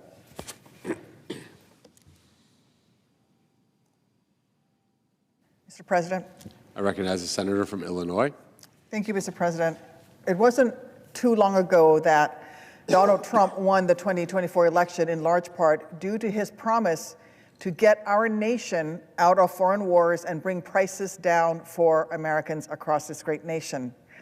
Well, 18 days into his war of choice in Iran, that's costing taxpayers over $1 billion each day, the American people can see with their own eyes that he has broken and continues to break those promises. Gas, food, housing, basic everyday necessities, costs are skyrocketing, not falling. Wars, 13 service members are dead. Over 200 have been wounded and thousands more Americans located in the Middle East with a target on their backs because of his choice to start a war with Iran. A choice he simply had no right to make unilaterally, but that did not stop him. 13 American lives and at least $1 billion taxpayer dollars a day are far too high a price to pay for an unauthorized and needless war that Trump himself cannot even articulate a coherent or consistent justification for. So I'm here today to support the senator from New Jersey's War Powers Resolution that would reassert the American people's constitutional say over decisions of war and peace through their elected representatives and put an end to this unjustified, illegal war. And I join Senator Booker in demanding that the majority leader immediately hold public hearings that bring members of the Trump administration under oath and force them to justify why they are sending our sons and daughters into harm's way halfway around the world and tell us their plan for keeping Americans safe. The truth is, I wish I didn't have to be here doing this. And I'm angry that it's not even the first time this month that I've had to come and here to beg my Republican colleagues to do their jobs and stop shirking their constitutional duty to the American people and our troops and hold a public hearing on the immediate risk, ongoing objectives, and plan to end Trump's illegal war of choice. Look, our troops will always do their jobs to the best of their abilities, just as they have since Operation Epic Fury began. We all agree that they are doing an incredible job in very dangerous circumstances. But they deserve leaders in Washington who will do our jobs and actually ensure that their mission is justified, actually feasible and worthy of the sacrifices we are asking them and their families to make. They don't deserve a commander-in-chief who hides his draft-dodging incompetence behind their valor by acting as if criticizing his bad and even illegal decision is the same thing as criticizing our troops, because it is not. My Republican colleagues know as well as I do that the Constitution gave the American people the authority to send our troops to war through their elected representatives in Congress. We in these chambers are the ones tasked with deciding when and how Americans are sent into combat. We are the ones charged with that most solemn duty. Yet Trump is acting as if Article 1 simply doesn't exist, as if obeying the Constitution is optional, as if our founding document is just a yellowing, crumbling piece of paper he can crumple up at will. Refusing to allow him to get away with this should not, must not be a partisan issue. I ran for Congress so that when the drums of war started beating beneath this Capitol dome, I'd be in a position to make sure that our elected officials fully considered the true cost of war, not just in dollars and cents, but in human lives as well. Look, I am no dove. I know there are certain solemn, urgent times when our military must be called upon to defend our nation. There are certain moments when the threat in question is significant and imminent, when military force is the most effective tool at hand, when using it is necessary to protect America and her interests, and when using military force will not backfire and create more threats than it eliminates. Trump has shown no evidence that this is one of those times. He's had weeks, and while his administration avoids accountability to the public, American heroes keep dying. American diplomats have been targeted and displaced, and American families stranded in the region are fearful of their safety. And here at home, American farmers heading into planting season are facing skyrocketing costs of fertilizer and diesel fuel trapped in the Hormuz Straits, a challenge that will result in many of them losing their family farm. If they actually believe that this war is justified, then the administration needs to come to Congress and do their jobs, explain their case, and give the American people a say through their elected representatives. They need to respect the American people enough to actually tell them why they're being forced to bear the cost of this conflict. They need to prove that they've thought this through enough, that they can tell us what their plan is to stop the war and get to an end state in Iran that would make us safer, not more threatened. Then, when the case has been made, when Congress's debate is done, we must vote. It's our burden. It's our responsibility. It's the least we can do for those willing to sacrifice everything to safeguard our democracy. But until and unless they do that, we here need to do everything we can to force the administration to do their part. And we can start by passing this War Powers Resolution offered by Senator Booker. So to my Republican colleagues, please, join us in finally reining in unjustified war and demanding that the administration come before the American people and publicly attempt to convince us the mission is worthy of the sacrifices it requires. Then, after we've had that debate, we can show a fraction of the courage of our warriors and cast the tough vote. I yield back. Recognize the senator from Connecticut. Thank you, Mr. President. I'm humbled to follow my colleague from Illinois. No one is more articulate on the question of the costs of war than Senator Duckworth, and I agree with everything that she said about the importance of this moment. Listen, maybe the most sacred clause in the Constitution is the war-making clause. Our founding fathers gave a lot of thought about the danger of allowing one individual to send this country into foreign conflict, to send our young men and women overseas to face harm and potential death. No, our founding fathers decided that that had to be a question answered by the American public, and that's why the decision to go to war was vested not in an executive or a monarch or a king, but in the Congress, in the People's House, and in the Senate. I think this is probably the most significant military engagement of many of our lifetimes that has gone without a debate and a vote on the Senate floor. It is extraordinary, not just that we have not had a vote as is required by the Constitution, not just that the president persists in this action without an authorization by Congress, but that there hasn't even been a single public hearing in the Foreign Relations Committee or the Armed Services Committee to require the administration to explain to the American people and to the United States Senate why we're in this war, what the goals are, and what the end game will be. Now, I think it's extraordinary and heartbreaking and outrageous that the Senate is not doing its duty under the Constitution to require the administration to ask permission to go to war and to explain itself before Congress, but I guess I understand why. This is an attempt to hide the incompetence, the growing incompetence of this war. The president said the other day he was really surprised when Iran started bombing its neighbors. Like the first page of the briefing book that a president would get on the consequences of a major military strike on Iran would be that missiles and drones would start to be sent to American bases, American forces, and our partner forces in the region. Reports are that the president just kind of guessed that they wouldn't gum up the Strait of Hormuz, even though the second page of that briefing book would have told you, you know what the first thing Iran will do if you assassinate the Shia religious leader in the middle of the holy month and bomb them relentlessly day after day, hour after hour? They will close the Strait of Hormuz. No plan to protect our partners in the region. Our partners are running out of interceptors as we speak. The region is on fire.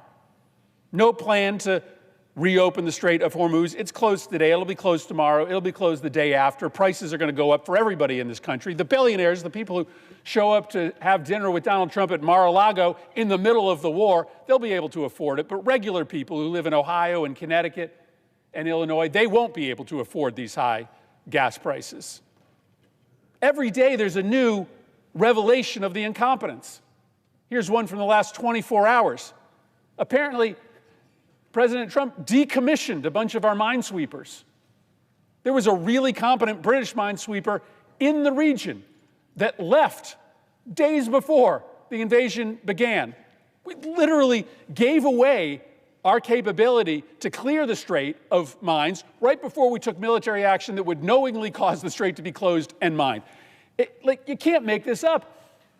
The reason we are bringing this vote tonight, the reason that Senator Kaine did the same thing earlier, the reason that we will continue to bring these votes is because we have an obligation to have a debate, to have votes on the question of war, especially on the question of this incompetent war.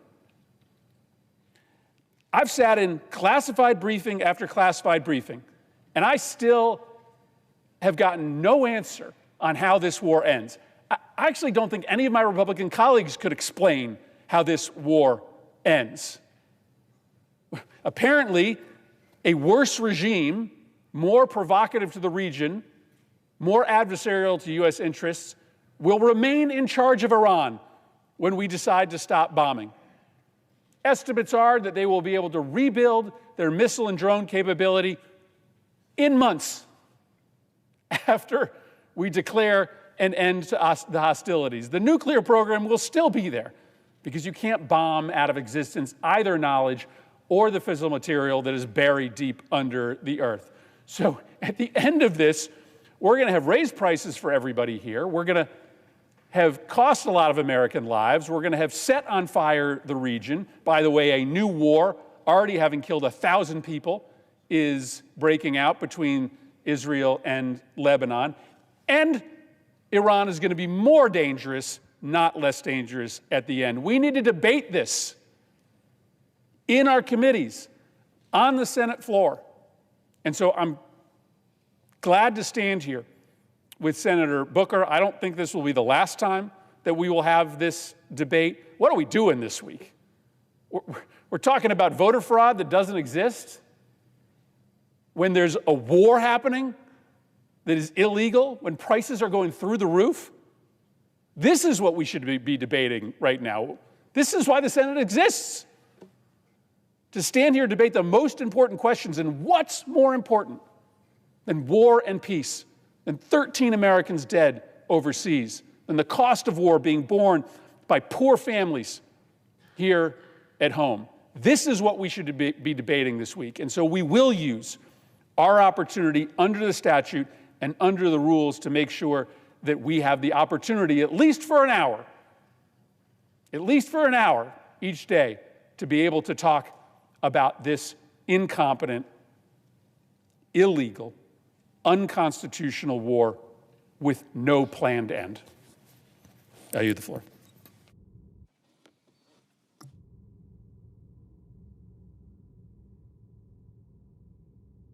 Mr. President. I recognize the senator from Virginia. Mr. President, I'm glad to join my colleagues on the floor in support of Senator Booker's War Powers Resolution. For those who wonder what a War Powers Resolution is, it's pretty simple. It's a very short resolution just saying no war without a vote of Congress. We should not be at war with Iran without a vote of Congress. Traditionally, when a president wants to go to war, the president will give an authorization to Congress, and there will be a debate and vote in this body on that authorization. President Trump has decided to end-run the Constitution and end-run Congress by starting this war on his own, without consulting with Congress, without consulting with allies, without consulting with virtually anyone, and ignoring a lot of advice he got about why he shouldn't get us into this war. Now, many of you here know that we had a vote on a War Powers Resolution that I introduced a few days after the war began, and we fell short of the number of votes that were needed. At the time, Congress voted, don't bother us. We may be at war, and yes, the president is end-running Congress, but please don't bother us. Don't make us have a debate about whether this war should be authorized or not. So what is different today than when we voted on my War Powers Resolution 10 days to 2 weeks ago? I'll tell you what's different. 13 American troops have died. Futures cut off, families bereft and grieving. We learned yesterday that the number of Americans injured in this war, seriously injured in this war, now tops 200. Their lives potentially forever altered by this illegal and unnecessary war. We learned that a missile strike on an elementary school in Iran that killed 175 little kids was actually a strike by an American missile. President Trump said it was an Iranian missile, but we now know from the Pentagon's own evidence that the strike on this school that killed these innocent school children was an American missile. Since we had the vote on the floor on my resolution, we've seen gas prices in the United States go up by, on average, about 60 cents a gallon. Virginians, Mr. President, we buy 8 million gallons of gas a day.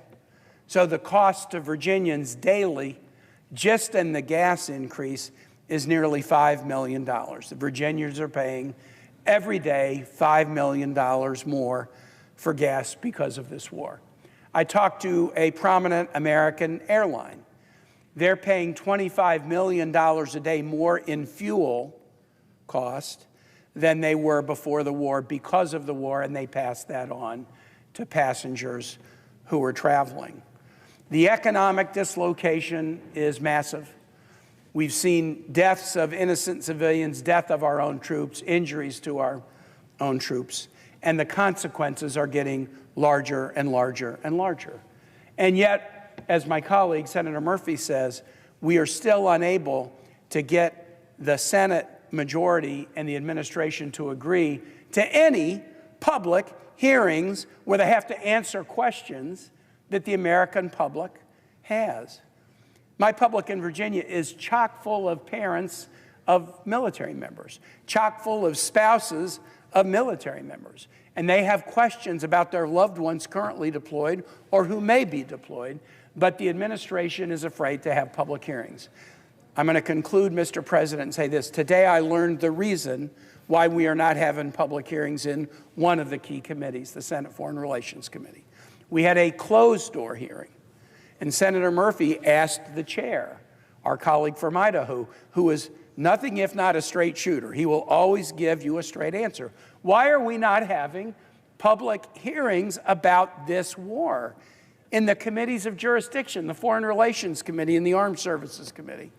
And the chair of the Foreign Relations Committee explained that he thought it would be counterproductive for the administration officials to be examined by senators in public about their decisions. It would be counterproductive to have to answer why you view this as worthy of sending our kids to their possible death or injury. It would be counterproductive to have to answer in public, why is this worth nearly $1 billion a day of American taxpayer money? It would be counterproductive to answer questions about, didn't you think this would cause massive economic problems for everyday American citizens? This war is being hidden in classified because the administration does not have the confidence in its own position sufficient to be willing to answer the basic questions that we all have. If our young people are being asked to risk their lives in this war, then we shouldn't be afraid to put the facts of the war before the American public where they can make a judgment about whether it's in the best interests of this nation. And that's why I'm so glad to both co-sponsor this resolution. I'll be voting for it, and we are not going to stop putting this issue before the body until the Senate does what the Senate is supposed to do, and only engage in war making when it has been determined by Congress that is in the best interests of the country. And with that, Mr. President, I yield the floor. Mr. President. The Senator from Wisconsin. I rise today on behalf of the majority of Americans who oppose President Trump's war in Iran. I also rise on behalf of the families who just want him to fulfill his promises, to lower costs and end foreign wars. Sadly, that is not what we are getting. So much of what we've seen over the last 3 weeks reminds me of our war in Iraq. We have the Trump administration claiming that Iran was weeks away from a nuclear weapon, even though last year he said we had obliterated their nuclear program. We have Donald Trump saying that he wants to liberate the Iranian people from a regime, all while Iran has installed an equally as extreme leader. We have civilians, including children, being killed by American bombs. And we have service members dying overseas for a cause that Americans do not understand. Americans are watching the start of another open-ended military conflict in the Middle East, just the kind President Trump said he would end, not start. There's one major difference, however, between this war and the Iraq War. This time around, the Trump administration hasn't even bothered to make their case to the American people. Back then, we had an open and public debate about the cost of war, the cost to the American taxpayer, the cost to our military and their families. We voted on it, and Congress held public hearings preceding that vote. Look, I voted against it, and my fears were sadly proven right. But at least the American people back then had a say in it. President Trump clearly has no interest in following the law or our Constitution or letting the American people have a say in this war. So far, my Republican colleagues have shown no interest in forcing him to do so. So we are using the tools at our disposal to try to bring some sunlight and force a debate on this illegal war of choice. Because the more people learn about this war, the less they like it, and the quicker we can end it. It is past time for this administration to come before Congress and the American people to explain why we are at war and how they plan to get us out of it. If my Republican colleagues refuse to join us, I'm prepared to keep forcing votes on this war. Congress, the people's branch, is a check and balance on any president. And right now, this president needs a serious check. Donald Trump is breaking laws, and he's breaking his promises to the American people. The president is showing us what his priorities are: starting wars and not focusing on the everyday needs of hardworking families. This war is not what the American people signed up for, and it's our job to stop it and get our country back on track. Today, we'll show our constituents who is and who isn't on the side of the American people, and I urge my colleagues to vote yes on this resolution, and I yield.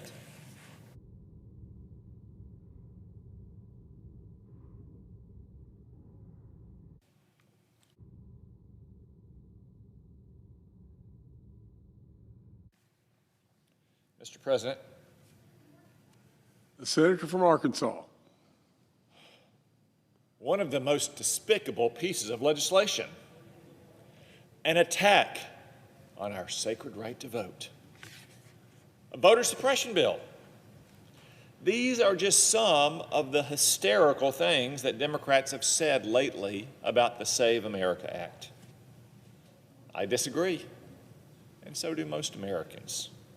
In fact, 64% of adults say that the Save America Act is a good idea and will help ensure that only eligible citizens can vote in our elections. After all, only Americans should have a say in who runs our country. Voting in our elections is a privilege and a right of American citizens, not of millions of illegal aliens who have flooded into our country under Joe Biden. Again, you don't have to take my word for it. 62% of Americans support requiring proof of citizenship to vote. The Save America Act will ensure that every voter in our elections is an American citizen. Because the bill allows numerous forms of documentation to serve as proof of citizenship, every American will be able to cast a ballot. Most Americans also agree that every voter should have a valid ID. Polls consistently show that more than 80% of voters support voter ID requirements. And I've got some bad news for my Democratic colleagues. These polls also show that 71% of Democrats support voter ID. But instead of listening to their own voters, Democrats in Washington claim that the Save America Act is, yes, Jim Crow 2.0. Apparently, asking voters to confirm that they are who they say they are is racist. That's laughable. Just think about all the different places you've been asked to show your ID lately. Last weekend, I took a flight, had to show an ID. I rented a car, had to show an ID. I checked into a hotel, had to show an ID. I bought medicine, over-the-counter medicine, mind you, and yes, had to show an ID.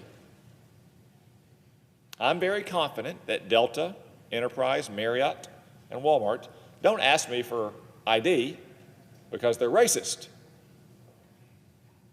I know they need to confirm my identity for security purposes. Buy beer at a bar, you get asked for an ID. Buy a pack of smokes at the gas station, you get asked for an ID. Open a bank account, you get asked for an ID. Oh, but the Democrats say voting is different. Voting is a constitutional right. Fair enough. Guess what? Want to exercise your Second Amendment right to buy a gun? You get asked for an ID.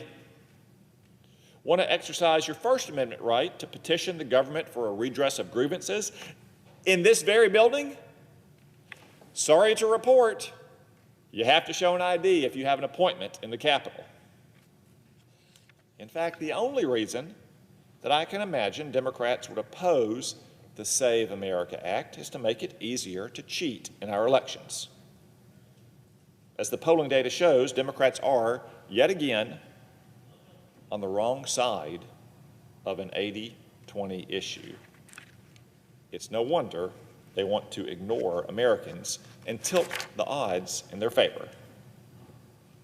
So to the excitable Democrats who claim the Save America Act will destroy our democracy, I say the opposite is true.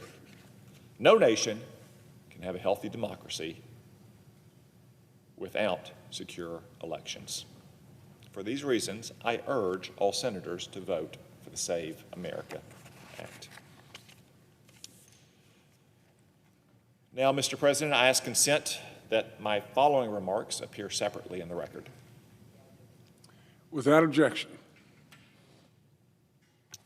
I'd like to take a moment up front to recognize the American heroes who have lost their lives in the line of duty as part of Operation Epic Fury. I extend my deepest condolences and offer my prayers to their families and loved ones. I also say, with absolute confidence, these American heroes will not have given their lives in vain. For 47 years, Iran's outlaw regime has waged a war of death, destruction, and terror on the United States, our friends, our allies, and indeed the civilized world. And now, after 47 years of indecision and timidity, America has finally put our foot down. President Trump has sent a clear message that Iran will never have a nuclear weapon, and they will never be able to threaten the rest of the world again. It's difficult, in fact impossible, to overstate just how imminent the threat from Iran was before we took action. But Democrats are now trying to twist this around by claiming the threat we faced wasn't actually imminent at all. However, our top intelligence officials disagree. Earlier today, I chaired the Intelligence Committee's annual Worldwide Threats Assessment hearing. Director of National Intelligence Gabbard testified that Iran was working to rebuild its nuclear program before Operation Epic Fury. According to her, Iran was trying to recover from the severe damage to its nuclear infrastructure sustained by the 12-day war and continued to refuse to comply with its nuclear obligations with the IAEA. But that wasn't the only But it wasn't the only threat of a nuclear program that hung over our heads. Less than 1 month ago, Iran had thousands of missiles armed and ready to hit our bases and kill Americans as far-flung as Western Europe and the Indian Ocean. Thanks to Communist China's help, Iran developed a vast missile arsenal that far exceeded the combined missile defenses of the United States, Israel, and our Arab friends. And it got much worse every single month. According to CIA Director Ratcliffe's testimony during today's hearing, if left unchecked, they would have the ability to range missiles to the continental U.S. Given these facts on the ground, we were left with no choice. Iran had already loaded and cocked the gun. What were we supposed to do? Wait until they pulled the trigger? Of course not. Iran has been an imminent threat to Americans for 47 years. Let's take a look at the record. Was the threat imminent in 1979 and the days before Iran took over our embassy and held dozens of Americans hostage for more than a year? Did Iran pose an imminent threat to more than 200 Marines before they bombed our barracks in Beirut in 1983? And did thousands of our troops who were murdered and maimed by Iran's deadly roadside bombs in Iraq and Afghanistan face an imminent threat from the regime? I'd say so, as I think any reasonable American would. The threat to Americans was as imminent then as it was before we launched Operation Epic Fury. From a legal perspective, Operation Epic Fury was well within the President's constitutional authority and duty as the Commander-in-Chief to defend Americans. President Trump's objectives are clear. First, destroy Iran's vast missile arsenal and make sure Iran can't rebuild it. It's a lot easier to kill the archer on the ground than to shoot his arrows out of the sky. Second, strike at the pillars of the regime that have been propping up terrorist organizations like Hamas and Hezbollah and rebels in Yemen for decades. We're no longer chopping off the various heads of the snake so it can grow 7 more in its place. We're just going to kill the snake itself. And third, we're going to make sure that Iran never gets a nuclear weapon. We will not stop until Iran's hopes for that nuclear weapon are obliterated alongside its nuclear facilities. Now, some critics claim that the President has abandoned his principles and his promises to put America first. I disagree. President Trump has been consistent in his position that Iran can't have a nuclear weapon. He said this publicly as early as 2014, years before he threw his hat in the ring for president, and years before the Ayatollahs tried to assassinate him. Naysayers allege that we're getting involved in another forever war. But let's get something straight. Iran is not Afghanistan, and Iran is not Iraq. Well, no one has a crystal ball to predict how long military operations might last. President Trump has an exceptional track record of using targeted and indiscriminate military force to achieve concrete and defined missions. Other critics have said that Israel forced the U.S. to take military action against Iran. This is a lie, and it is contemptible. First off, I'd say no one drags Donald Trump anywhere. And second, Prime Minister Netanyahu himself knows this well and said as much in an interview with Sean Hannity, who's known the president for decades. In fact, the president himself said he may have forced Israel's hand. For argument's sake, let's set all this aside, though, and examine the War Powers Resolution before us today. Senator Booker's resolution calls for the president to remove the United States Armed Forces from hostilities within or against Iran. This resolution would require the president to end highly successful strikes against Iran before our military objectives are fully achieved. Moreover, it would abandon our Israeli friends and leave them in the skies above Iran alone.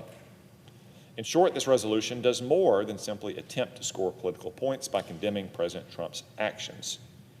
Its passage would handcuff our military force, leaving our troops in a sitting duck defensive posture while Iran attempts to rain down terror across the region. At this very moment, Iranian military capabilities are being destroyed. I would suggest it's the height of folly to stop now and give our enemy time to regroup. For these reasons, I strongly urge my colleagues to reject the War Powers Resolution and instead support President Trump's resolute actions against the Ayatollah's regime. May God bless the President, may he protect our troops, watch over their families, and may he continue to bless the United States of America. I yield the floor.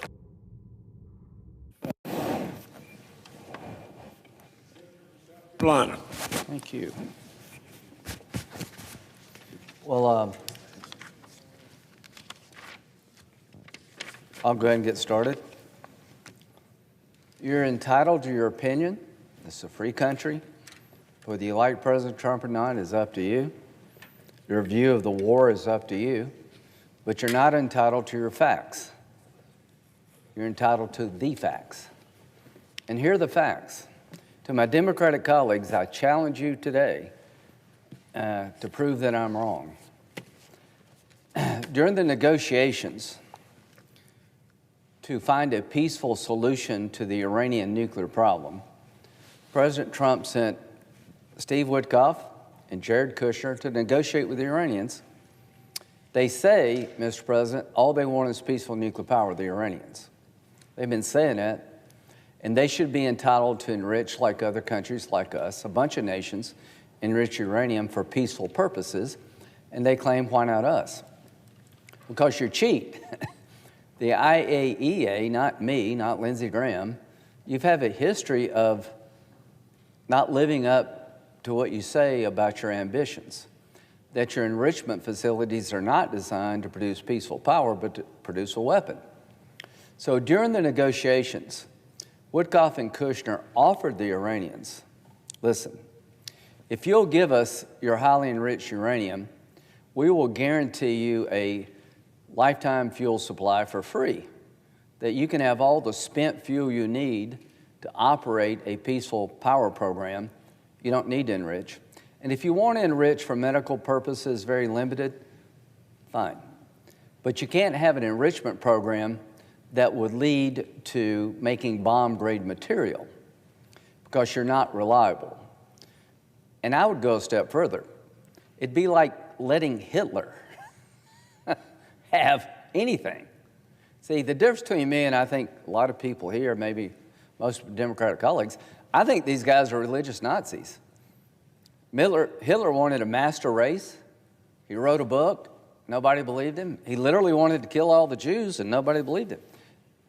The Ayatollah's the same. The regime is built around a cult of death. They want three things to purify Islam. They're Shiites. Their number one enemy is Sunni Arabs. They think they've got the faith wrong, that they're traitors to the faith. They hate Sunnis because they're not true to the faith. And Saudi Arabia believes it. So they want to purify Islam, bend it to their will, make every Sunni reject their view of Islam and accept the Ayatollah's view. That's what they say, not me. I believe it. Number two, they want to kill all the Jews. And they openly say it. They're not hiding their disdain for Israel. They actually talk about it. They put death to Israel on, like, milk cartons. These people are serious, and you should take them serious. Like in the 30s, people didn't want to believe that Hitler meant what he said because they were tired from World War I. And they said, oh, he's just all talk. He wants this, he wants that. He wants more German-speaking territory. He's not completely crazy. You know, he's sort of just doing the Hitler thing. Well, he was completely crazy. Now, I don't know why he wanted to kill all the Jews. I don't know why Hitler thought the Aryan race is the only pure race on the planet. But a lot of people are dead because we got that wrong. Let's don't do that again. We're playing like World War II never actually happened. And you're rewriting this regime's history. From 1979, what have they done until today? What have they done to make you think they don't believe what they say? What behavior have they exhibited that they really do want to be normal? So during those negotiations, when they said no to every offer under the sun, they said something that was a fatal mistake for them. Oh, by the way, we have 460 kilograms of uranium at 60%. Now, why did they tell us that? They were trying to intimidate us and letting us know that if we don't bend to their will, we'll have a problem. Now, what's the problem? The difference between 60 and 90% enrichment is weeks, Mr. President, not months or years. And when you get to 90, that's weapons grade enrichment. That material can be turned into a nuclear weapon. 460 kilograms at 90% is enough to build 10 nuclear bombs. And I'm talking weeks, not months, to go from 60 to 90, and they were threatening to do it. So what did President Trump do? Instead of begging them not to, instead of giving them a bunch of money, bribing them not to, he blew up their enrichment facilities so they couldn't get to 90%. It's called Midnight Hammer. Mr. President, I'm glad you did, and it's clear to me nobody in the Democratic Party would have done that. The question for my friends on the other side and critics within my own party, how could they have 60% enriched uranium at 460 kilograms without cheating? Everything you wanted to do to contain these people failed. The JCPO, every agreement that's been offered to restrict Iran's nuclear program failed if, in fact, they do have 460 kilograms of uranium at 60%. So here's my challenge. If you don't believe that's true, come to the floor and tell me why I'm wrong. We know that the material at 60% is under all the rubble of the enrichment facilities. And we're worried that somehow somebody's going to get it before we do. So it is a fact that they had produced enough uranium at 60%. That means they were cheating, because there's no commercial purpose for uranium to be enriched at 60%. None, zero. You don't need that to run a nuclear power program. You need nothing beyond 20. To go to 60 means you're a threshold nuclear nation. Why 60? It's just a small jump to 90, and they want to intimidate and blackmail the world. So when they told us that, we got this much at 60, Trump said, well, that's all you're going to do because I'm going to take enrichment off the table. And thank God he did. Their enrichment program has been obliterated, and they couldn't go to 90. But I think they'll come back at it, Mr. President, one day if we don't deal with it now. So that's Midnight Hammer. Epic Fury. What happened after we blew up the enrichment facilities? Within weeks, they were actually, the Iranians, trying to start over again, going deeper. What was the lesson they learned from Midnight Hammer? We're not deep enough in the ground. And here's the most telling thing. They were trying to create a new enrichment capability that did not require an air shaft. Now, why is that important? The bombs that were used, that were dropped on the enrichment facilities, went through the air shaft, penetrated and blew up the facilities deep underground. That's a testament to our air power, that the air shaft opening was about the size of a refrigerator, and we dropped bombs through those air shafts to obliterate the enrichment facilities they had. Instead of learning their lesson and let's sit down and talk about peaceful nuclear power, they went the other way, and that's just, I think that's a fact. So Epic Fury. If you do not see this as an imminent threat, then you're blind for your hatred of Trump. There are people on the left and people in my own party that are more afraid of Trump being successful than the Ayatollah having a nuclear weapon. That's sick. That is sick. When Obama took out bin Laden, I clapped like a seal. Every time he wanted to go into Syria, I was there with him, and John McCain. I've tried to be bipartisan on such things. I never have ever introduced a resolution against a Democratic president under the Congressional War Powers Act to limit their ability to protect the nation, ever, because I think it's unconstitutional. I've never done to a Democrat what you constantly are doing to this Republican president. And when a Republican tried to do that, I objected. If you don't like what President Trump or any other president's doing in military matters, cut off the funding. We have the power of the purse. We could stop funding for these operations, and that would be constitutional. What we can't do, in my view, is become the commander-in-chief. You can't have 535 people becoming the commander-in-chief, and that's what the War Powers Act does. After 60 days, if Congress doesn't approve, military action stops. Basically, under the Constitution, you can be commander-in-chief for only 60 days and Congress takes over. That's not what they had in mind. Let me tell you what the founders had in mind. A single person, the president, to be commander-in-chief, and Congress to have the power of the purse and regulate the land and naval forces. That's the balance we've had all these years, and the War Powers Act is unconstitutional because it destroys that balance. But it doesn't mean Congress is out of the game.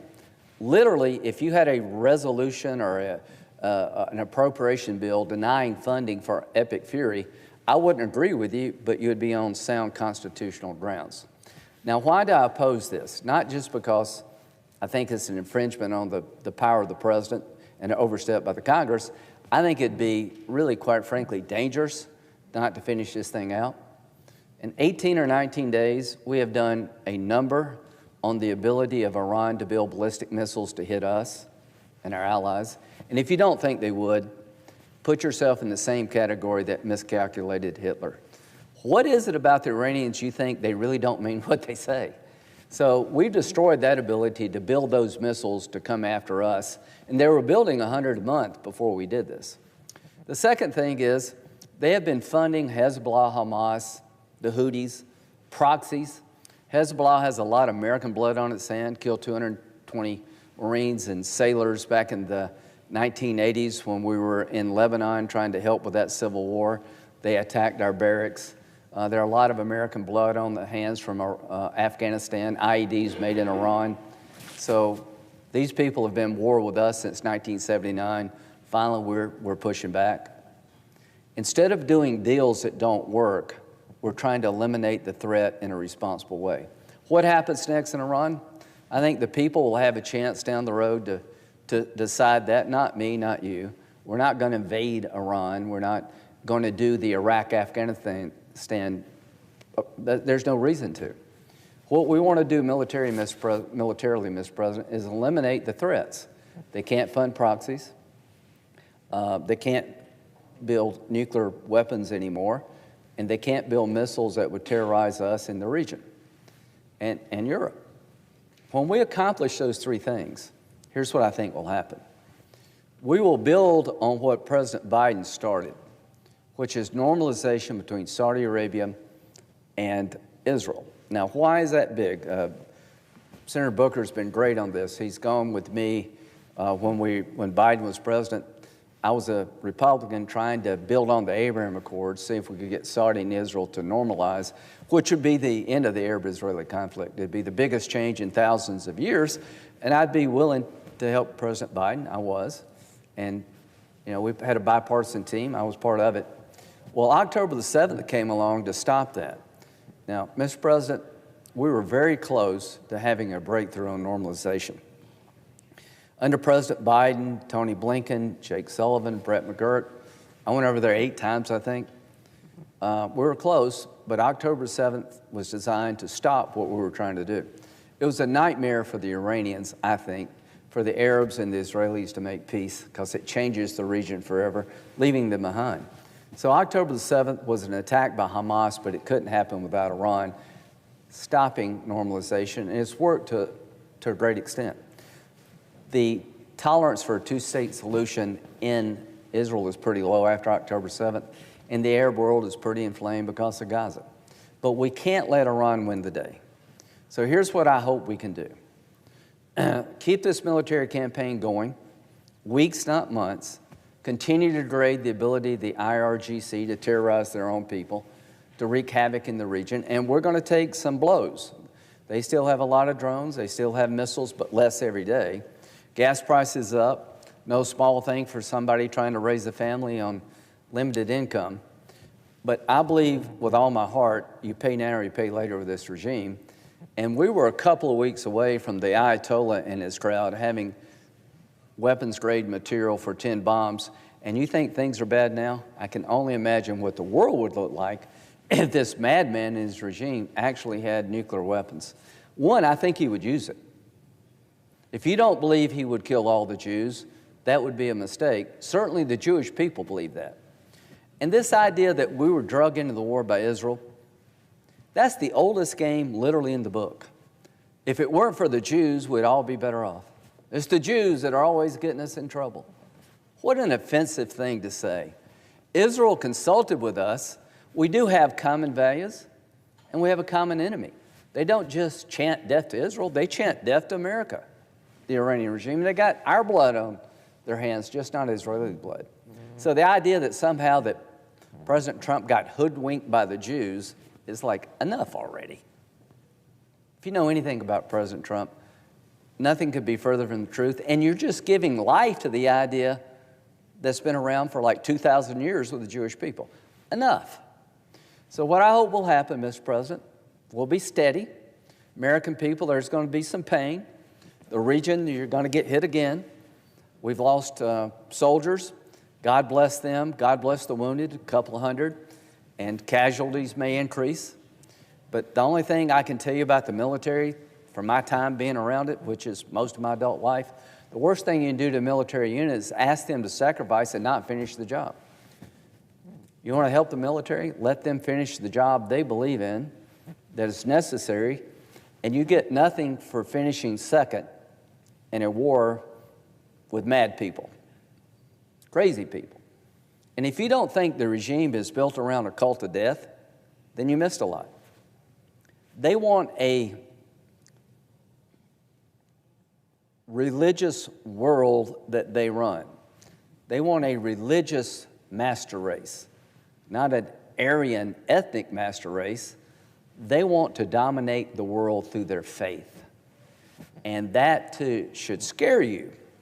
I don't intend to bend to their will. I don't think Sunni Arabs are. And you know what? Most Iranians don't buy that. But they've been killed by the tens of thousands. They've had it too.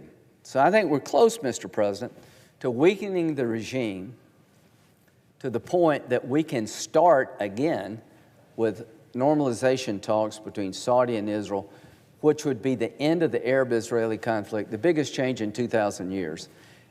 And if they can't do another October 7th, then I think we may get there, building on what was done by the past administration. So just think about it. We're not going to get a normalization deal that doesn't have a Palestinian component, because MBS, the leader of Saudi Arabia, can't recognize Israel till he finds some dignified solution for the Palestinians that Israel can live with. And he wants a defense agreement with us because he wants to come our way, not Turkey, not Pakistan, a mutual defense agreement. Well, to my Democratic friends, entertain the idea of helping us get there, but you should insist that there's something there for the Palestinians, and we all have a chance here to make history. A few more weeks, not a few more months, we should be at the point, in my view, that we can start where we ended before. And Iran's efforts to deny real peace to the region will have failed. Karg Island. Seldom in the history of warfare has a country or a warring opponent had a single point of failure.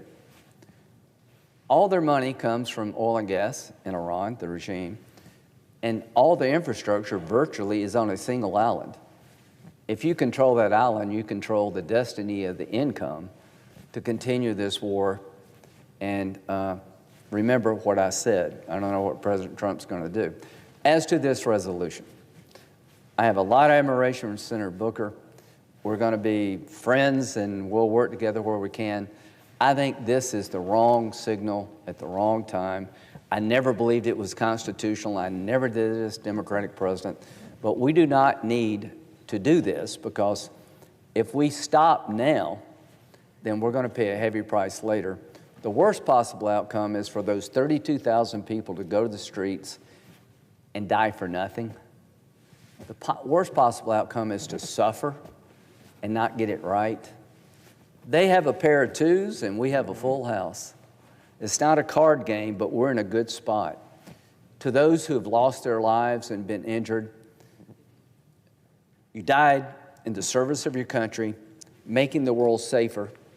And that's what military people sign up for. And to those who've been injured, you've been hurt trying to stop something that matters.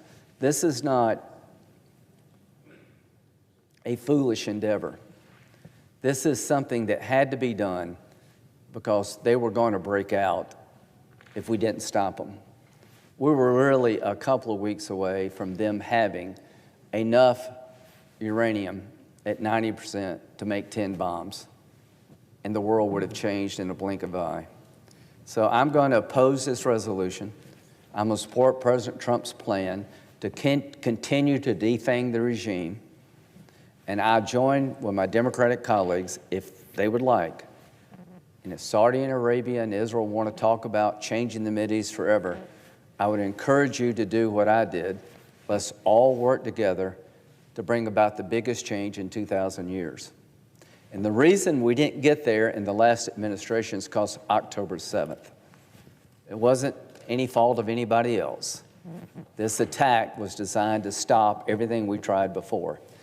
And it would be a shame and a tremendous missed opportunity in history to let the Iranians deny the region something I think they really want, to move forward, not backward. And I'll end with this. To the American people, I know it's tough. I know the economy on the gas front is hurting. But I do believe this with every ounce of my being. If we had not done this, they would be on the path, the Iranian regime, to a nuclear capability, and they would use it. Eventually, they would use it. Or give it to somebody who would. They're no different than Hitler except this. Hitler wanted a master race to run this world, and he was denied. Only after about 50 million people died. This regime wants a master religion to dominate this world. I don't know why, but I believe them. And we're so close to getting this right. And since 1979, this regime has been built around a cult of death. A 16-year-old girl was killed last year for not having the headscarf on right, drug off a bus and beat to death. The people have been in the streets, Mr. President, slaughtered by tens of thousands. Let's not let this moment pass. Let's, in a responsible way, keep weakening this regime, giving the people down the road a chance to have a new Iran, stand with our allies, finish the job, and if you do it right, a gateway to peace will open up. And the biggest thing you can say to those who sacrificed, were hurt, and died because of what you did, you created an avenue for peace that is going to change the world. So I will be voting no, but I'm going to do more than vote no. I'm going to support an outcome that will change the world. The day this regime no longer can wreak terror and havoc is a good day, and we're close to that. And the day we can get back to the peace table between Saudi Arabia and Israel will be a wonderful day. The center of Islam, Senator Booker, is Saudi Arabia. That's where the holy mosque of Mecca and Medina are. And this young man, MBS, has made a decision to go a different way, and I've had my problems with him, but I really do think he's made a decision to go a different way that will benefit the region and the world. And I hope the Israeli people understand, if you want true peace, lasting peace, you got to deal with your neighbors. Abraham Accords tells me they're willing to deal with their neighbors. Let's don't let October 7th be the final chapter. Let's make sure we punch through what happened on October 7th, and we punch through right now to get the conflict in a spot where we can truly have peace. Last thought, you'll never have peace in the Mideast. We'll never know peace here at home until this madman regime The Ayatollah and his henchmen, organized around a cult of death, can no longer hurt us. Thank you very much. I yield.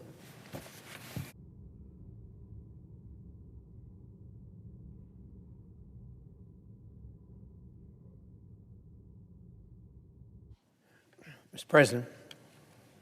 The senator from Idaho.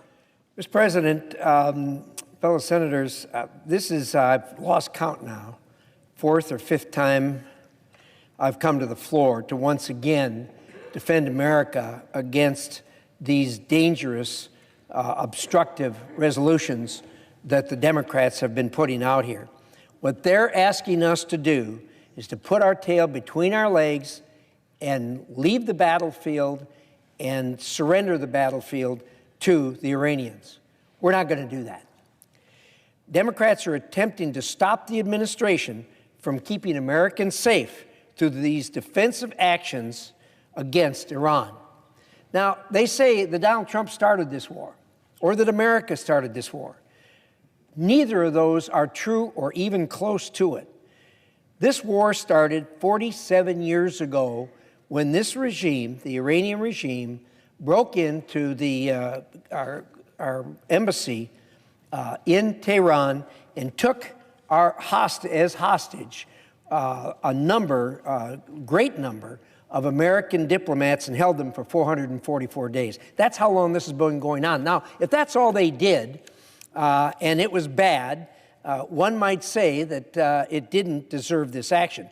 The problem you have is, over these 47 years, the Iranians have again and again and again, and when I say Iranians, I'm talking about the administration that's there, the regimes that's there, not the Iranian people. They have again and again killed Americans. How many have they killed? They've killed in the thousands of Americans through IEDs and all kinds of other devices that they have used over these 47 years. This is not right. It needs to come to a stop. It needs to come to an end. And the president did what he did because they were very close to having a nuclear weapon. Can you imagine if we were having this debate out here and the Iranians actually had a nuclear weapon? It would be a very different place. The troops that we have in the Middle East are in danger as a result of this resolution. The resolution would put them further in danger if it passed. According to the Constitution, it's the president's duty to protect and defend the United States, which he is doing. And he did what he did because it was necessary to defend America. As I said, for 47 years, the Middle East has been progressing more and more towards peace and security. It is a very different Middle East than when I started this. All countries have moved toward the middle. All countries have moved to a much more peaceful existence in the Middle East, with one exception. And that exception, of course, is Iran. The Iranian terrorist regime aims to censor, threaten, murder anyone who questions its radical theology, but especially Americans. The Middle East has a bright future. I am more optimistic today than I have ever been about the Middle East because Iran now stands alone. There were days in the past when Iran did not stand alone, but they are standing alone now. I think people will look back at what's happened in the Middle East and see the Abraham Accords as a point in which there was considerable inflection and at a time when things changed. Our commander-in-chief is committed to see this through to the objectives that he has set out. To our brave men and women who are on the battlefield in and near Iran, we support you. You're supporting Operation Epic Fury. We support you. We have your back here. Your sacrifice does not go unnoticed, and we will continue to have your back. I've said this before, and I'm going to say it again to Iran. No one is coming to help you. There is no one on this planet, not the Chinese, not the Russians, not the North Koreans, not Venezuela, not Cuba. No one on this planet is coming to help you. except the 47 people that sit over here. They're trying to help you tonight. They are not going to help you. We are not going to allow these people to help Iran. To our troops that are in the battlefield, I'd say to you, we have your back. We will see that these people do not do what they're trying to do. We're not going to turn tail. We're not going to leave. The President of the United States is going to continue this until the objectives are achieved. Mr. President, fellow senators, I urge you tonight to join me in defeating this resolution, as we have done over and over again, as we will do again tonight, to stand by our troops in the Middle East. Thank you, Mr. President.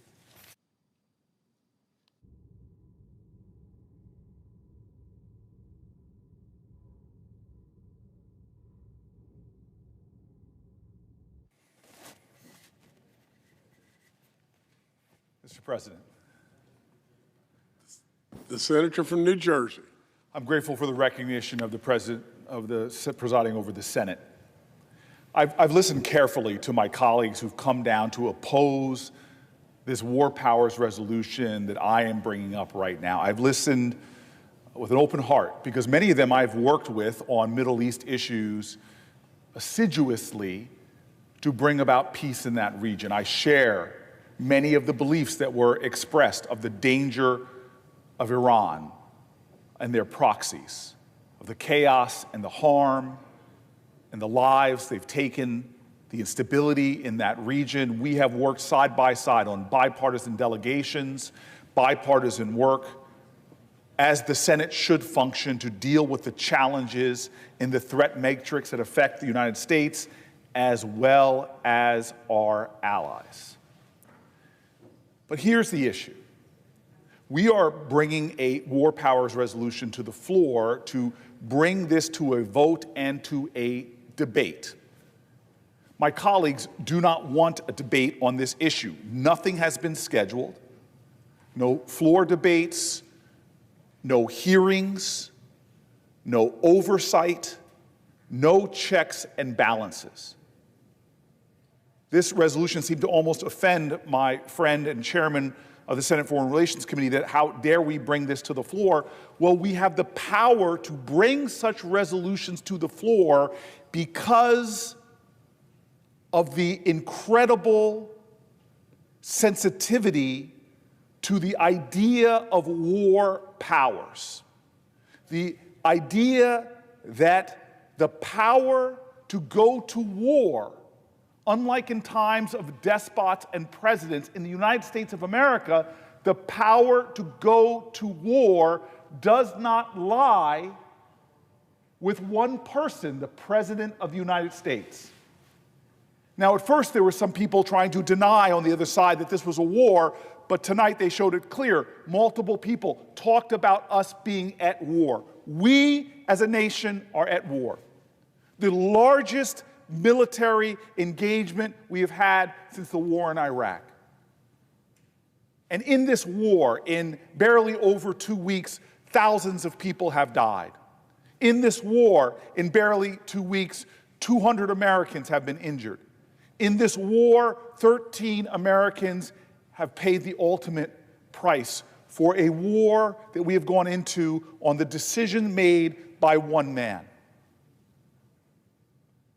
And the American people at large are paying costs in the billions of dollars a week.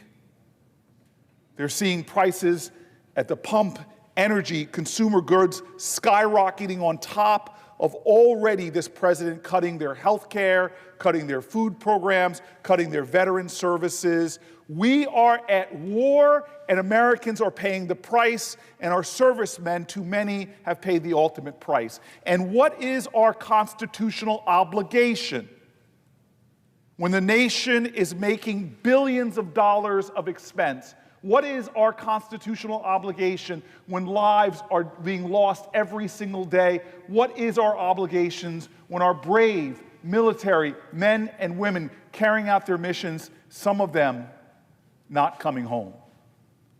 Well, the Constitution is clear on this. There is no debate even possible. Constitution says that the war power belongs to Congress. And so I know the noble issues and ambitions of my colleagues that they mentioned, noble ideals like not letting Iran have a nuclear weapon, noble statements that they're making about trying to stop evil, those are important. That is a debate we should be having, but we're not having it. It seems that my Republican colleagues, all they want to do is to try to pretend that this is business as usual, to try to ignore or even cover up all that's going on, because as my colleague who just spoke on the floor said to a bunch of us today, I do not want open hearings. I do not want executive people of the administration like the Secretary of State or the Secretary of Defense to have to answer questions in open hearings. They want to circumvent the Constitution. They want to go around public oversight. They want to avoid the glare, the questions of the American people. Woe to a nation, our founding fathers believed, woe to a nation that makes it so easy to go to war. They developed this government with a check and a balance. They developed this government with oversight. They developed this government with a dispersal of powers so that we could have an enduring democratic republic. But what the Republicans are saying is they want none of that. None of our constitutional obligations, no checks and balances, no oversight, no hearings, no accountability. We want to rush to war, spending billions of taxpayer dollars, costing American lives, and costing our constitutional fidelity. It's been 2 weeks since we had a war powers resolution brought up by my colleague Tim Kaine. 2 weeks, and this war has expanded. In 2 weeks, more Americans have died. In 2 weeks, more countries have been attacked. This is not just Iran being hit. It's now 11 countries have been attacked, and even some of our European allies have had their bases in the region attacked. It's been 2 weeks, and we've seen the mistakes of war. Like a school of girls being targeted and attacked, and the administration not feeling that they have to stand before Congress and be accountable for that. 2 weeks, and we've seen more soldiers perish. 2 weeks, and we now have a report that it's over 200 that have visible injuries and perhaps even more invisible injuries. Today in the Capitol, we had veterans come, veterans of foreign wars, veterans of Afghanistan and Iraq, veterans who came to this building today to remind people in the Capitol the true costs of war. We cannot question their bravery. We cannot question their sacrifice. And they stood with us today to make the simple point: when will Congress do its job? There is something inexcusable about people who will stand in this chamber and swear an oath, not to a president, swear an oath, not to an authoritarian leader, swear an oath, not to a political party. They swore their oath, all 100 of us, to the Constitution of the United States of America. And if there's anything that is plain in that Constitution, it is that a president does not have the power to unilaterally bring a nation and its treasure, to bring a nation and its men and women into conflict without a say of Congress. This is not a partisan issue. This is not a left or right issue. It is a right or wrong. Do you stand with the Constitution of the United States of America, or do you stand with what our founders rejected, that we should be a nation where all power, especially the power that sends our soldiers into making the ultimate sacrifice, do we stand with an ideal that lies with the president and not with this body? And so I am telling you right now, those who feel that this vote is an inconvenience to them, those that feel offended that we are having an hour debate of what we're entitled to when we bring up a real powers resolution, I say to those who feel angry, how dare we try to force the Senate to focus on this war? I say to you, I don't care about your objection. We have privileges as senators, and I refuse to let business as usual go on in this body. Me and my colleagues will bring up these resolutions again and again and again as more and more Americans on both sides of the aisle see this war for what it is. One president's decision costing all Americans, costing us at our homes, around our kitchen tables, costing our budgets, and then costing the greatest cost of all, the lives of our men and women in service. In a few moments, we'll take a vote. I know what the outcome of that vote will be. But my dear friend Tim Kaine, who has brought these war powers resolutions, not just about this war, not just about our war that we declared with Venezuela or bombing ships in the Atlantic, he has called this question before, and he quoted a great faith leader. The outcome of this vote, I know what it will be, but he quoted that faith leader in saying simply, I was not called to be successful. I was called to be faithful. That's the real issue before us right now. Are we faithful to the oath that we swore to uphold the Constitution? Are we faithful to the most sacrosanct ideals of this republic? Are we faithful to the servicemen and women who also swore an oath to this Constitution and make greater sacrifices than any of the 100 of us are making today? Are we faithful to the ideals that this is not a monarchy, we do not have a king, we are a democratic republic with a constitution, and no one is above the law? This president cannot take us to war without coming through this body. He is not able to do that unless this body supplicates itself before that man and surrenders its responsibilities. Today, I say no. Today, we will vote.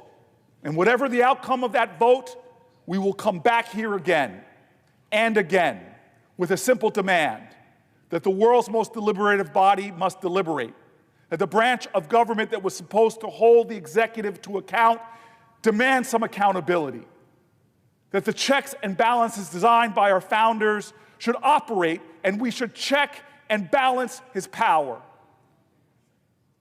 that what the American people want and what the American people deserve is to have a Congress that functions, and that a president that seems so cocky and confident in his taking us to war should have to come before his body, that the members of his cabinet and sit here and justify both the provocation of why we went to war and what is the end game.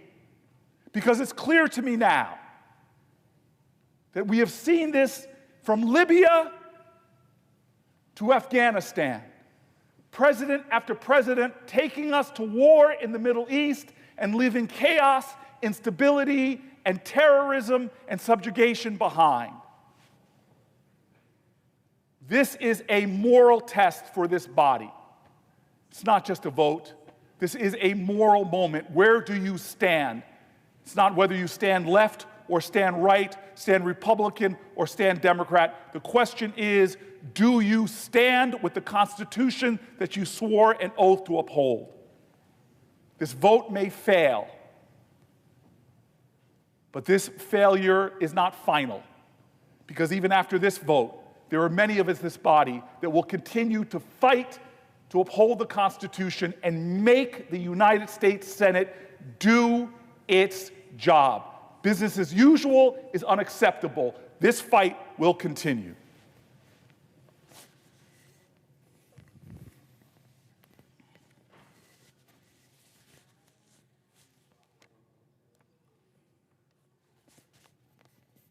I would like a quorum, Mr. President, Mr. Presiding Officer, I note the absence of the quorum. I'd like to have a quorum call. The clerk will call the roll. Ms. Also Brooks.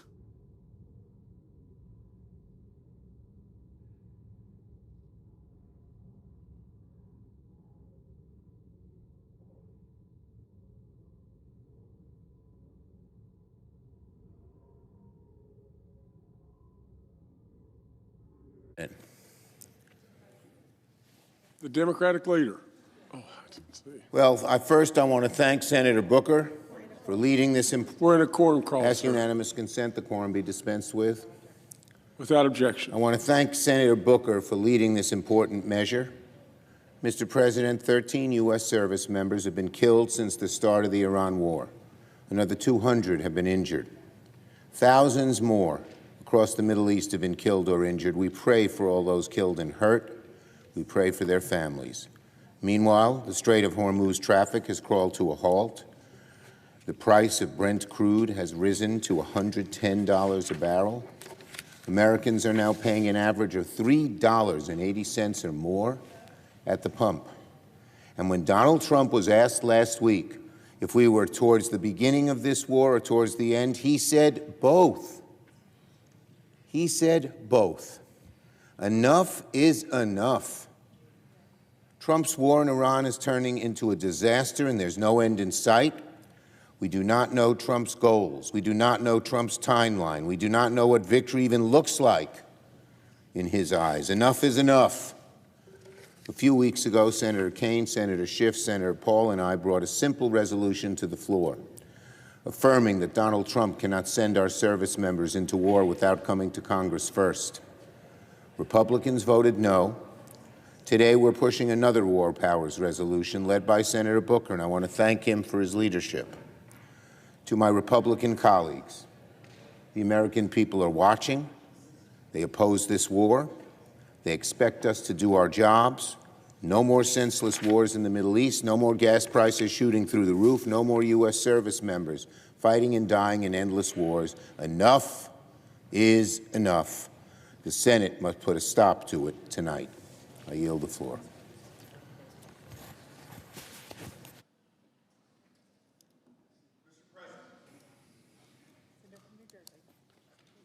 The senator from New Jersey.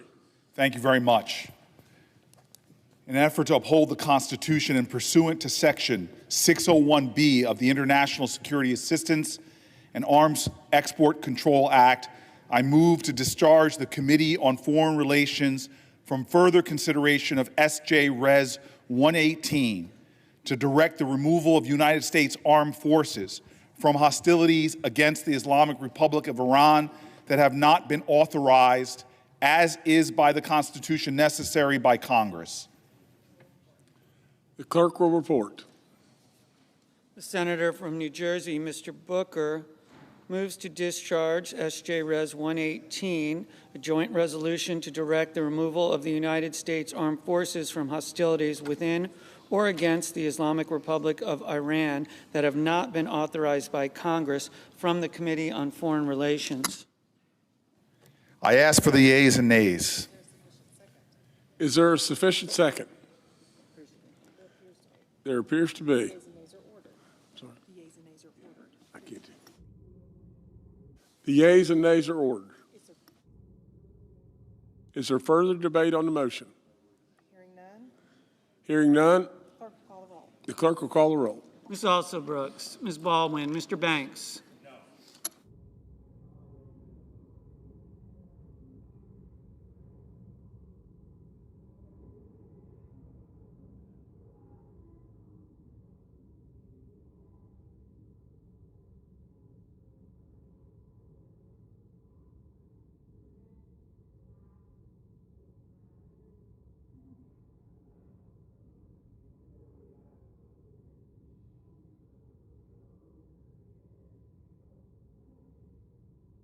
Mr. Barrasso.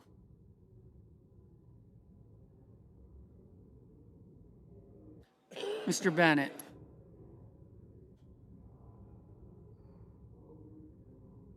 Mrs. Blackburn.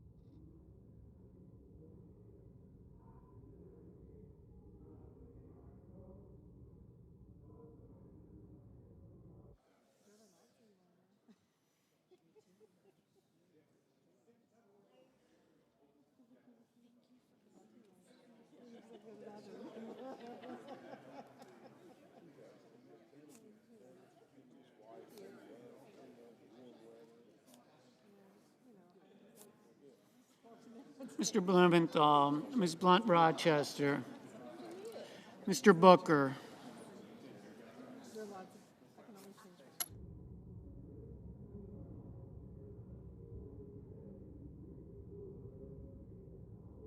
Mr. Bozeman, Mrs. Brett, Mr. Budd, Ms. Cantwell, Mrs. Capito, Mr. Cassidy, Ms. Collins,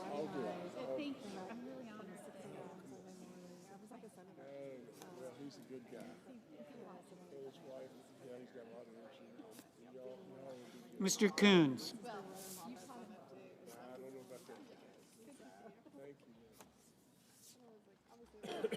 Mr. Cornyn, Ms. Cortez Masto, Mr. Cotton, Mr. Kramer, Mr. Crapo, Mr. Cruz, Mr. Curtis,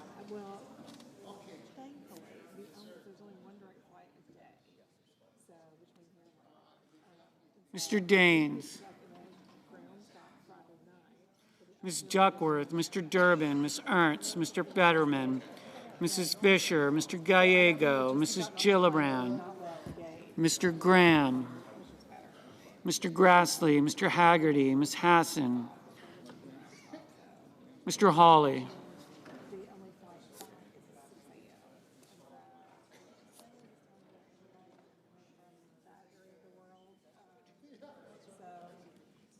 Mr. Heinrich, Mr. Hickenlooper, Ms. Hirono, Mr. Hoven, Mr. Husted, Mrs. Hyde-Smith, Mr. Johnson, Mr. Justice, Mr. Kane, Mr. Kelly, Mr. Kennedy, Mr. Kim,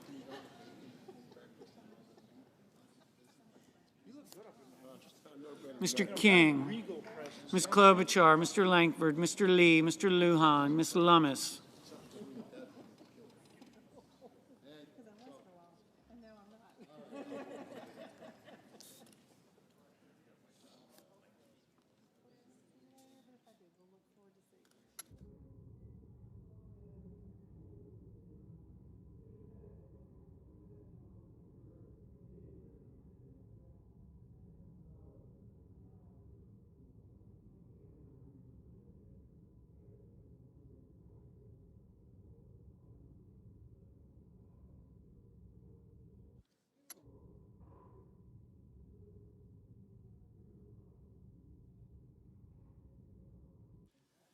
Mr. Markey, Mr. Marshall, Mr. McConnell, Mr. McCormick, Mr. Merkley, Mrs. Moody, Mr. Moran, Mr. Moreno, Mr. Mullen, Ms. Murkowski, Mr. Murphy, Mrs. Murray, Mr. Ossoff, Mr. Padilla, Mr. Paul, Mr. Peters, Mr. Reed, Mr. Ricketts, Mr. Resch,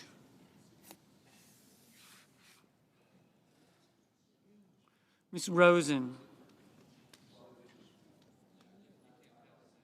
Mr. Rounds, Mr. Sanders, Mr. Schatz, Mr. Schiff, Mr. Schmidt, Mr. Schumer, Mr. Scott of Florida, Mr. Scott of South Carolina, Mrs. Shaheen, Mr. Sheehy, Ms. Slotkin, Ms. Smith, Mr. Sullivan, Mr. Thune, Mr. Tillis, Mr. Tuberville, Mr. Van Hollen, Mr. Warner, Mr. Warnock, Ms. Warren, Mr. Welch, Mr. Whitehouse, Mr. Wicker, Mr. Wyden, Mr. Young.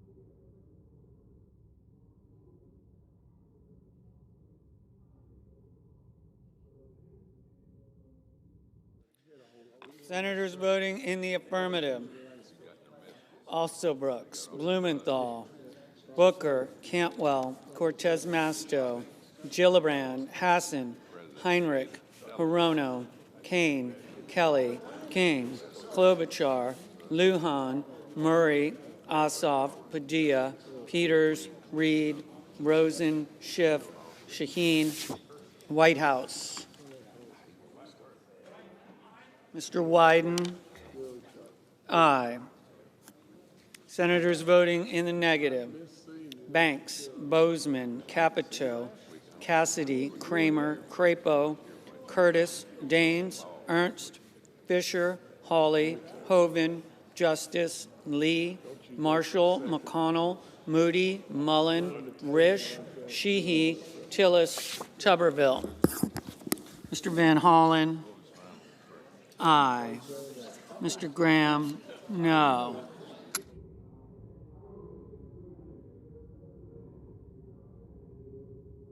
Mr. Welch, aye. Mr. Warner, aye.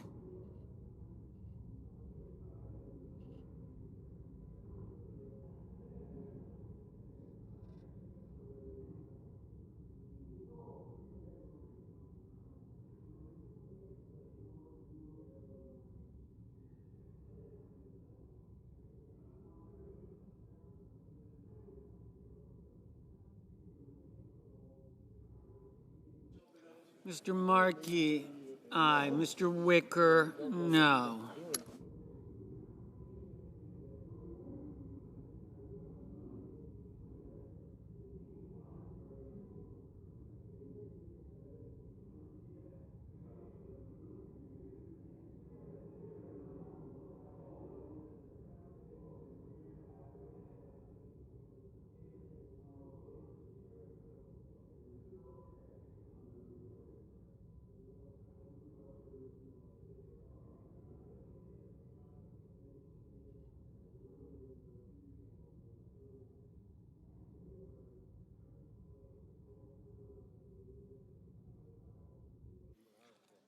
Mr. Merkley, aye.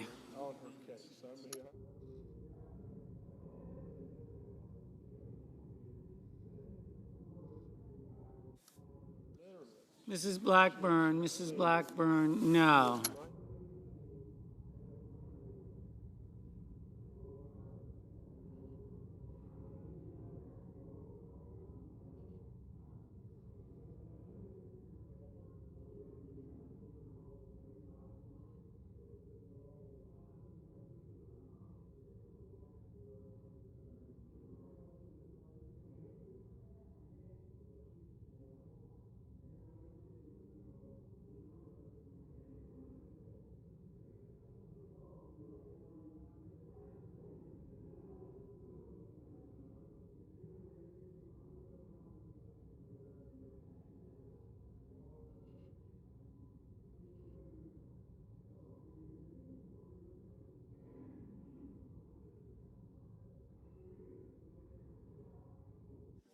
Mr. Thune, no.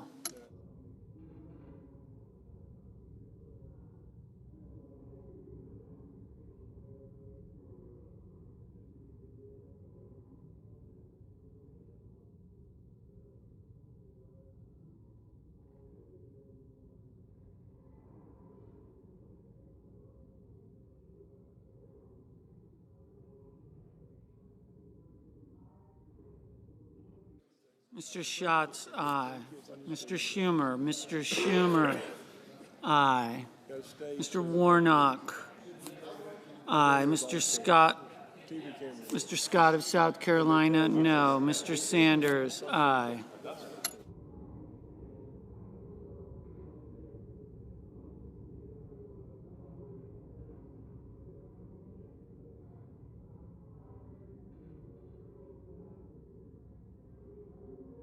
Mr. Budd, no.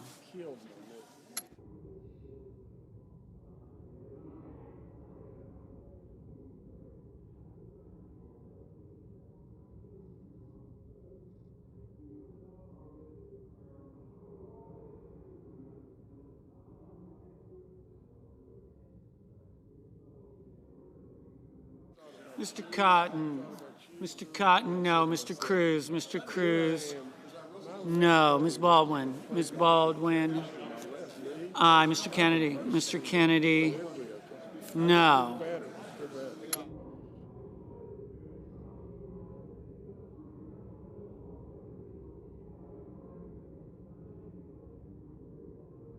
Mr. Haggerty. Mr. Haggerty, no.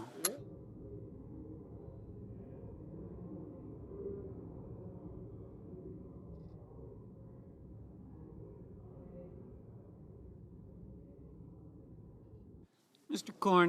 Cornyn, no.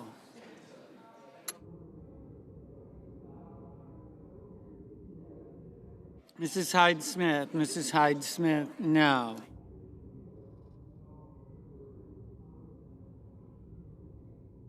Mr. Hickenlooper, aye.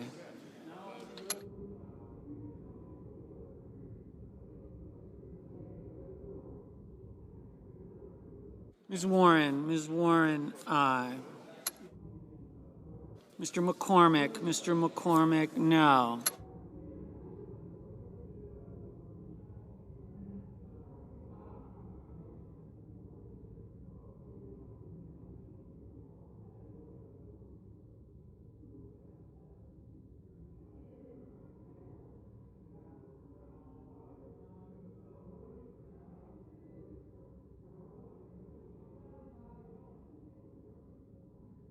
Ms. Collins, no.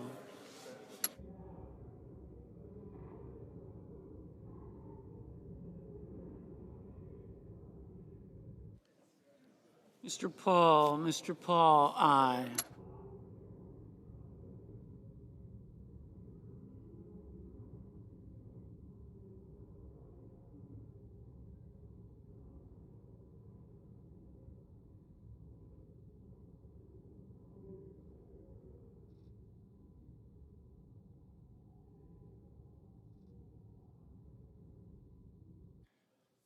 Ms.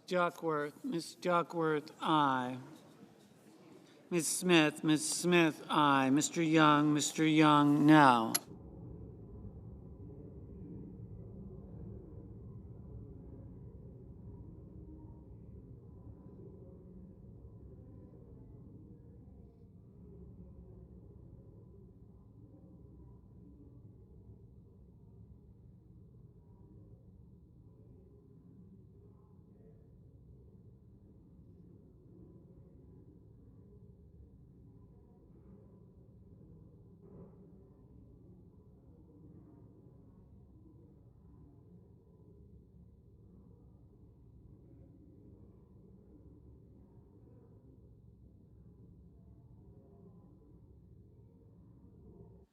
Mr. Durbin, aye. Ms. Blunt Rochester, aye. Ms. Lummis, no.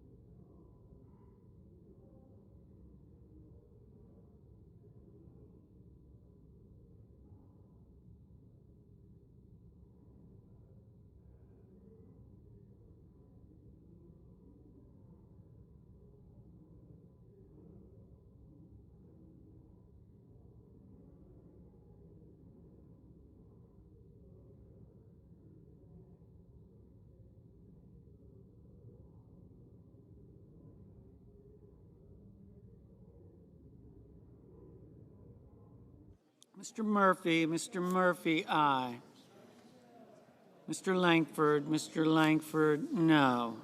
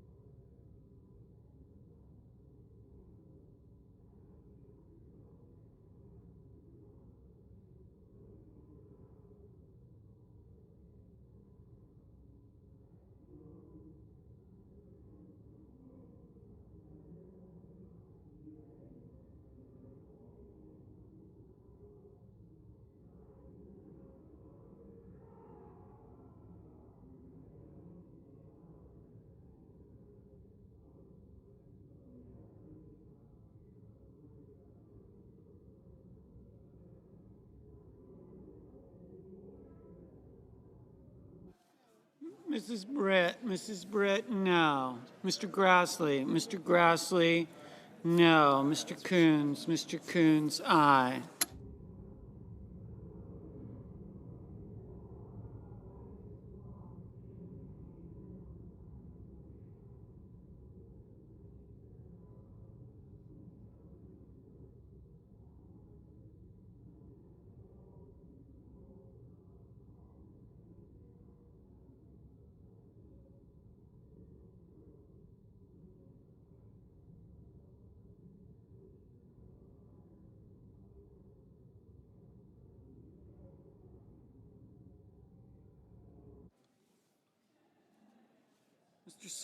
Mr. Scott of Florida, no.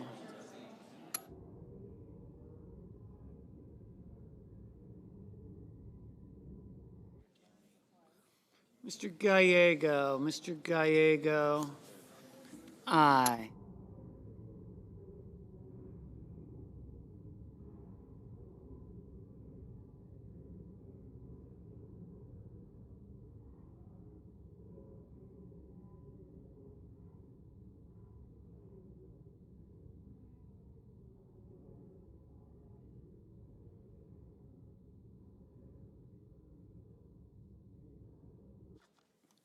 Ms. Slotkin, aye.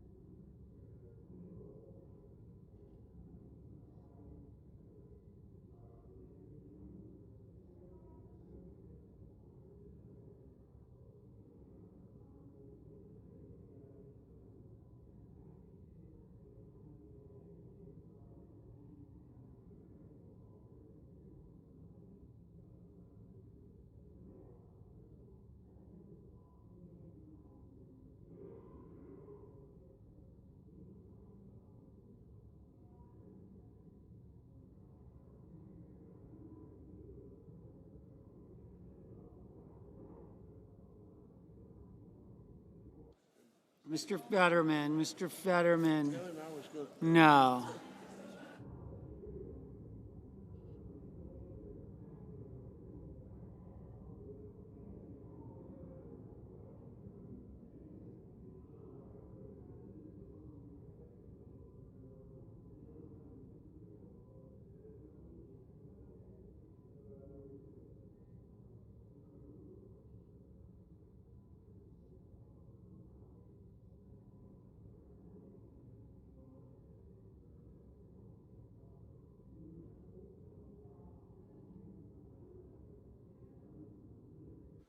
Mr. Barrasso, no. Mr. Johnson, no. Mr. Kim, aye.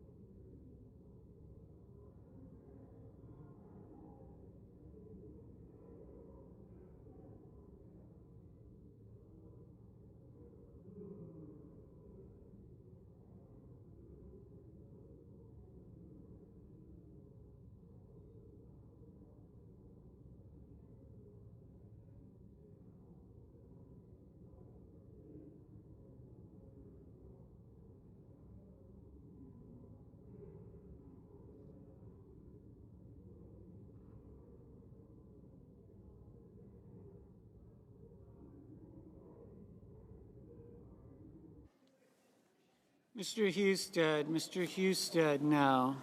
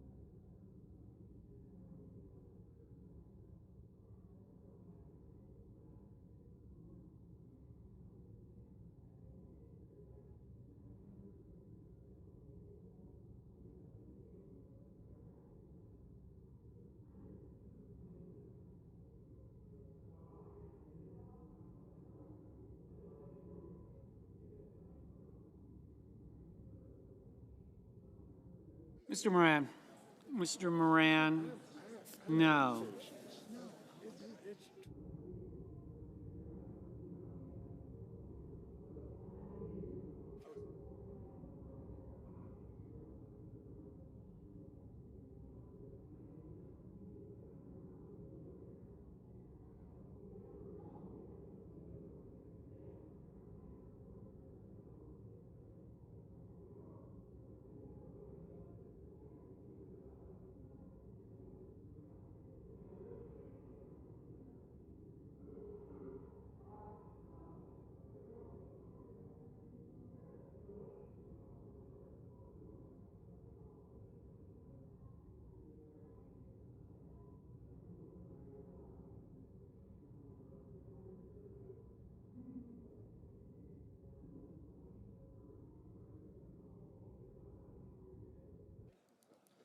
Mr. Ricketts, no.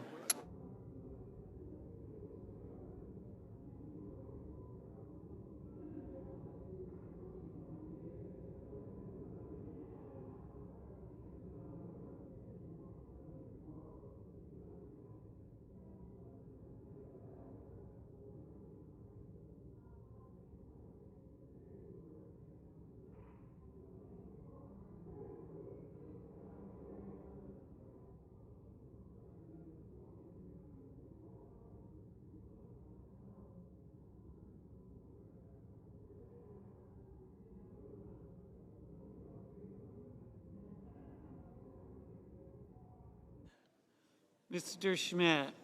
Mr. Schmidt, no.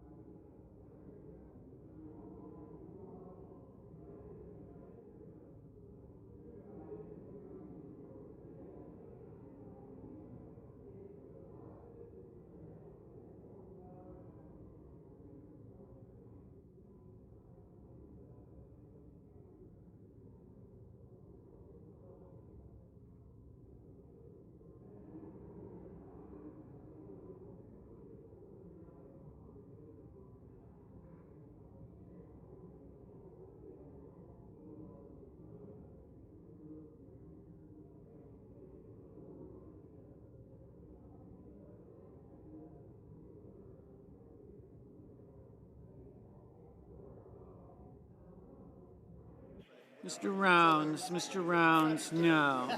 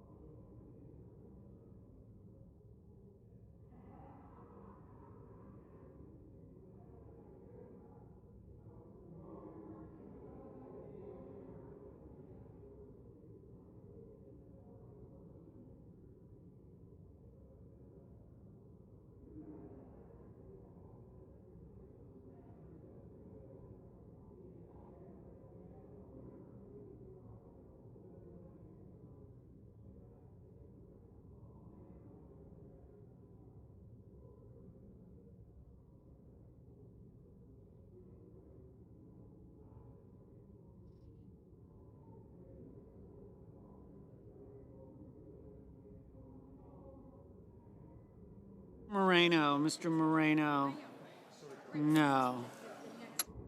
Mr. Sullivan, no.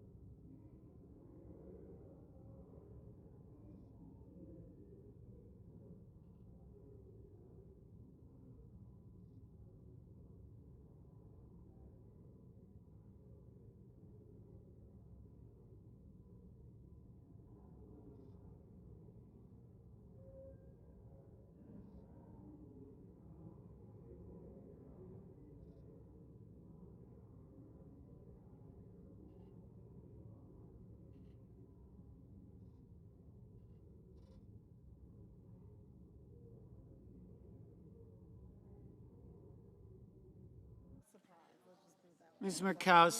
Murkowski, no.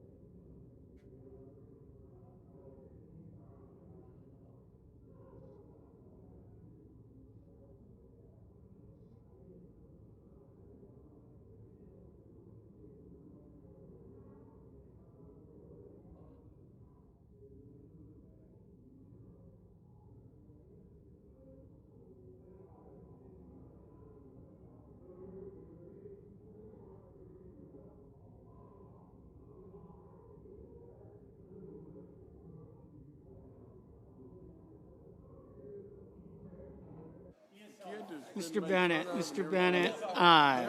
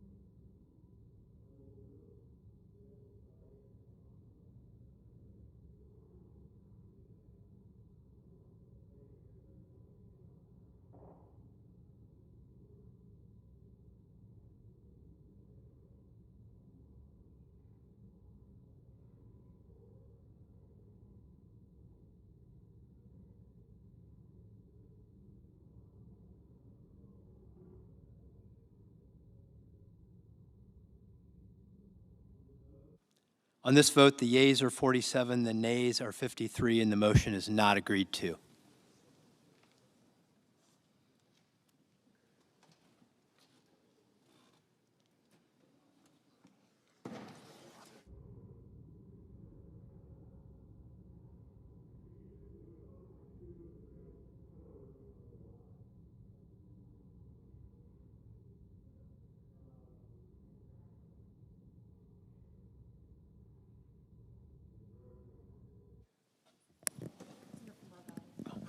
Sorry. Chair recognizes Senator from Rhode Island. Thank you, Mr. President. I would suggest the absence of a quorum. Clerk will call the roll. Ms. Also Brooks.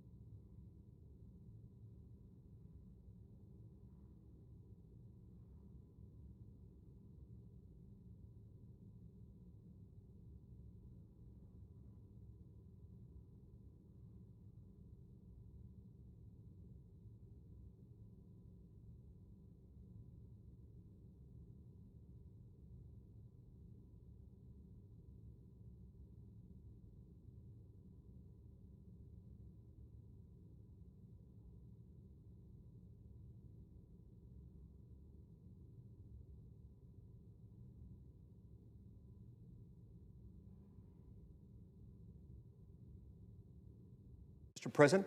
Chair recognizes the senator from Utah. I ask unanimous consent that the quorum call be suspended. Without objection. Mr. President, here we find ourselves today, just a little over 24 hours after we began consideration of the Save America Act, having passed the motion to proceed to that measure yesterday afternoon. It's important to me, and I think it's important to the American people who overwhelmingly support this measure and the policy changes it would bring about when enacted into law. We keep a running tally of the arguments being raised against it. The arguments for and against it are and properly should be monitored by the American people so that they can see what's going on. This does, after all, impact them. And it impacts them in a way that goes beyond your run-of-the-mill piece of legislation. Everything we do potentially affects the American people in one way or another, some things more than others. A simple sense of the Senate resolution, a resolution declaring National Sofa Care Week might impact them less than something raising taxes, for example. This one is in some ways upstream from all of those, because the Save America Act deals with something very fundamental. It deals with the way that the citizens are able to interact with and influence their own government. It really was the fundamental premise of the founding of our nation and the creation of our republic. In many respects, Mr. President, the Declaration of Independence, whose birthday we're about to celebrate this year, we're nearly 250 years since we became our own country, since we declared independence. And the Declaration of Independence, in addition to kicking off the creation of the greatest civilization that human history has ever recorded, it also set out a vision for the type of nation we aspired to become, and in fact have become. It established a few basic principles. In many respects, the Declaration of Independence, while not quoted as often, while not celebrated as much, and while it's maybe a step or two detached from the day-to-day operation of the government, in some respects, the Declaration of Independence is itself the picture that we look at when we assess who we are as a country. The Constitution is the frame, the structure that holds it in place, that sets the boundaries. But the Declaration provides the picture. The Declaration acknowledges the existence of popular sovereignty. It acknowledges the natural fundamental rights that God and nature's God lay before us. That acknowledges the fundamental truths about who we are and what government is in relation to us. That we have these self-evident truths, these God-given rights to life, liberty, and the pursuit of happiness, the understanding that government exists for the well-being of human beings and not the other way around, and that whenever government becomes destructive of those same ends, life, liberty, and the pursuit of happiness, for example, it is the right, it is the duty, it is the obligation to alter or abolish that government and to establish something that will secure their freedoms. Some 11 years after that document was penned, after several years, we won the war against what was then the world's last standing great superpower. In a conflict that could be analogized to David and Goliath, we were not Goliath. We were David. We were the underdog of underdogs. Somehow we managed to win that war. We established a form of government after winning that war under the Articles of Confederation. Instinctively, intuitively, we adopted a form of national government that was weak, that was meek, that was mild, in part because we had just come off of an experience with our mother country where we saw that the risk of tyranny is greater at the national level than it is at the local level. Meanwhile, during our colonial period prior to the Revolution, we had had a taste of local self-rule in a way that was somewhat different than local government had been prior to that time back in the mother country. Given how far we were removed geographically, physically, in miles from the mother country, that by itself offered a degree of independence from our London-based government. We became accustomed to it. The amount of muscle flexed by the mother country would wax and wane over time, depending on what was happening back in London, throughout the British Isles, and throughout the British Empire. During periods where there were a lot of debts to pay off, often from wars waged on multiple continents, there were times when our British overseers became more aggressive in the way they regulated us, in a way especially that they collected taxes from us, and they became more of a brooding omnipresence during those seasons. It was during one of those seasons in which the American people had decided that they had had enough and that it was time to break our ties with the mother country and become our own country. So years passed. We won the war against all odds, against all expectations. We set up the Articles of Confederation, instinctively, reflexively creating a fairly weak form of national government, but it was so weak that it couldn't perform the basic functions that we needed a national government to perform. And it was that set of circumstances that led the individuals who would write the Constitution to try to come together. They tried to come together in 1786 in Annapolis. They couldn't form a quorum, so they abandoned that project. They reconvened the following year in the late spring of 1787. By the time they formed a quorum in 1787, the heat of the season was upon them. It was unseasonably hot, and it was muggy, as Philadelphia often is during that time of year. They labored through a process that was intense, that was itself a system that you might describe almost as flying a plane while building a plane. They came together initially, ostensibly, to amend the Articles of Confederation, to correct some of these inadequacies. The inability of the national government to forestall the economic balkanization that had started to take place among the former colonies, now states, and to deal with some of the defects of the Articles of Confederation. What came out from all of that was, of course, a completely new document. And it was a document that I believe was written by the hands of wise men raised up by Almighty God unto that very purpose. But it preserved these basic tenets of popular sovereignty, of natural rights that had been articulated so well in the Declaration of Independence. And it gave them substance, it gave them form. It put in place a structure that would be there to guarantee their endurance and to make them a reality. How is this relevant to the Save America Act? Well, it has everything to do with the Save America Act. In that Constitution, predicated on the Declaration of Independence, we made clear that the people are, in fact, the sovereigns, that this is their government. It set up these three coordinate branches of government. One branch of government, the branch of government in which we operate, that makes the laws. They understood this government from the outset to be the most powerful and the most dangerous, because the other two would operate, or designed to operate, in some ways ancillary to this one. They certainly understood that this was the most dangerous branch, and we know that because it's the branch of government most routinely subject to regular elections. Every member of the House of Representatives is subject to re-election every 2 years, and a third of the members of this body are likewise up for re-election every 2 years. So it's no accident, it's not a mere coincidence, that the Founding Fathers subjected us to the most regular elections because we're the most dangerous branch.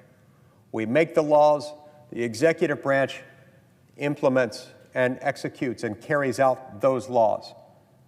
The judicial branch resolves disputes over the meaning of the laws that we put in place, where two or more parties can't agree as to what a particular provision of federal law, whether it's statutory or constitutional, might mean. For all of this to work, popular sovereignty has to be maintained, and that means a close, tight connection to the American people themselves. These elections matter. It's one of the reasons why in Article 1 of the Constitution, the part of the Constitution that sets up the legislative branch, it gives the Congress the power to establish rules with some significant limitations, but rules nonetheless that would apply nationwide with respect to the Senate, to the election of federal officials, of members of the House of Representatives and members of the Senate. Those rules would need to have nationwide application because they involve distinctively national lawmaking powers. That's why we have the power to operate here to begin with. If at any point the federal government generally, or in particular this particular branch of government, becomes untethered from the will of the people, from the elections and the decisions made in those elections concerning those who serve in the Congress of the United States, whether in the House or in the Senate, we have a problem. To the extent that our elections for these federal offices lose their legitimacy, actual or perceived or a combination of the two, we end up with problems because the government itself starts to lose its legitimacy. And it's not just that, well, it's one of the three branches that is in question in this part of the conversation. It's that this is the wellspring of everything else that happens within the U.S. government. What happens in the executive branch and what happens in the judicial branch are, in many respects, downstream from what happens in this body, in this building, whose job it is to make laws. So that's where the Save America Act comes into play. But it comes into play after decades of Congress previously adopting laws, enacting laws, putting laws in place that somewhat altered the landscape for how elections, or at least federal elections, are carried out. One of those pivotal moments that we have to keep in mind as we discuss the Save America Act is a law that was passed in 1993, a law that really, without which we wouldn't be here today having this discussion. The law passed in 1993, to which I'm referring, is the National Voter Registration Act, the NVRA, also known as the Motor Voter Law. And what it does is it allows people in the United States, in any state that participates in the NVRA process, which nearly all the states do, with only a very small handful of holdouts, and an overwhelming super majority of the American population lives in those states that participate in it, and allows people in those participating states, when they apply for a driver's license, something that was unheard of, something that wouldn't have existed because none of the technology existed for it at the time of the American founding, but that today is more or less ubiquitous among the adult voting age American population, a driver's license. So the NVRA allows people, when applying for a driver's license in an NVRA participating state, to show up at a DMV, and as they're filling out their driver's license application, they may simultaneously register to vote. The reason Congress had authority to do that was because of our authority under Article 1 of the Constitution to set up rules governing these federal elections, to which I refer. It was a fairly simple concept, and it's been successful in many ways in helping a lot of people register to vote. There is some natural appeal to it, in that a lot of the same information that a person has to supply in order to apply for a driver's license is information similar to what one supplies when registering to vote. So there seemed to be a nice symmetry for it, and it has resulted in a whole lot of people registering to vote. A few things have changed in our laws and in our society since that law was adopted some 33 years ago. One of the things that has changed is that we do have a lot more non-citizens residing in this country right now than we did then, or perhaps at any time in American history. Some 30 million plus non-citizens reside in the United States. Between 2021 and 2025 alone, some 10 to 15 million people entered our country unlawfully during the Biden administration. That was a very significant development, a development that came about as another trend was also developing, a trend in which in nearly every state you can now apply for and receive a driver's license even if you are not a citizen of the United States. And in 19 of those states, plus the District of Columbia, you may apply for and receive a driver's license even if you are a known illegal immigrant, someone who is in this country unlawfully. In 19 states, plus the District of Columbia, you can apply for and receive a driver's license. Something else happened in the intervening time period. 20 years after the NVRA was passed by Congress, the Supreme Court of the United States, the highest court of the land that sits just across the street from us, decided a case called Arizona versus Intertribal Council of Arizona. And in that case, the Supreme Court did something that I still find puzzling, that I still find wrong, something that made the Save America Act very, very necessary. So I want to talk about that case for a minute and how that relates to this law and why the reference to that law is so important in refuting some of the arguments that are made against this bill. Because one of the arguments that you hear is that we don't need the Save America Act. We don't need it because federal law already prohibits non-citizens from voting, and so it doesn't happen. Or if it does happen, it's exceedingly rare, so much so that it almost never happens. You're more likely to get struck by lightning twice while standing in the same place than you are to see non-citizens voting, so the argument goes. And the argument goes, therefore, this legislation is not necessary.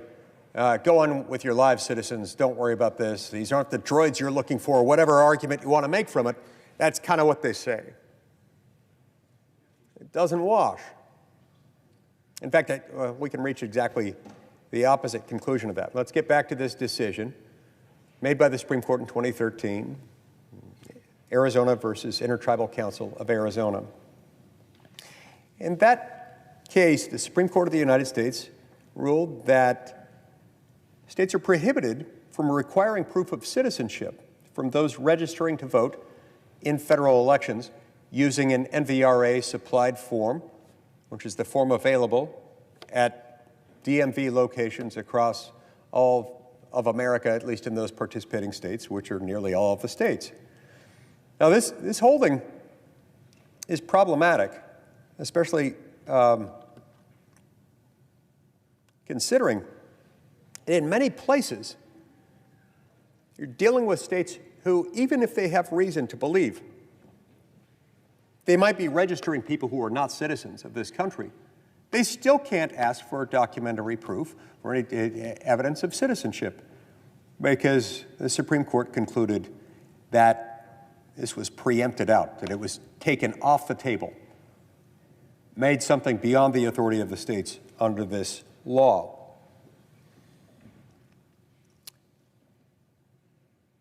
It becomes doubly problematic in light of the fact that it's a relatively recent trend, or at least a trend that most people haven't been familiar with until fairly recently. There are some places throughout the country in which non-citizens are fully permitted to vote in certain non-federal elections, more typically in the context of local elections in certain states, including California, Maryland, Vermont, and the District of Columbia. And so, while explicitly permitting non-citizen voting in that context, while doing that, they're registering people to vote in those elections who are not eligible to vote in federal elections. So that raises the question, what steps, if any, are they taking to separate out those ballots, those voter registrations, for people who are known non-citizens of the United States, making them eligible to vote in some of these local elections in those jurisdictions like California, Maryland, D.C., and Vermont? What are they doing to make sure that those same voters in those voter registrations are not able to vote in federal elections? So why not have those jurisdictions certify that those voting in state-run federal elections are in fact U.S. citizens and that they've excluded all non-citizen voters registered in those jurisdictions from voting in any federal election? Why not enter into cooperative agreements, for example, with the federal government, allowing the relevant federal agencies to verify citizenship of anyone registered to vote, at least for purposes of voting in a federal election? But the Democrat-run governments in those jurisdictions refuse to do this. In fact, more than half the states have currently entered into memoranda of understanding with the federal government, with federal agencies allowing for this cooperation to take place. But these Democrat states refuse to enter into any such MOUs. So while Democrats argue that federal law prohibits non-citizen voting and insist that non-citizen voting is not just rare, but exceedingly rare, so rare that we shouldn't even consider it cognizable in this chamber, it remains unknown and in many instances unknowable how many illegal votes are being counted in federal elections, or how many illegal votes cast by non-citizens might be cast in any future federal election, including the midterm congressional elections taking place this November. There's currently no mechanism to verify the citizenship status of those registered to vote. And that's what this legislation was designed to provide, to fill this gap left quite inadvisedly and unnecessarily by the Supreme Court of the United States in Arizona versus Intertribal Council of Arizona. Now, look, that interpretation of the NVRA was wrong.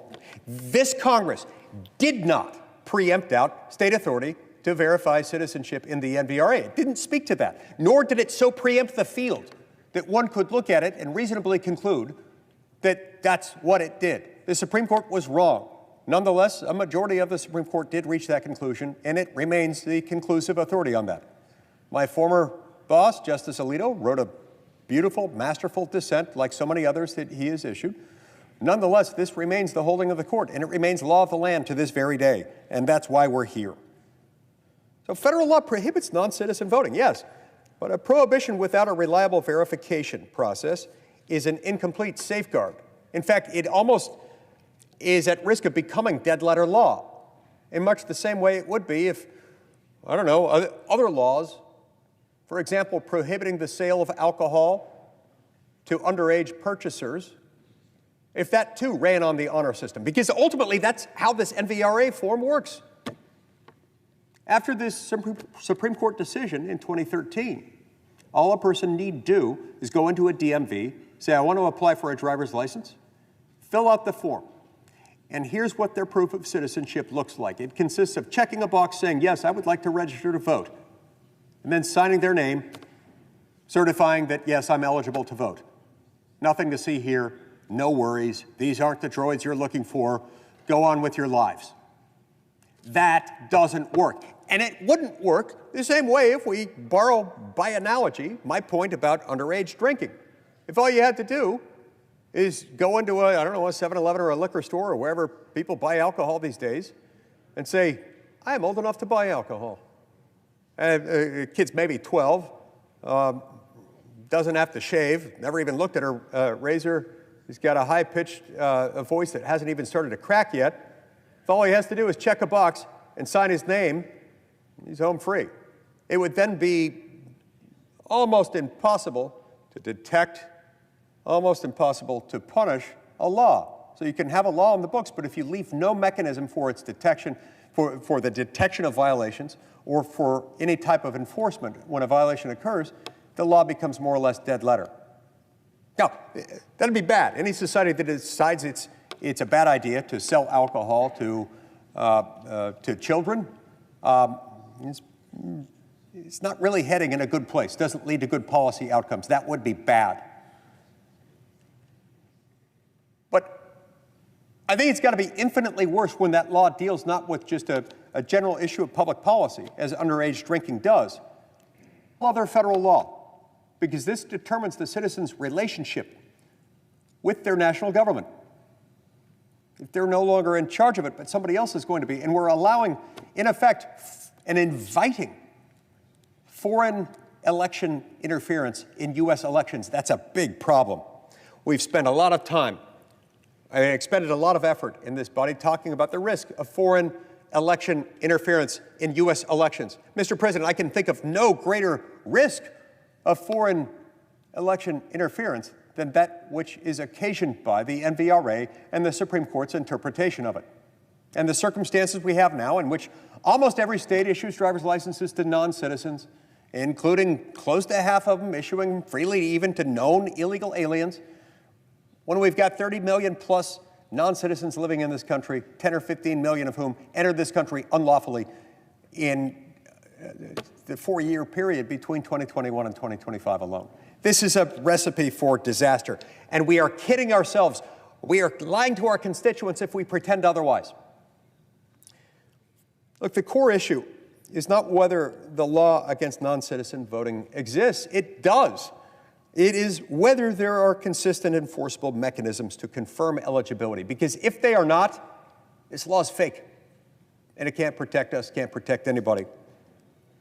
Pointing to an existing prohibition really misses the real issue: verification and enforcement. A law on the books is only as strong as the system used to enforce it. Federal law might prohibit non-citizen voting, but without reliable verification and cooperation between the states and the federal government, a reasonable mechanism by which the federal government may gain access to or insight into the voter registration files to verify, to confirm as to whether or not compliance is taking place, then that prohibition is not going to be enforced, certainly not meaningfully enforced, not consistently, not reliably, so much so that over time, the legitimacy and the perception of legitimacy of those elections is going to be badly impaired. And that is precisely where things stand today, Mr. President. This decision in Arizona versus Intertribal Council of Arizona created this massive structural gap. States administer federal elections like they do all elections. We don't want, we don't need, never had, hope we never will have a wholesale federal election authority. This is appropriately left to the states. But as has been the case since the dawn of the Republic, we are allowed to make rules in the form of laws that govern what happens specifically in the conduct of federal elections, elections for federal office.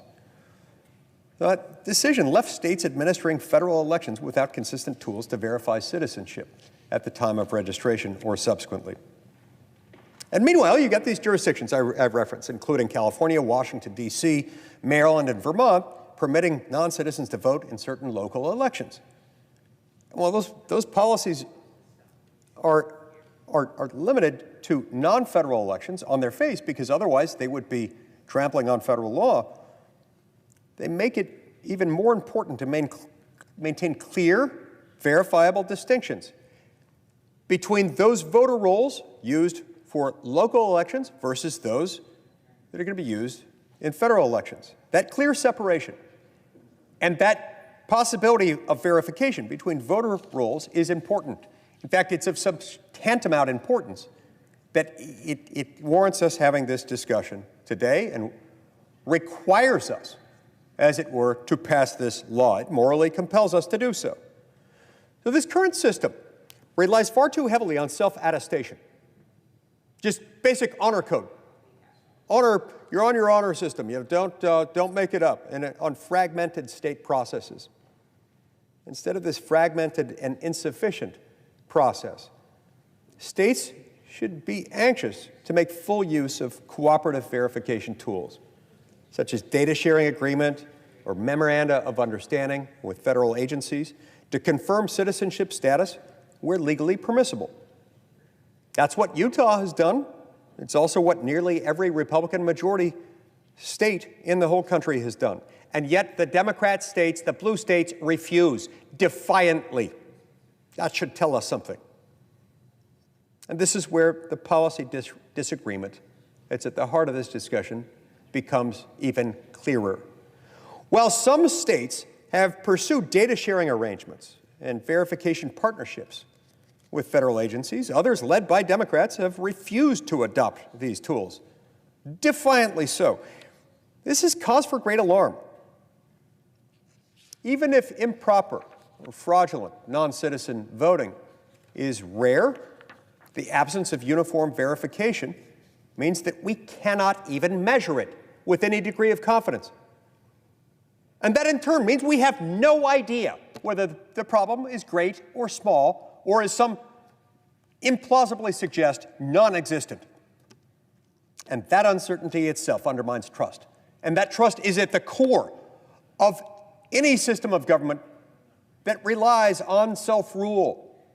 Certainly any constitutional republic founded on democratic principles like ours cannot afford, must never. Legislation would close that gap by strengthening verification mechanisms, encouraging consistent cooperation, and ensuring that federal election rules are backed by enforceable processes, not just assumptions, not just faith and hope that everything will turn out well because, after all, nobody's going to do anything bad.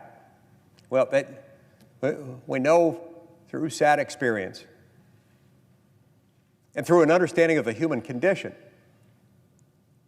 that faith, hope, and trust without any verification is no adequate system for any form of government. We see it depicted everywhere. We heard it recited through great presidents throughout history, including more recently presidents like Ronald Reagan, who talked about the need to trust but verify. We see it in the architecture and the art of this building. Constant reminders that we are to trust but verify. On the balustrade designed by Constantino Brumidi, just 1/4 floor beneath us, right outside of this chamber. There's this great bronze depiction of a cherub, an angel. On one side of the angel, we see a snake, and on the other side, we see a dove. Yeah, to me, that's always conjured biblical images of Jesus' admonition to be wise as serpents, but harmless as doves. We see it in Statuary Hall, the old house chamber. Enrico Kousikis' classic sculpture called Liberty and the Eagle. You've got this angel with her right arm outstretched, holding a scroll, which we presume to be the Constitution, maybe the Declaration, maybe both, I don't know. On one side of her, there is an eagle preparing to take flight. On another side, there is a bundle of sticks, known in architectural and artistic terms as a fasces. It's this symbol of e pluribus unum, that we're stronger than the sum of our parts. Normally, the fasces is bound up by leather straps or ropes. This one is bound up with a snake. It's another of these conjured biblical images, wise as serpents, harmless as doves. It's something buried deep within our DNA as Americans. It's something that inheres in any constitutional republic like ours. Trust but verify. Be wise as serpents but harmless as doves. In the book of Matthew, some of this stuff can be found in the teachings of Jesus and within the same sequence of verses that tell us to beware of wolves in sheep's clothing.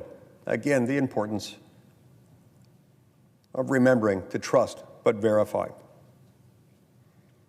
So the concern is not simply that non-citizen voting is or might be or might later become widespread, but that the absence of uniform verification standards make it difficult to impossible to measure, detect, or confidently rule out ineligible participation.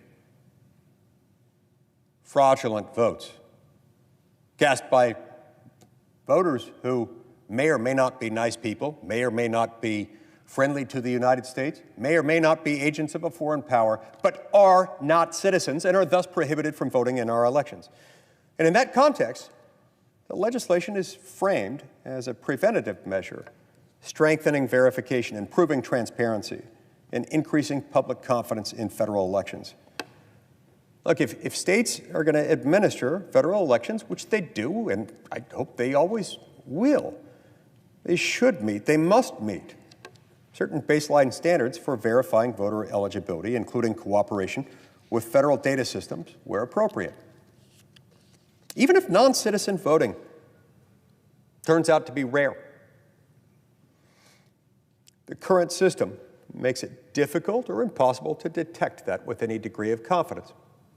And even if it were rare today, a point that I'm not willing to concede, we have no guarantee that it would remain rare for very long. Why would it remain so when it's so easy to carry out this form of illegal voting with virtually no chance of detection, apprehension, or penalty as a result? A law that strengthens verification and ensures consistent cooperation is not redundant. It is not unnecessary. It is not a nuisance. It is a necessary, indispensable step to make existing prohibitions enforceable and credible. So what else did they argue? Well, they've got a whole bunch of arguments. One of the arguments that they make goes something like this. It relies on the fact that in 2023, the Brennan Center for Justice partnered with Vote Riders, the Center for Democracy and Civic Engagement at the University of Maryland, and PublicWise to survey Americans about what identification they possess and what they know about voter ID laws in their respective states, in their state. They asked respondents whether they had documents that proved their citizenship, a passport, birth certificate, or naturalization papers, as the case may be, whether they had them readily available. The voting age, or 21.3 million people, don't have proof of citizenship readily available.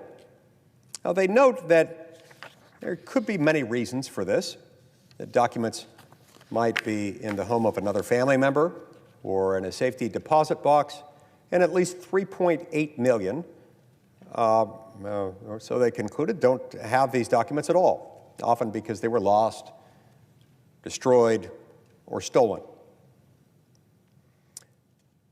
So on that basis, some are arguing that the Save America Act, if enacted, would somehow disenfranchise 20 million or so Americans. Well, let's see if we can disentangle this argument so we can respond to it. Now, I've got some questions. First, did the Brennan Center verify the citizenship of the respondents? What if only non-citizens responded to the survey? If that were the case, then certainly those folks who wouldn't have access to those documents that prove citizenship because they wouldn't be citizens. Second, let's assume that they positively verified the citizenship of those surveyed.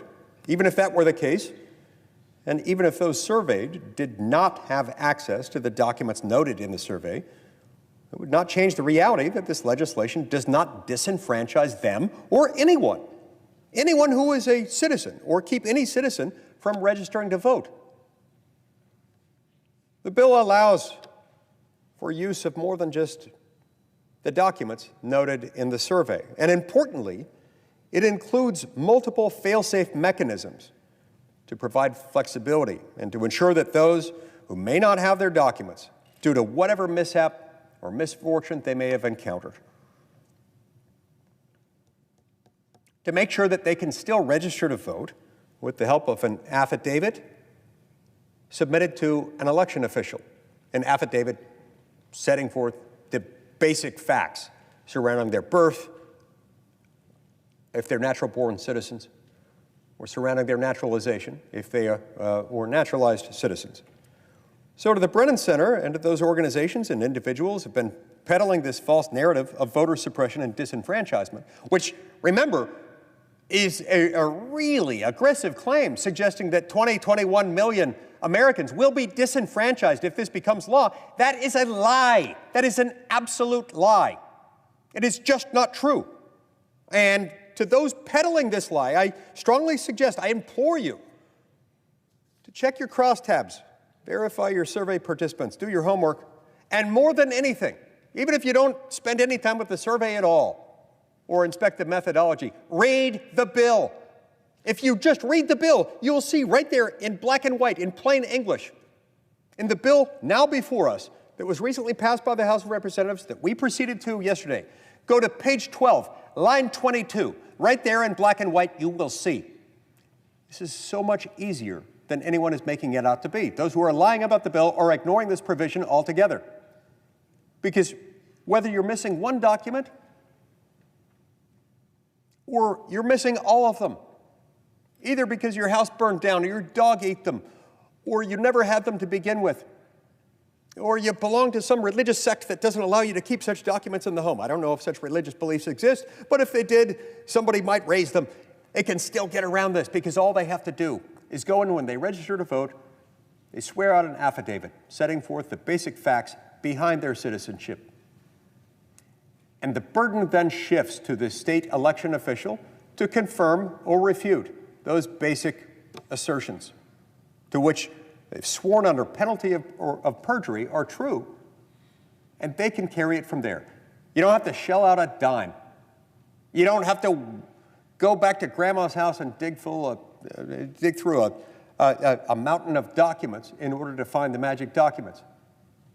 Now, I will note here that there are other circumstances in which you have to prove who you are. There are other circumstances in which Americans routinely are required to not only show who they are with a photo ID, but to prove their U.S. citizenship. Perhaps the most common of these can be found in the form known as the I-9.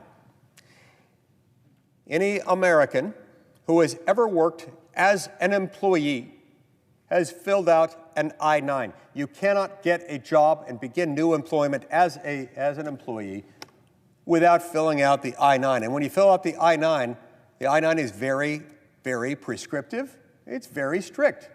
There are a few ways you can establish citizenship. One is through a U.S. passport establishing the fact of your citizenship. Another is if you don't have a U.S. passport, as many people don't, you can supply a birth certificate. And with the birth certificate, a form of government-issued photo ID. In some instances, a Social Security card gets factored in, but it's very rigid, it's very prescriptive. And it's very, very important for us to remember that this is far easier than anything in connection with the I-9 form. So if you've ever had a job, you've already had to prove your citizenship, if you are an American citizen, before starting that job, and you've had to do so, then what we're dealing with right here. So this whole argument about 21 million people being disenfranchised, let alone, even one person being disenfranchised, it is a lie. You have to willfully, consciously disregard and lie about the existence of the text beginning on page 12, line 22 of this bill. Another argument that gets raised is that voting, the right to vote, is constitutionally protected as a right, and it should not be restricted by requiring documentation. Now, this is an interesting argument. There are lots of constitutional protections that we have. Yes, we have multiple constitutional protections that deal in one way or another with the right to vote. Voting is important. The Constitution not only protects that, but it's built around your right to vote. That doesn't mean, it can't mean, has never meant, and will never mean that the government can't take steps to make sure that people are voting lawfully and that they're entitled to vote. To suggest otherwise would make a mockery of all elections. The fact is that we've done everything we can to make this bill comply with our mantra. Let's make it easy to vote and hard to cheat. There are some in this body who are perfectly content with forgetting the second half of that equation altogether. saying anything that makes it anything other than easy to vote must be unconstitutional because it's a constitutionally protected right. It's hard to identify a single constitutional right that is not without some limitation dealing with, among other things, curtailing the risk of fraud, of manipulating a right to harm or injure others. There are plenty of other constitutionally protected rights where you've got to comply with steps in order to exercise them. The Second Amendment, for example, protects your right to bear arms. And yet, if you want to buy a firearm from any federally licensed firearms dealer, you got to fill out a fairly onerous set of forms. You got to prove who you are. You've got to establish, under penalty of perjury, that you are entitled to own a gun, that you don't fall into any of the prohibited categories under 18 U.S.C. Section 922G, either as a convicted felon, as somebody who has been declared by a court of competent jurisdiction to be mentally insane, as an alien illegally or unlawfully inside the United States, or any of the other categories of prohibited persons under 18 U.S.C. Section 922G. You have to submit this information with government-issued photo ID. Then you've got to wait sometimes minutes, sometimes hours, in order for a background check to be completed. Is this a burden on your Second Amendment right to bear arms? Yes, but that doesn't make it unconstitutional. Just like whatever incremental burden that you face in establishing that you are who you say you are and that you're entitled to vote in federal elections doesn't undo your constitutional right to vote. And it doesn't make this unconstitutional that we're just making sure that we don't make a mockery of our own elections. So the fact that something is a constitutionally protected right doesn't mean that you have a right to do it in a completely uninhibited manner. I don't know anyone who believes that. I don't think I've ever heard anyone make that argument here in this chamber, at least not seriously. And in fact, making it easy to cheat directly undermines the very same right that these people purport to be espousing, because it undermines the right of law-abiding Americans to cast their vote and to not have their vote diluted, offset, rendered meaningless by non-citizen voting. We just want to make it easy to vote and hard to cheat. We can and we must accomplish both. We can't skip over either one. Another argument is that the Save America Act somehow violates what they refer to as states' rights. This is a term I hate. It's a misnomer. States don't have rights, states have authority. Authority is the opposite of a right. A right is a privilege against authority, whether by a state, by the federal sovereign, or otherwise. So states don't have rights. I don't like it. It conjures George Wallace images, and it's a complete misnomer. So let's refer to that as federalism, state sovereign authority, the relationship between the states and the federal government, whatever you want. Don't call it states' rights, but a lot of people are calling it that. And the people calling it that this week are the people opposed to this bill for completely ridiculous reasons that overlook the purpose of the bill, the text of the bill, and the constitutional structure in which we find it. Look, states work to protect individual rights with the authority granted to them by their state constitution and within the bounds set by the United States Constitution.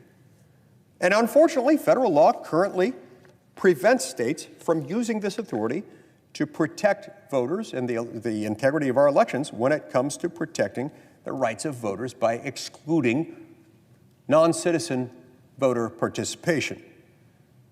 This law that we've been referring to is an existing federal law, the NVRA, the National Voter Rights Act, which the Supreme Court decided prohibits the states from requiring proof of citizenship, even though the statute itself says nothing about that. That's the Supreme Court's conclusive, binding interpretation of it. It needs to be changed in response to this ruling. It's a statutory, just a simple act of Congress to do it. So what I'm saying is that for those invoking federalism, the sovereign authority of the states, this is nonsense. This is absurd. If what they're saying is that the federal government has no place operating here because it involves elections, and elections are conducted by states, even when they involve federal office, then the true remedy there would be, then let's undo the NVRA, because the NVRA is a federal law that imposes obligations on states. Nobody's calling for that. I'm not calling for that here. But what I'm saying is, You can't accept the NVRA as law, which we all do, and simultaneously say that Congress may not make laws governing the election of federal officials because that might infringe on the authority of the states. That is an absurd argument. The only reason this bill became necessary, Mr. President, is because we have an existing federal law that's been badly interpreted as prohibiting the states from making any inquiry into a voter's identity and citizenship, thus thwarting the purpose of federal laws prohibiting non-citizen voting. Here's another charge. This is an interesting one.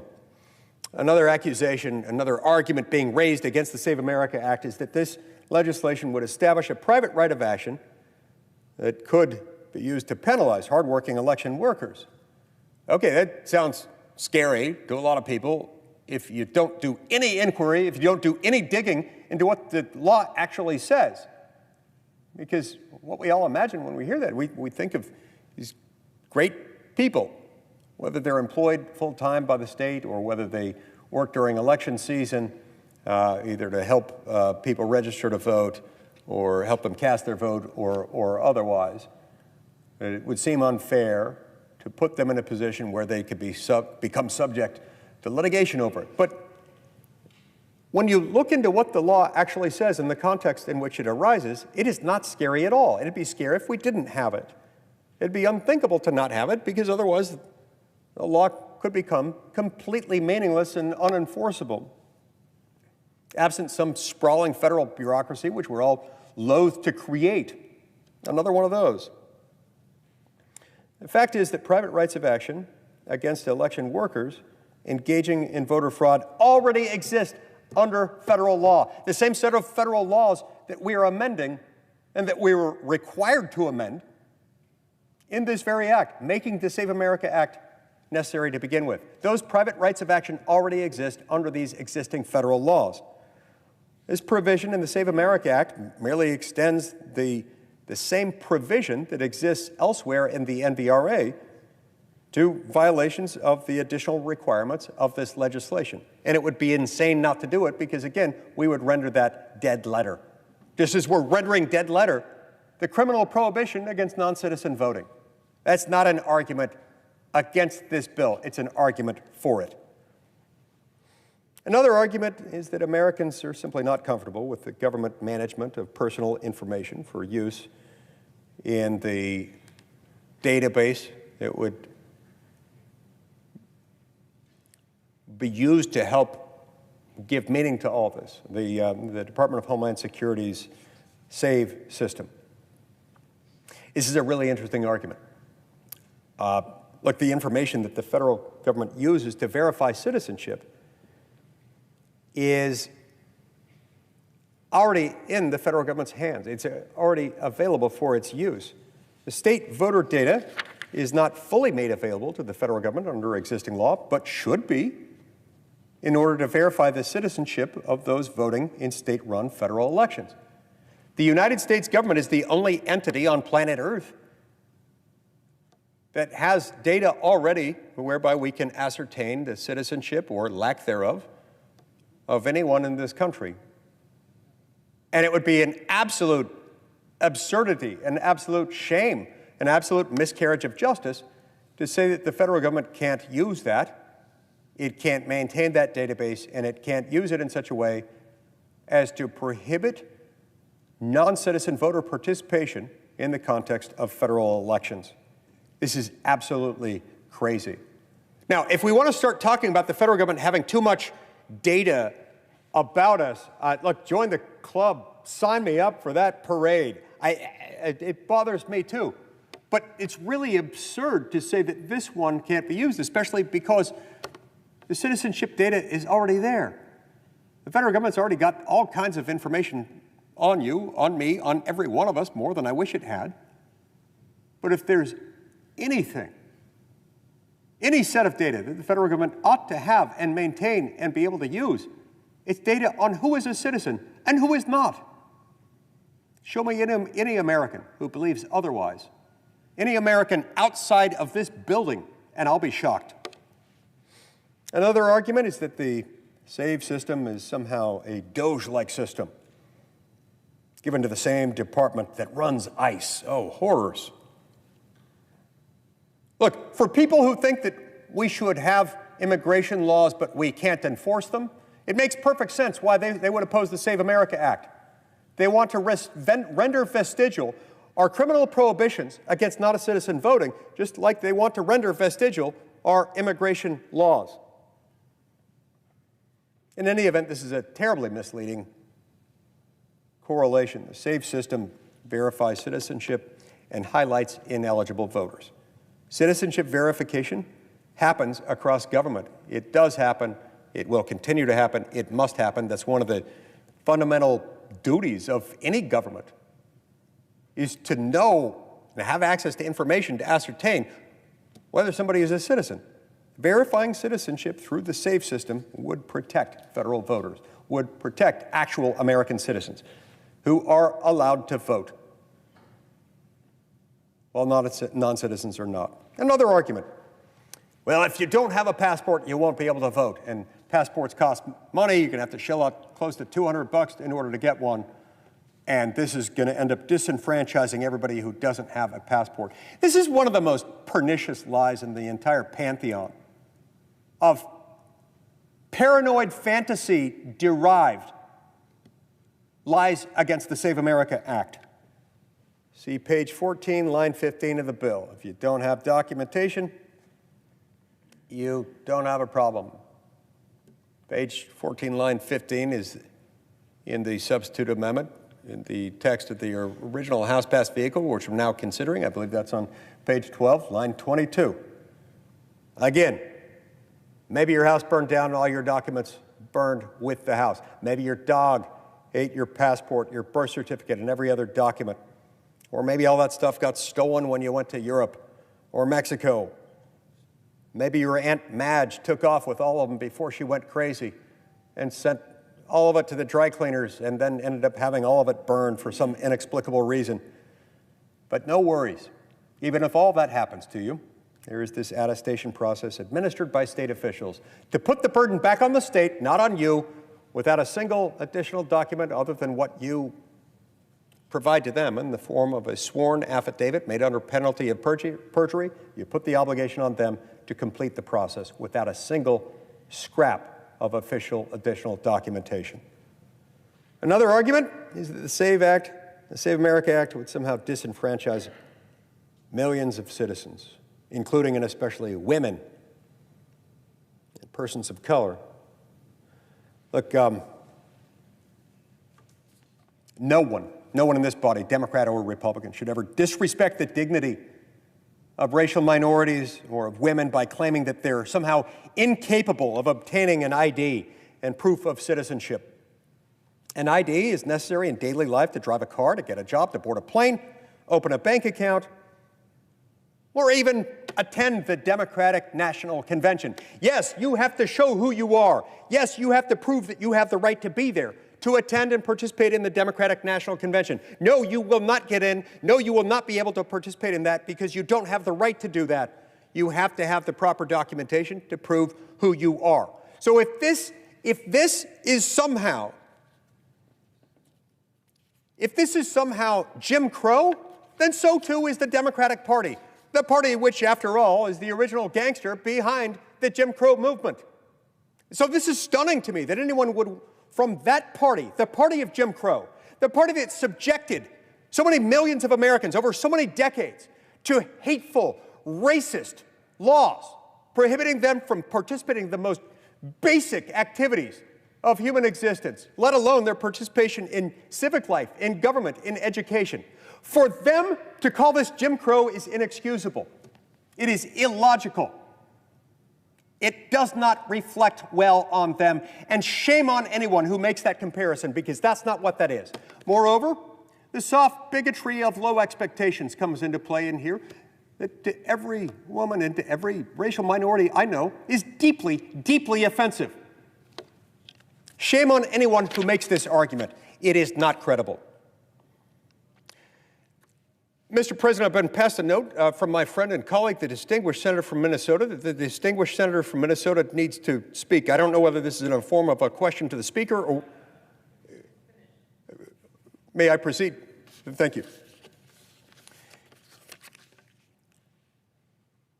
Mr. President, another accusation, another argument that's being made here that's quite spurious and it just isn't accurate is that U.S. elections are already free and they're already fair, and so we don't need to mess with them. We shouldn't mess with them. If we do anything to mess with them, that'll upset that. Well, yeah, look, Americans are promised free and fair elections. That means that the elections should be rid of any election fraud and any voter suppression, because an election isn't free and it isn't fair if, in fact, we allow people who don't have the right to vote, especially if we set in motion a sequence of events that will inevitably culminate in not just a few, but ultimately thousands, then tens of thousands, hundreds of thousands, and millions of non-citizens to vote in these elections. This is not hyperbole, Mr. President, with an estimated 30 million plus non-citizens in this country, and with nearly every state freely issuing driver's licenses to non-citizens, 19 states plus the District of Columbia issuing them even to known illegal aliens. And all you have to do is fill out the form, check the box, and sign your name at the bottom. No problem. These aren't the droids you're looking for. I'm just fine. You think nobody's going to do that?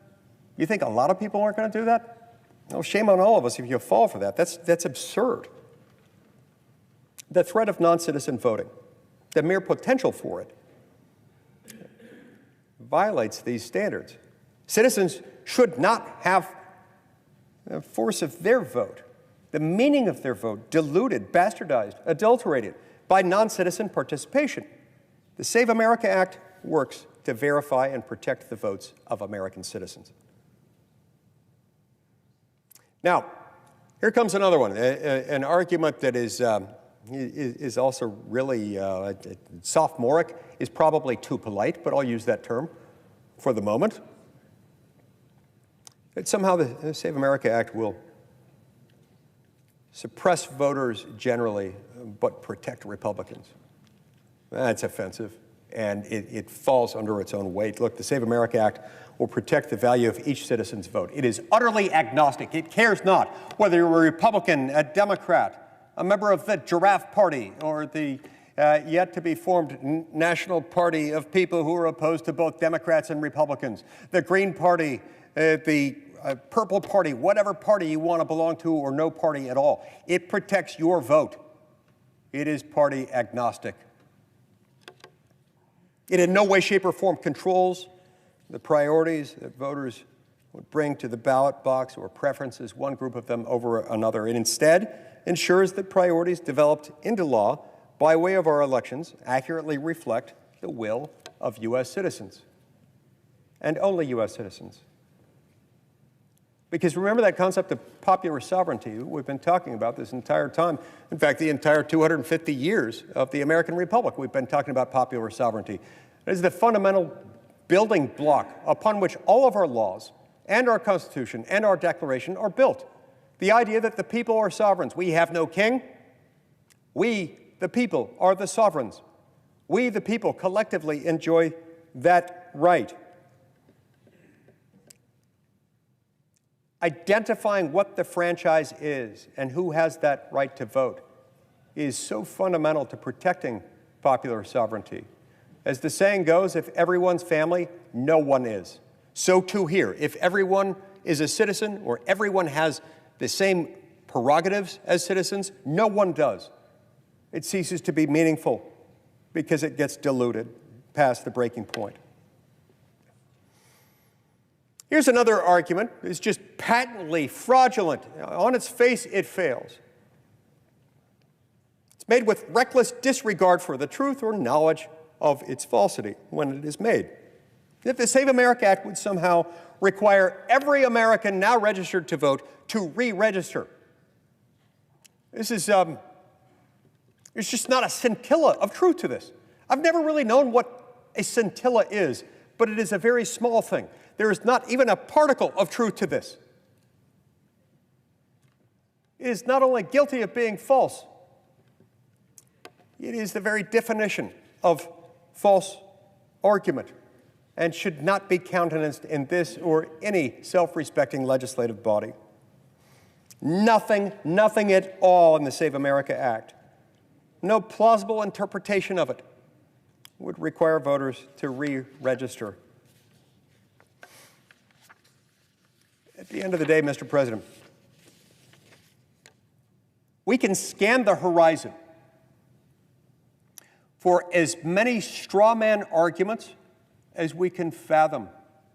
I have yet to conceive of, much less hear articulated, any legitimate reason for anyone to oppose this bill, which in me raises a question I don't like to ask myself. Why? For the love of all that is sacred and holy, all that is good in our constitutional republic, why would somebody oppose this? What legitimate reason? Who benefits? Cui bono, as they would say in Latin. I don't know why, but it sounds more impressive when they say it in Latin. Who benefits from the status quo? Who benefits from allowing non-citizens to continue to register to vote? And yes, it does happen. Those on the other side of the aisle continue to insist that it does not. It does. More information comes out every day on it and is going to continue to come out in larger and larger numbers. I don't know whether it has anything to do with the fact that so far, some of those, a whole lot of them, most of them that I've seen, where they've dug in, looked at the voter registration files, looked at which way they've registered to vote, a lot of them happen to be registered Democrats. I hope that's not the reason, but it does make you wonder, why are they so opposed to this? If the best they can come up with is it's already against the law, well, there are a whole bunch of things that if we use that same argument, that argument would collapse. Yeah, it's also against existing law to sell alcohol to minors. And yet we have laws in place to make people identify themselves with documentation establishing who they are and that they meet the criteria necessary to purchase alcohol. We have countless other instances in federal law, in state law, and in daily citizen interaction in which we have to prove that we are who we say we are in order to access that which we want to access. We don't flinch, we don't question it because we understand that when we allow somebody else access to, I don't know, our bank account, our medical records, our flight logs, our airplanes in interstate travel, our Social Security benefits, our veterans benefits, hunting licenses, fishing licenses, ballparks, the Emmys, the Grammys, the Emmys, the Grammys, the Super Bowl, or the Democratic National Convention. Bad things happen when we allow just anyone to come in, even if they don't have the right to do the thing that they want to do in the moment. It is not only not wrong for us to insist on this proof, it would be morally irresponsible of us. It would be a reckless disregard for one of the most sacred principles underlying our constitutional republic for us to ignore it. I will not ignore that, and I intend to continue to come back here day after day, week after week, as long as it takes until this bill is passed into law. The American Republic, our oath to the Constitution, and those who've elected us to this office require nothing less. Thank you, Mr. President.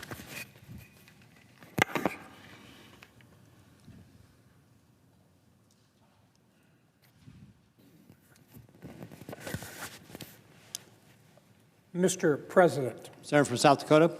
Mr. President, I ask unanimous consent that the Senate proceed to the immediate consideration of S4138, which is at the desk. The clerk will report.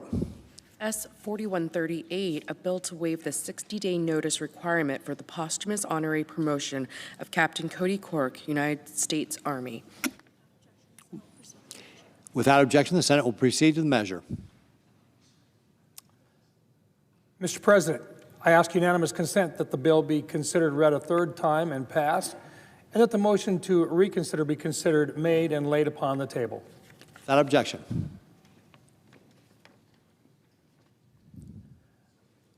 Mr. Mr. President, I ask unanimous consent that the Senate now proceed to the en bloc consideration of the following resolutions, which are at the desk. S-Res 649, S-Res 650. Without objection, the Senate will proceed en bloc. Mr. President, I ask unanimous consent that the resolutions be agreed to, the preambles be agreed to, and that the motions to reconsider be considered made and laid upon the table all en bloc. Without objection. Mr. President, I ask unanimous consent that when the Senate completes its business today, it stand adjourned until 12 o'clock noon on Thursday, March 19th, that following the prayer and pledge, the journal of proceedings be approved to date, the morning hour be deemed expired, and the time for the two leaders be reserved for their use later in the day. Morning business be closed, and following leader remarks, the Senate resume the House message with respect to S-1383. Without objection. Mr. President, if there is no further business to come before the Senate, I ask that it stand adjourned under the previous order following the remarks of Senators Klobuchar and Murphy. Without objection. Mr. President. Senator from Minnesota. Mr. President, I rise today to join many of my colleagues in standing up to protect American citizens' constitutional right to vote and fighting back against this administration's most recent attack on access to the ballot box. What are Americans really talking about right now? What do they really wish we were focused on in this great chamber? Not the Save America Act. They'd like us to focus on the Save America Money Act, because Americans see rising costs because of these across-the-board tariffs that I oppose, the gas prices that are surging, the health care costs doubling and tripling, because the White House and congressional Republicans decided not to extend the tax credits for the health plans, doubling, tripling of people's premiums, particularly in rural areas where they tend to rely on these plans more. So instead of simply making their case to the voters of this country, the American citizens, or maybe taking a look at their policies and see if there's a way to work with us on the Affordable Care Act tax credits and compromise, or trying to add more energy to the grid instead of taking wind projects off the grid, they're trying to pass legislation to pick their voters with this bill. It is by President Trump's own admission. This is not me saying it. He's the one, an exact quote, that says that this bill, quote, "it will guarantee the midterms," end quote. As my friend and colleague, Senator Raphael Warnock, has said, some people don't want some people to vote. That is why so many of us have come to the floor this week. We don't think eligible American citizens should be kicked off voter. Nothing is more fundamental to our democracy than our fair and free elections and right of Americans to make their voices heard at the ballot box, whether they're Democrats, Republicans, Independents, whatever political beliefs they have. Throughout even the most difficult times, Americans have stood in ballot lines because the right to vote is what secures our freedoms. But right now, we are seeing unprecedented attacks on the foundation of our democracy from this administration, and we all know it's not for the first time. There was the insurrection on January 6th, right here, right in this chamber. Someone came up, sat there on the presiding officer's desk, a violent mob, for the purpose of trying to stop us from certifying the results of the 2020 election. I know, Senator Blunt and I were the only two senators left at 4 in the morning with Vice President Pence, who made that walk with the last of those ballots by officers whose faces were scratched over broken glass over to the House. That happened, but democracy in the end prevailed. And now the president has threatened to nationalize election administration, replacing the judgment and experience of state and local officials, going so far as to say, quote, "Republicans should say we want to take over. We should take over the voting." Exact quote. He also issued an unlawful executive order to overhaul our nation's elections and assert federal control over state-run elections. Minnesota and 18 other states sued and have won a preliminary injunction because, as the judge wrote, the Constitution does not grant the president any specific powers over elections. Undeterred, the president continues to float illegally ending mail-in voting nationwide, which is incredibly popular in red states and blue, incredibly popular in Utah and Colorado, in Minnesota. And he continues to double down on his repeatedly disproven conspiracy theories about the 2020 election. The FBI seized election ballots from 2020 in Georgia, as well as election records in Arizona. There are also concerns that federal agents could be deployed to polling locations. When asked at her oversight hearing about ICE being sent to polling locations, Secretary Noem did not rule out the agency deploying officers in the future. And the Justice Department, under this administration, has turned away from its mission of enforcing the Voting Rights Act and has experienced a mass exodus of attorneys. It has also illegally pressured states to provide voters sensitive and personally identifiable information to the administration, which, by the way, is highly relevant to the bill before us now. In fact, Attorney General Bondi, on the same day that Alex Preddy was killed by federal agents, shot in the back, that same day, that same few hours, she sent a letter to Minnesota saying the administration would remove ICE from our streets if Minnesota violated the privacy of its citizens by turning over their personal voter data. So she said, okay, we'll get ICE out of there if you guys will give us your data on your voters. That happened. In a court hearing, a federal judge in Minnesota asked the Justice Department, is the executive trying to achieve through force that it cannot achieve through the courts? That was a pretty good question when you read that letter. But it's not just Minnesota that is standing up against the Justice Department's pressure. State election officials in 24 states, including Republican officials in Georgia, Republican Secretary of State in New Hampshire, Republican officials in Kentucky, and Republican officials in West Virginia have refused to comply with the voter file demands. And 4 federal judges, including judges appointed by President Trump, have ruled that the Justice Department's effort to obtain this data is illegal.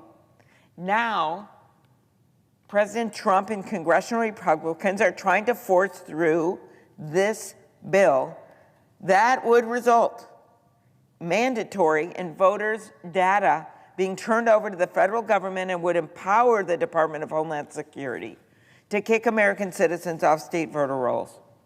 Under this bill, the Department of Homeland Security would run voters' personal data through a tool, a DOJ tool, and tell states who they have to purge from their voter rolls. So remember, 24 states, including several Republican officials, including in conservative states like West Virginia, have said no to this. They don't want to give over the data rolls of the voter data rolls. But now this would mandate it, that it go to the Department of Homeland Security, the same agency that gave us ICE in Minnesota. This will result in these American citizens, when you go back and you're supposed to run this through this tool, this system, these algorithms, and we're supposed to believe that that will all work great, given what we've seen from Homeland Security in the last few months. No way. At least 24 states, have I noted, already have agreements to share voter data with DHS, and already the department's tool has misidentified hundreds of American citizens as ineligible to vote. So already have a proof point. The Save America Act isn't about what they're saying it is. In the 64 election lawsuits brought by President Trump and his allies, contesting the 2020 election, no judge, including judges appointed by President Trump himself, found evidence of widespread fraud. His own Attorney General said there wasn't evidence of widespread fraud. And according to a bipartisan policy center analysis of the Heritage Foundation's database of non-citizen voting, across 25 years, there were only 77 cases out of nearly 2 billion votes cast of non-citizens voting. In each of these cases, they faced an investigation. I know when I was the county attorney in my state, this was way before any of this technology existed, we would get cases referred to us from the Minnesota Secretary of State, and I actually put an investigator on this and looked at every single case to make sure if there wasn't a problem, and the vast majority of them, with the exception of one where the school board line went through someone's house and they voted twice, which was illegal, and another one where a guy decided he was going to vote twice. This is in our biggest county. They were all father and sons with the same names, but we looked diligently at every single case. We had a Republican Secretary of State. She sent them over. We looked at them. We explained it back, and that's what I did as county attorney. So I have some experience with this. Secretary of Homeland Security Kristi Noem said, "We need to make sure that we have the right people voting, electing the right leaders to lead this country." And President Trump himself said that with this bill, Republicans will, quote, never lose a race in 50 years. So you wonder why we are concerned about this.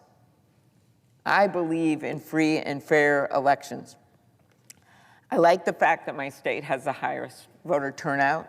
I like the fact, like a number of states, including some red states, we have same-day registration.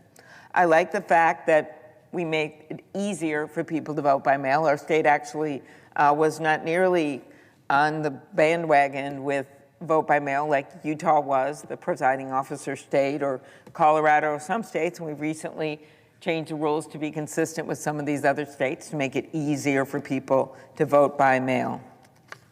But this idea that we're suddenly going to turn over all of our voter data to what is now Kristi Noem's department, despite her soon departure, is just, I don't think most people in America would think this is a good idea. The Department of Homeland Security has already violated federal law by repurposing its SAVE program to verify voters and only issuing the required notice after being sued by the League of Women Voters.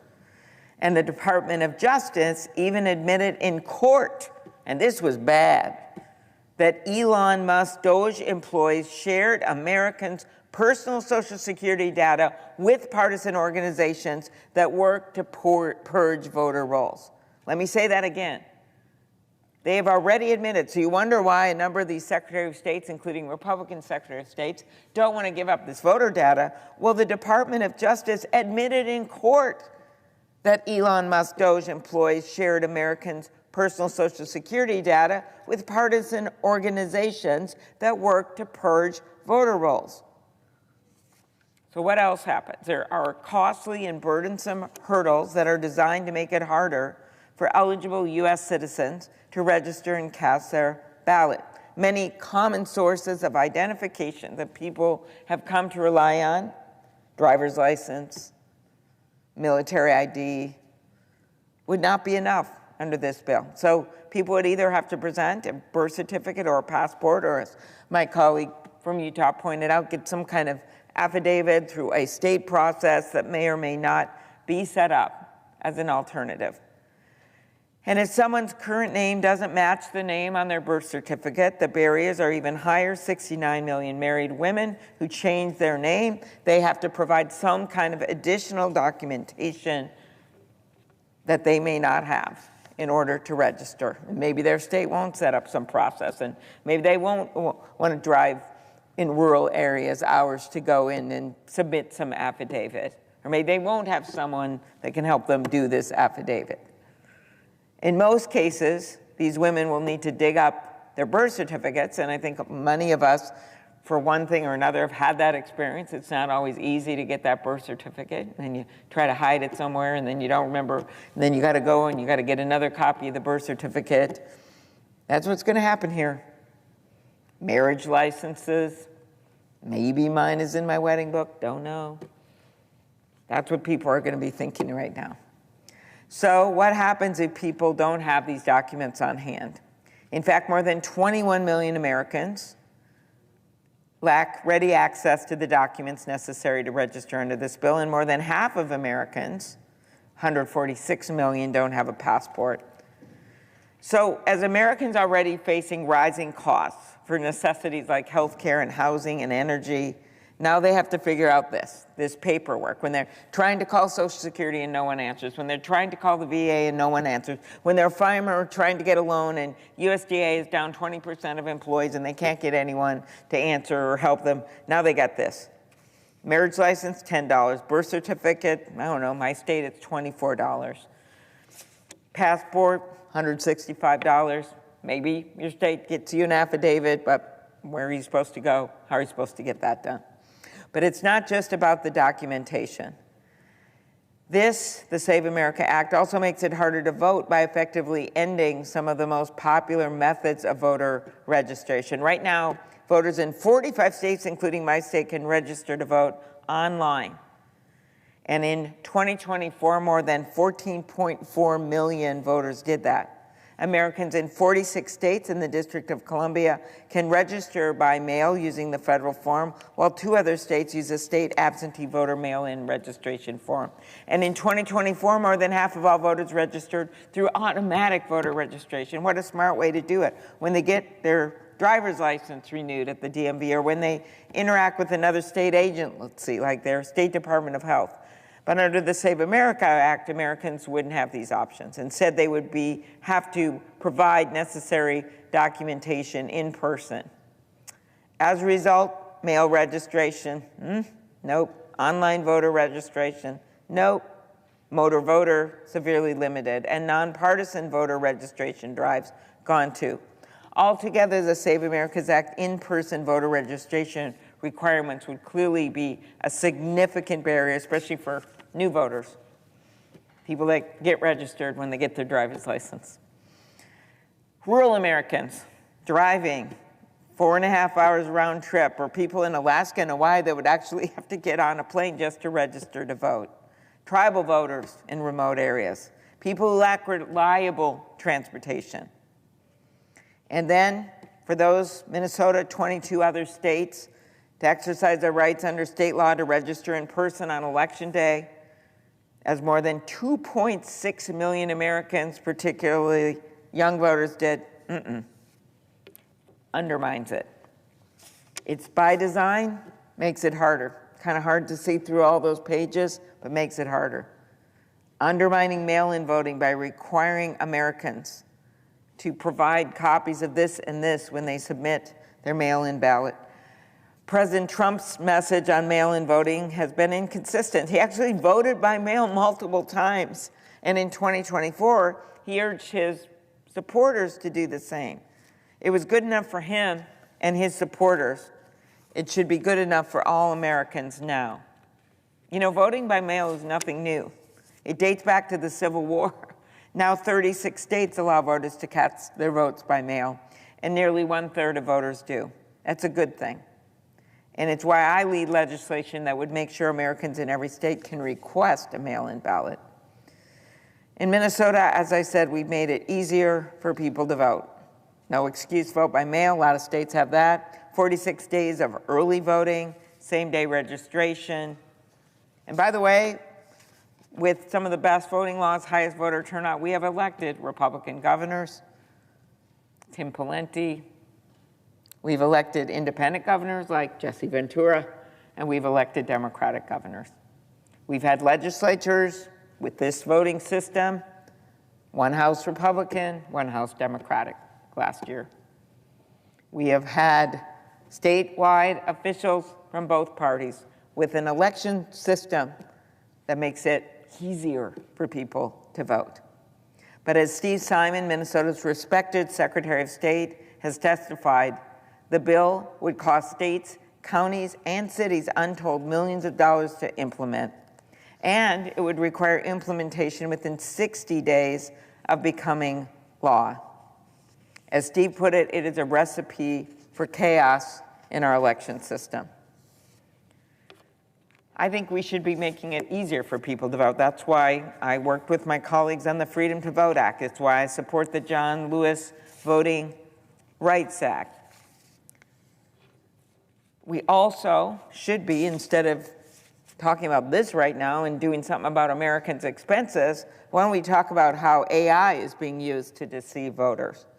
Whether you're a Democrat or a Republican, no one wants to see fake ads or robocalls where you cannot even tell if it's a candidate you don't like or the candidate you love.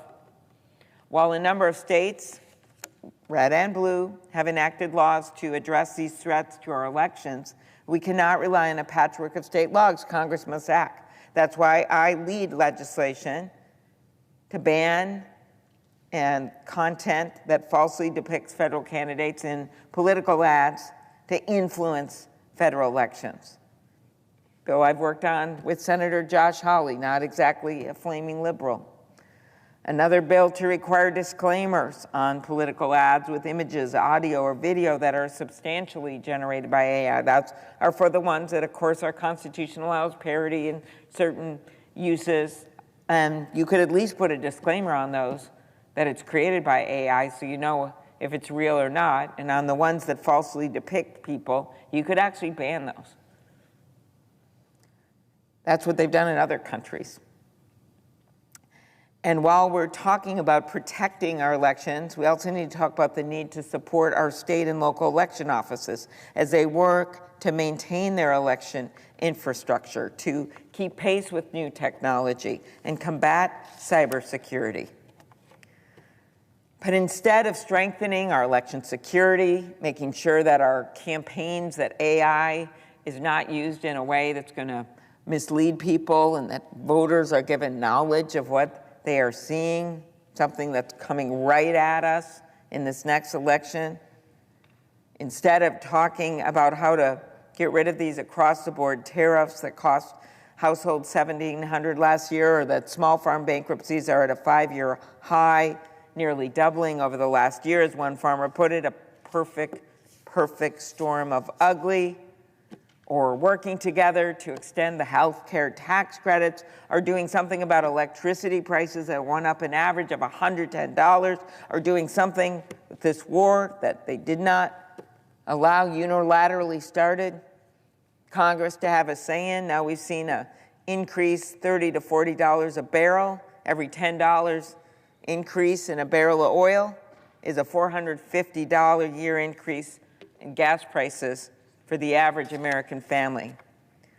But instead of doing all that, when we've seen jobs down in January alone, 108,000, and then in February we lost 92,000 more jobs, instead of dealing with this and not rubber stamping this president's policies, we're here talking about a bill that makes it harder for people to vote. So I urge our Republican colleagues to change course, to work with us on where people really are, which is doing something about how much it costs for them to go on with their daily lives, to work with us on everything from permitting reform to doing something about getting more energy on the grid, to doing something about bringing grocery prices down.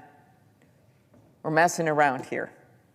Protecting the freedom to vote has never been easy, and we've had to course correct many times to ensure that our democracy is there for people. Americans have fought and died to protect our freedom to vote. They've done so on the battlefield, and they've done it in marches, civil rights movement. And 61 years after the Voting Rights Act was passed by this chamber and signed into law, that fight continues today. This bill is not the right bill for this country. I yield the floor.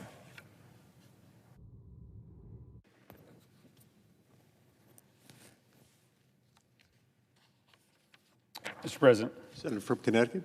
Thank you very much, Mr. President. I appreciate the remarks from my friend from Minnesota. I think she laid out an unassailable case about how this is going to greatly constrain people's ability to cast their vote, how it is a broad assault on democracy, how it effectively makes up a problem that doesn't exist. I think I am the last speaker tonight before everybody gets to go home, and so I am going to be very brief. And I'm going to try to put today's debate in some context. Here's what President Trump told a gathering of lawmakers at his golf resort. Like, by the way, let's just not gloss over the fact that Donald Trump doesn't spare any moment to make money off of his presidency, including demanding that if you want an audience with him, you have to come down and spend money at his golf resort. Here's what he said. He said, if you pass the SAVE Act, it will guarantee the midterms. If you don't get it, big trouble, my opinion. Pass the SAVE Act, it will guarantee the midterms. If you don't get it, big trouble. Donald Trump, one of the most unpopular presidents at this point in his presidency in history. All he cares about is power and winning elections. He can't maintain power in the Senate or the House this fall, being this unpopular, running a war that's out of control, that's driving up costs for Americans, tariffs that are costing the average family thousands of dollars a year, an economy that is not growing, manufacturing jobs that are fleeing. And so he is seeking to gain power that he believes will allow him to manipulate who can vote and who can't vote. That's why we're here.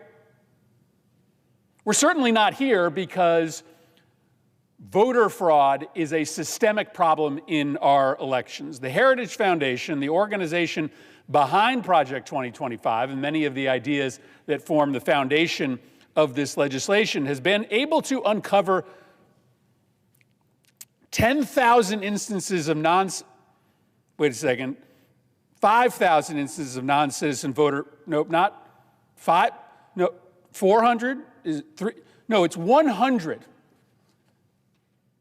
They found 100 instances in a country of 300 million of non-citizen voters trying to vote since 2000. 26 years, 100 cases.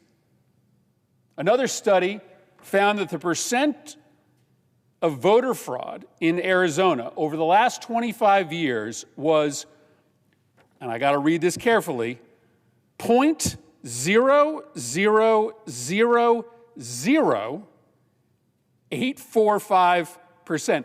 I actually have no concept of what that number is so tiny as to be kind of impossible to comprehend. The rate of voter fraud over the last 25 years in Arizona is 0.0000845%. When you ask Americans what the top problems are facing the country right now, this is a Washington University poll, so it's not a Democratic poll or a Republican poll. 1, jobs are disappearing. 2, prices are going up. 3, the president's generally. 4, the cost of living. 5, corruption in government. 6, polarization in government. 7, crime. 8, immigration. 9, abortion. 10, health care. I bet you if you went 11 through 19, you would not find voter fraud on that list. Statistically, this isn't a systemic problem. Voters aren't asking for us to focus on it, so why are we here? Why is this the emergency issue, the urgent issue that Congress is debating nearing 11 o'clock on a Wednesday night? It is first and foremost because Trump is demanding it. He has said he will not sign any other legislation until this bill reaches his desk, and Republicans in the Senate are compliant. They are employees of the president, and so he has said, this is the bill I want, and so they are attempting to deliver him this bill. He believes, I think wrongly, but he believes that this bill will give him special powers with which to change the electorate in his favor. But we are also here because Republicans do not want to talk about the issues that are actually top of mind for Americans. They do not want to talk about prices or the economy or health care. They do not want to talk about corruption in government or the cost of living.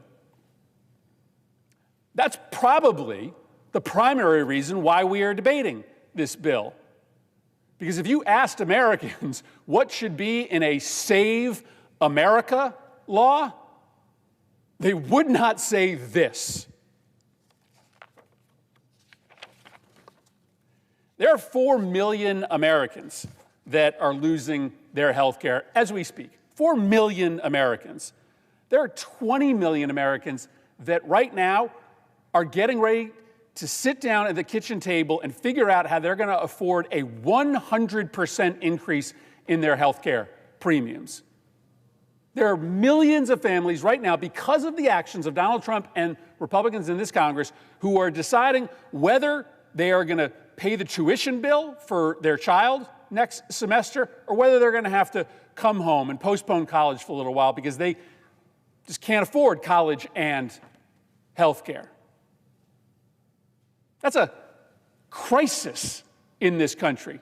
That's a healthcare cataclysm happening in this country. There are hospitals and birthing centers and clinics that are closing in every corner of America because of the multi-trillion-dollar cut to Medicaid.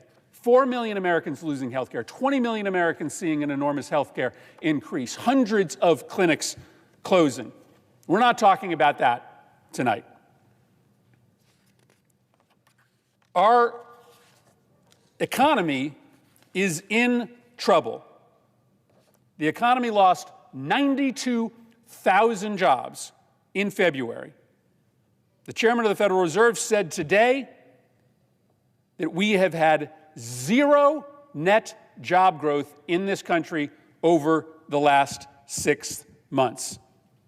The unemployment rate is 4.4%, up from 4% when Donald Trump took office. Long-term unemployment, 25.3%, up from 21% when Donald Trump took office. Unemployment rate for black workers is 7.7%, up from 6.2% when Donald Trump took office. The economy grew at an anemic 0.7% in the second quarter of 2025. We have lost 100,000 manufacturing jobs since Donald Trump took office. We are losing jobs left and right. This economy is in trouble, but we're not talking about that tonight.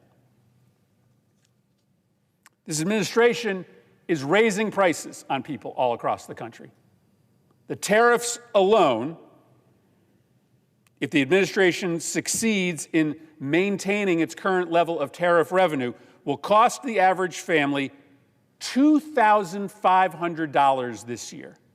Who in America has $2,500 lying around? Okay, the folks who pay the ticket prices to show up and sit next to Donald Trump at Mar-a-Lago have $2,500 sitting around, but 40% of Americans are living paycheck to paycheck. 40% of Americans don't even have $400 saved for an emergency medical procedure or a car repair. The majority of Americans cannot afford Trump's tariffs, which are going to charge them $2,500 in additional costs this year. That's just not a bad economy. That's just not bad luck. That's the President of the United States making decisions to purposefully raise people's cost of living by $2,500 this year. And then he makes it worse because his war in Iran is jumping gas prices. Those increased transportation costs will soon increase grocery costs. There is an inflation and cost of living epidemic in this country, and we're not talking about that either. The White House is for sale. For sale. This is the most corrupt White House in the history of the country.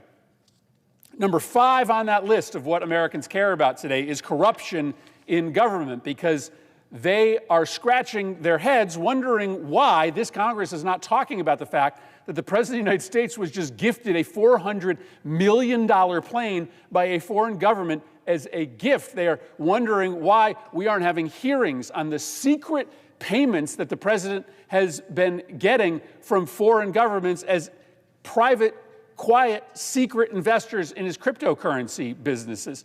They are scratching their heads wondering why we aren't spending our time talking about the fact that the President's family has all of a sudden shown up on the boards of corporations that are getting contracts from the federal government.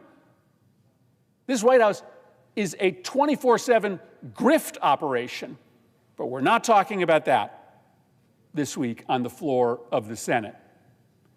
And oh, by the way, we're at war. We're at war again in the Middle East. 12 Americans have died.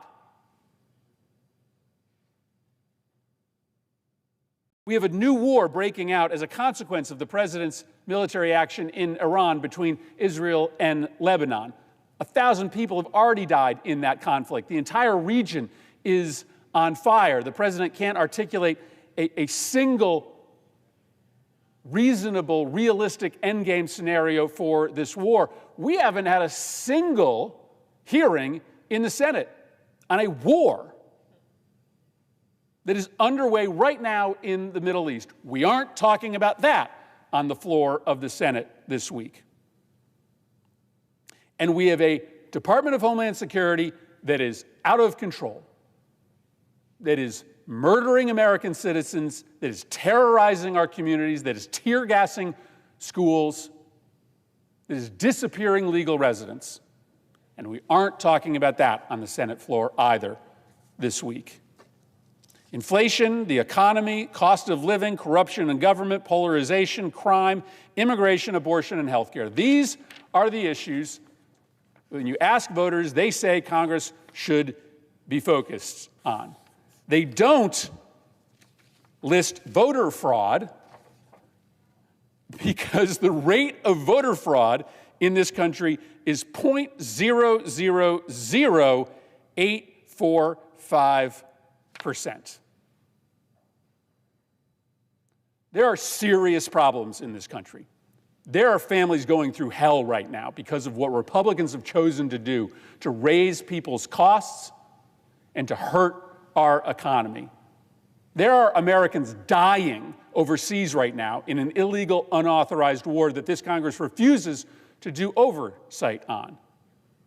We could be spending our time saving Americans by reducing their costs, creating more jobs, or actually doing our congressional duty to make sure that we don't waste lives and treasure overseas on forever wars with no end. But instead, we are debating a bill that is going to withdraw people's right to vote because Donald Trump has ordered congressional Republicans to give him a tool that he thinks will help him steal this election. I ran for the Senate to work on real problems, not fake problems and conspiracy theories. And there are a whole lot of real problems that this country is facing right now that this Senate should be focused on. I yield the floor. Under the previous order, the Senate stands adjourned until 12 noon tomorrow.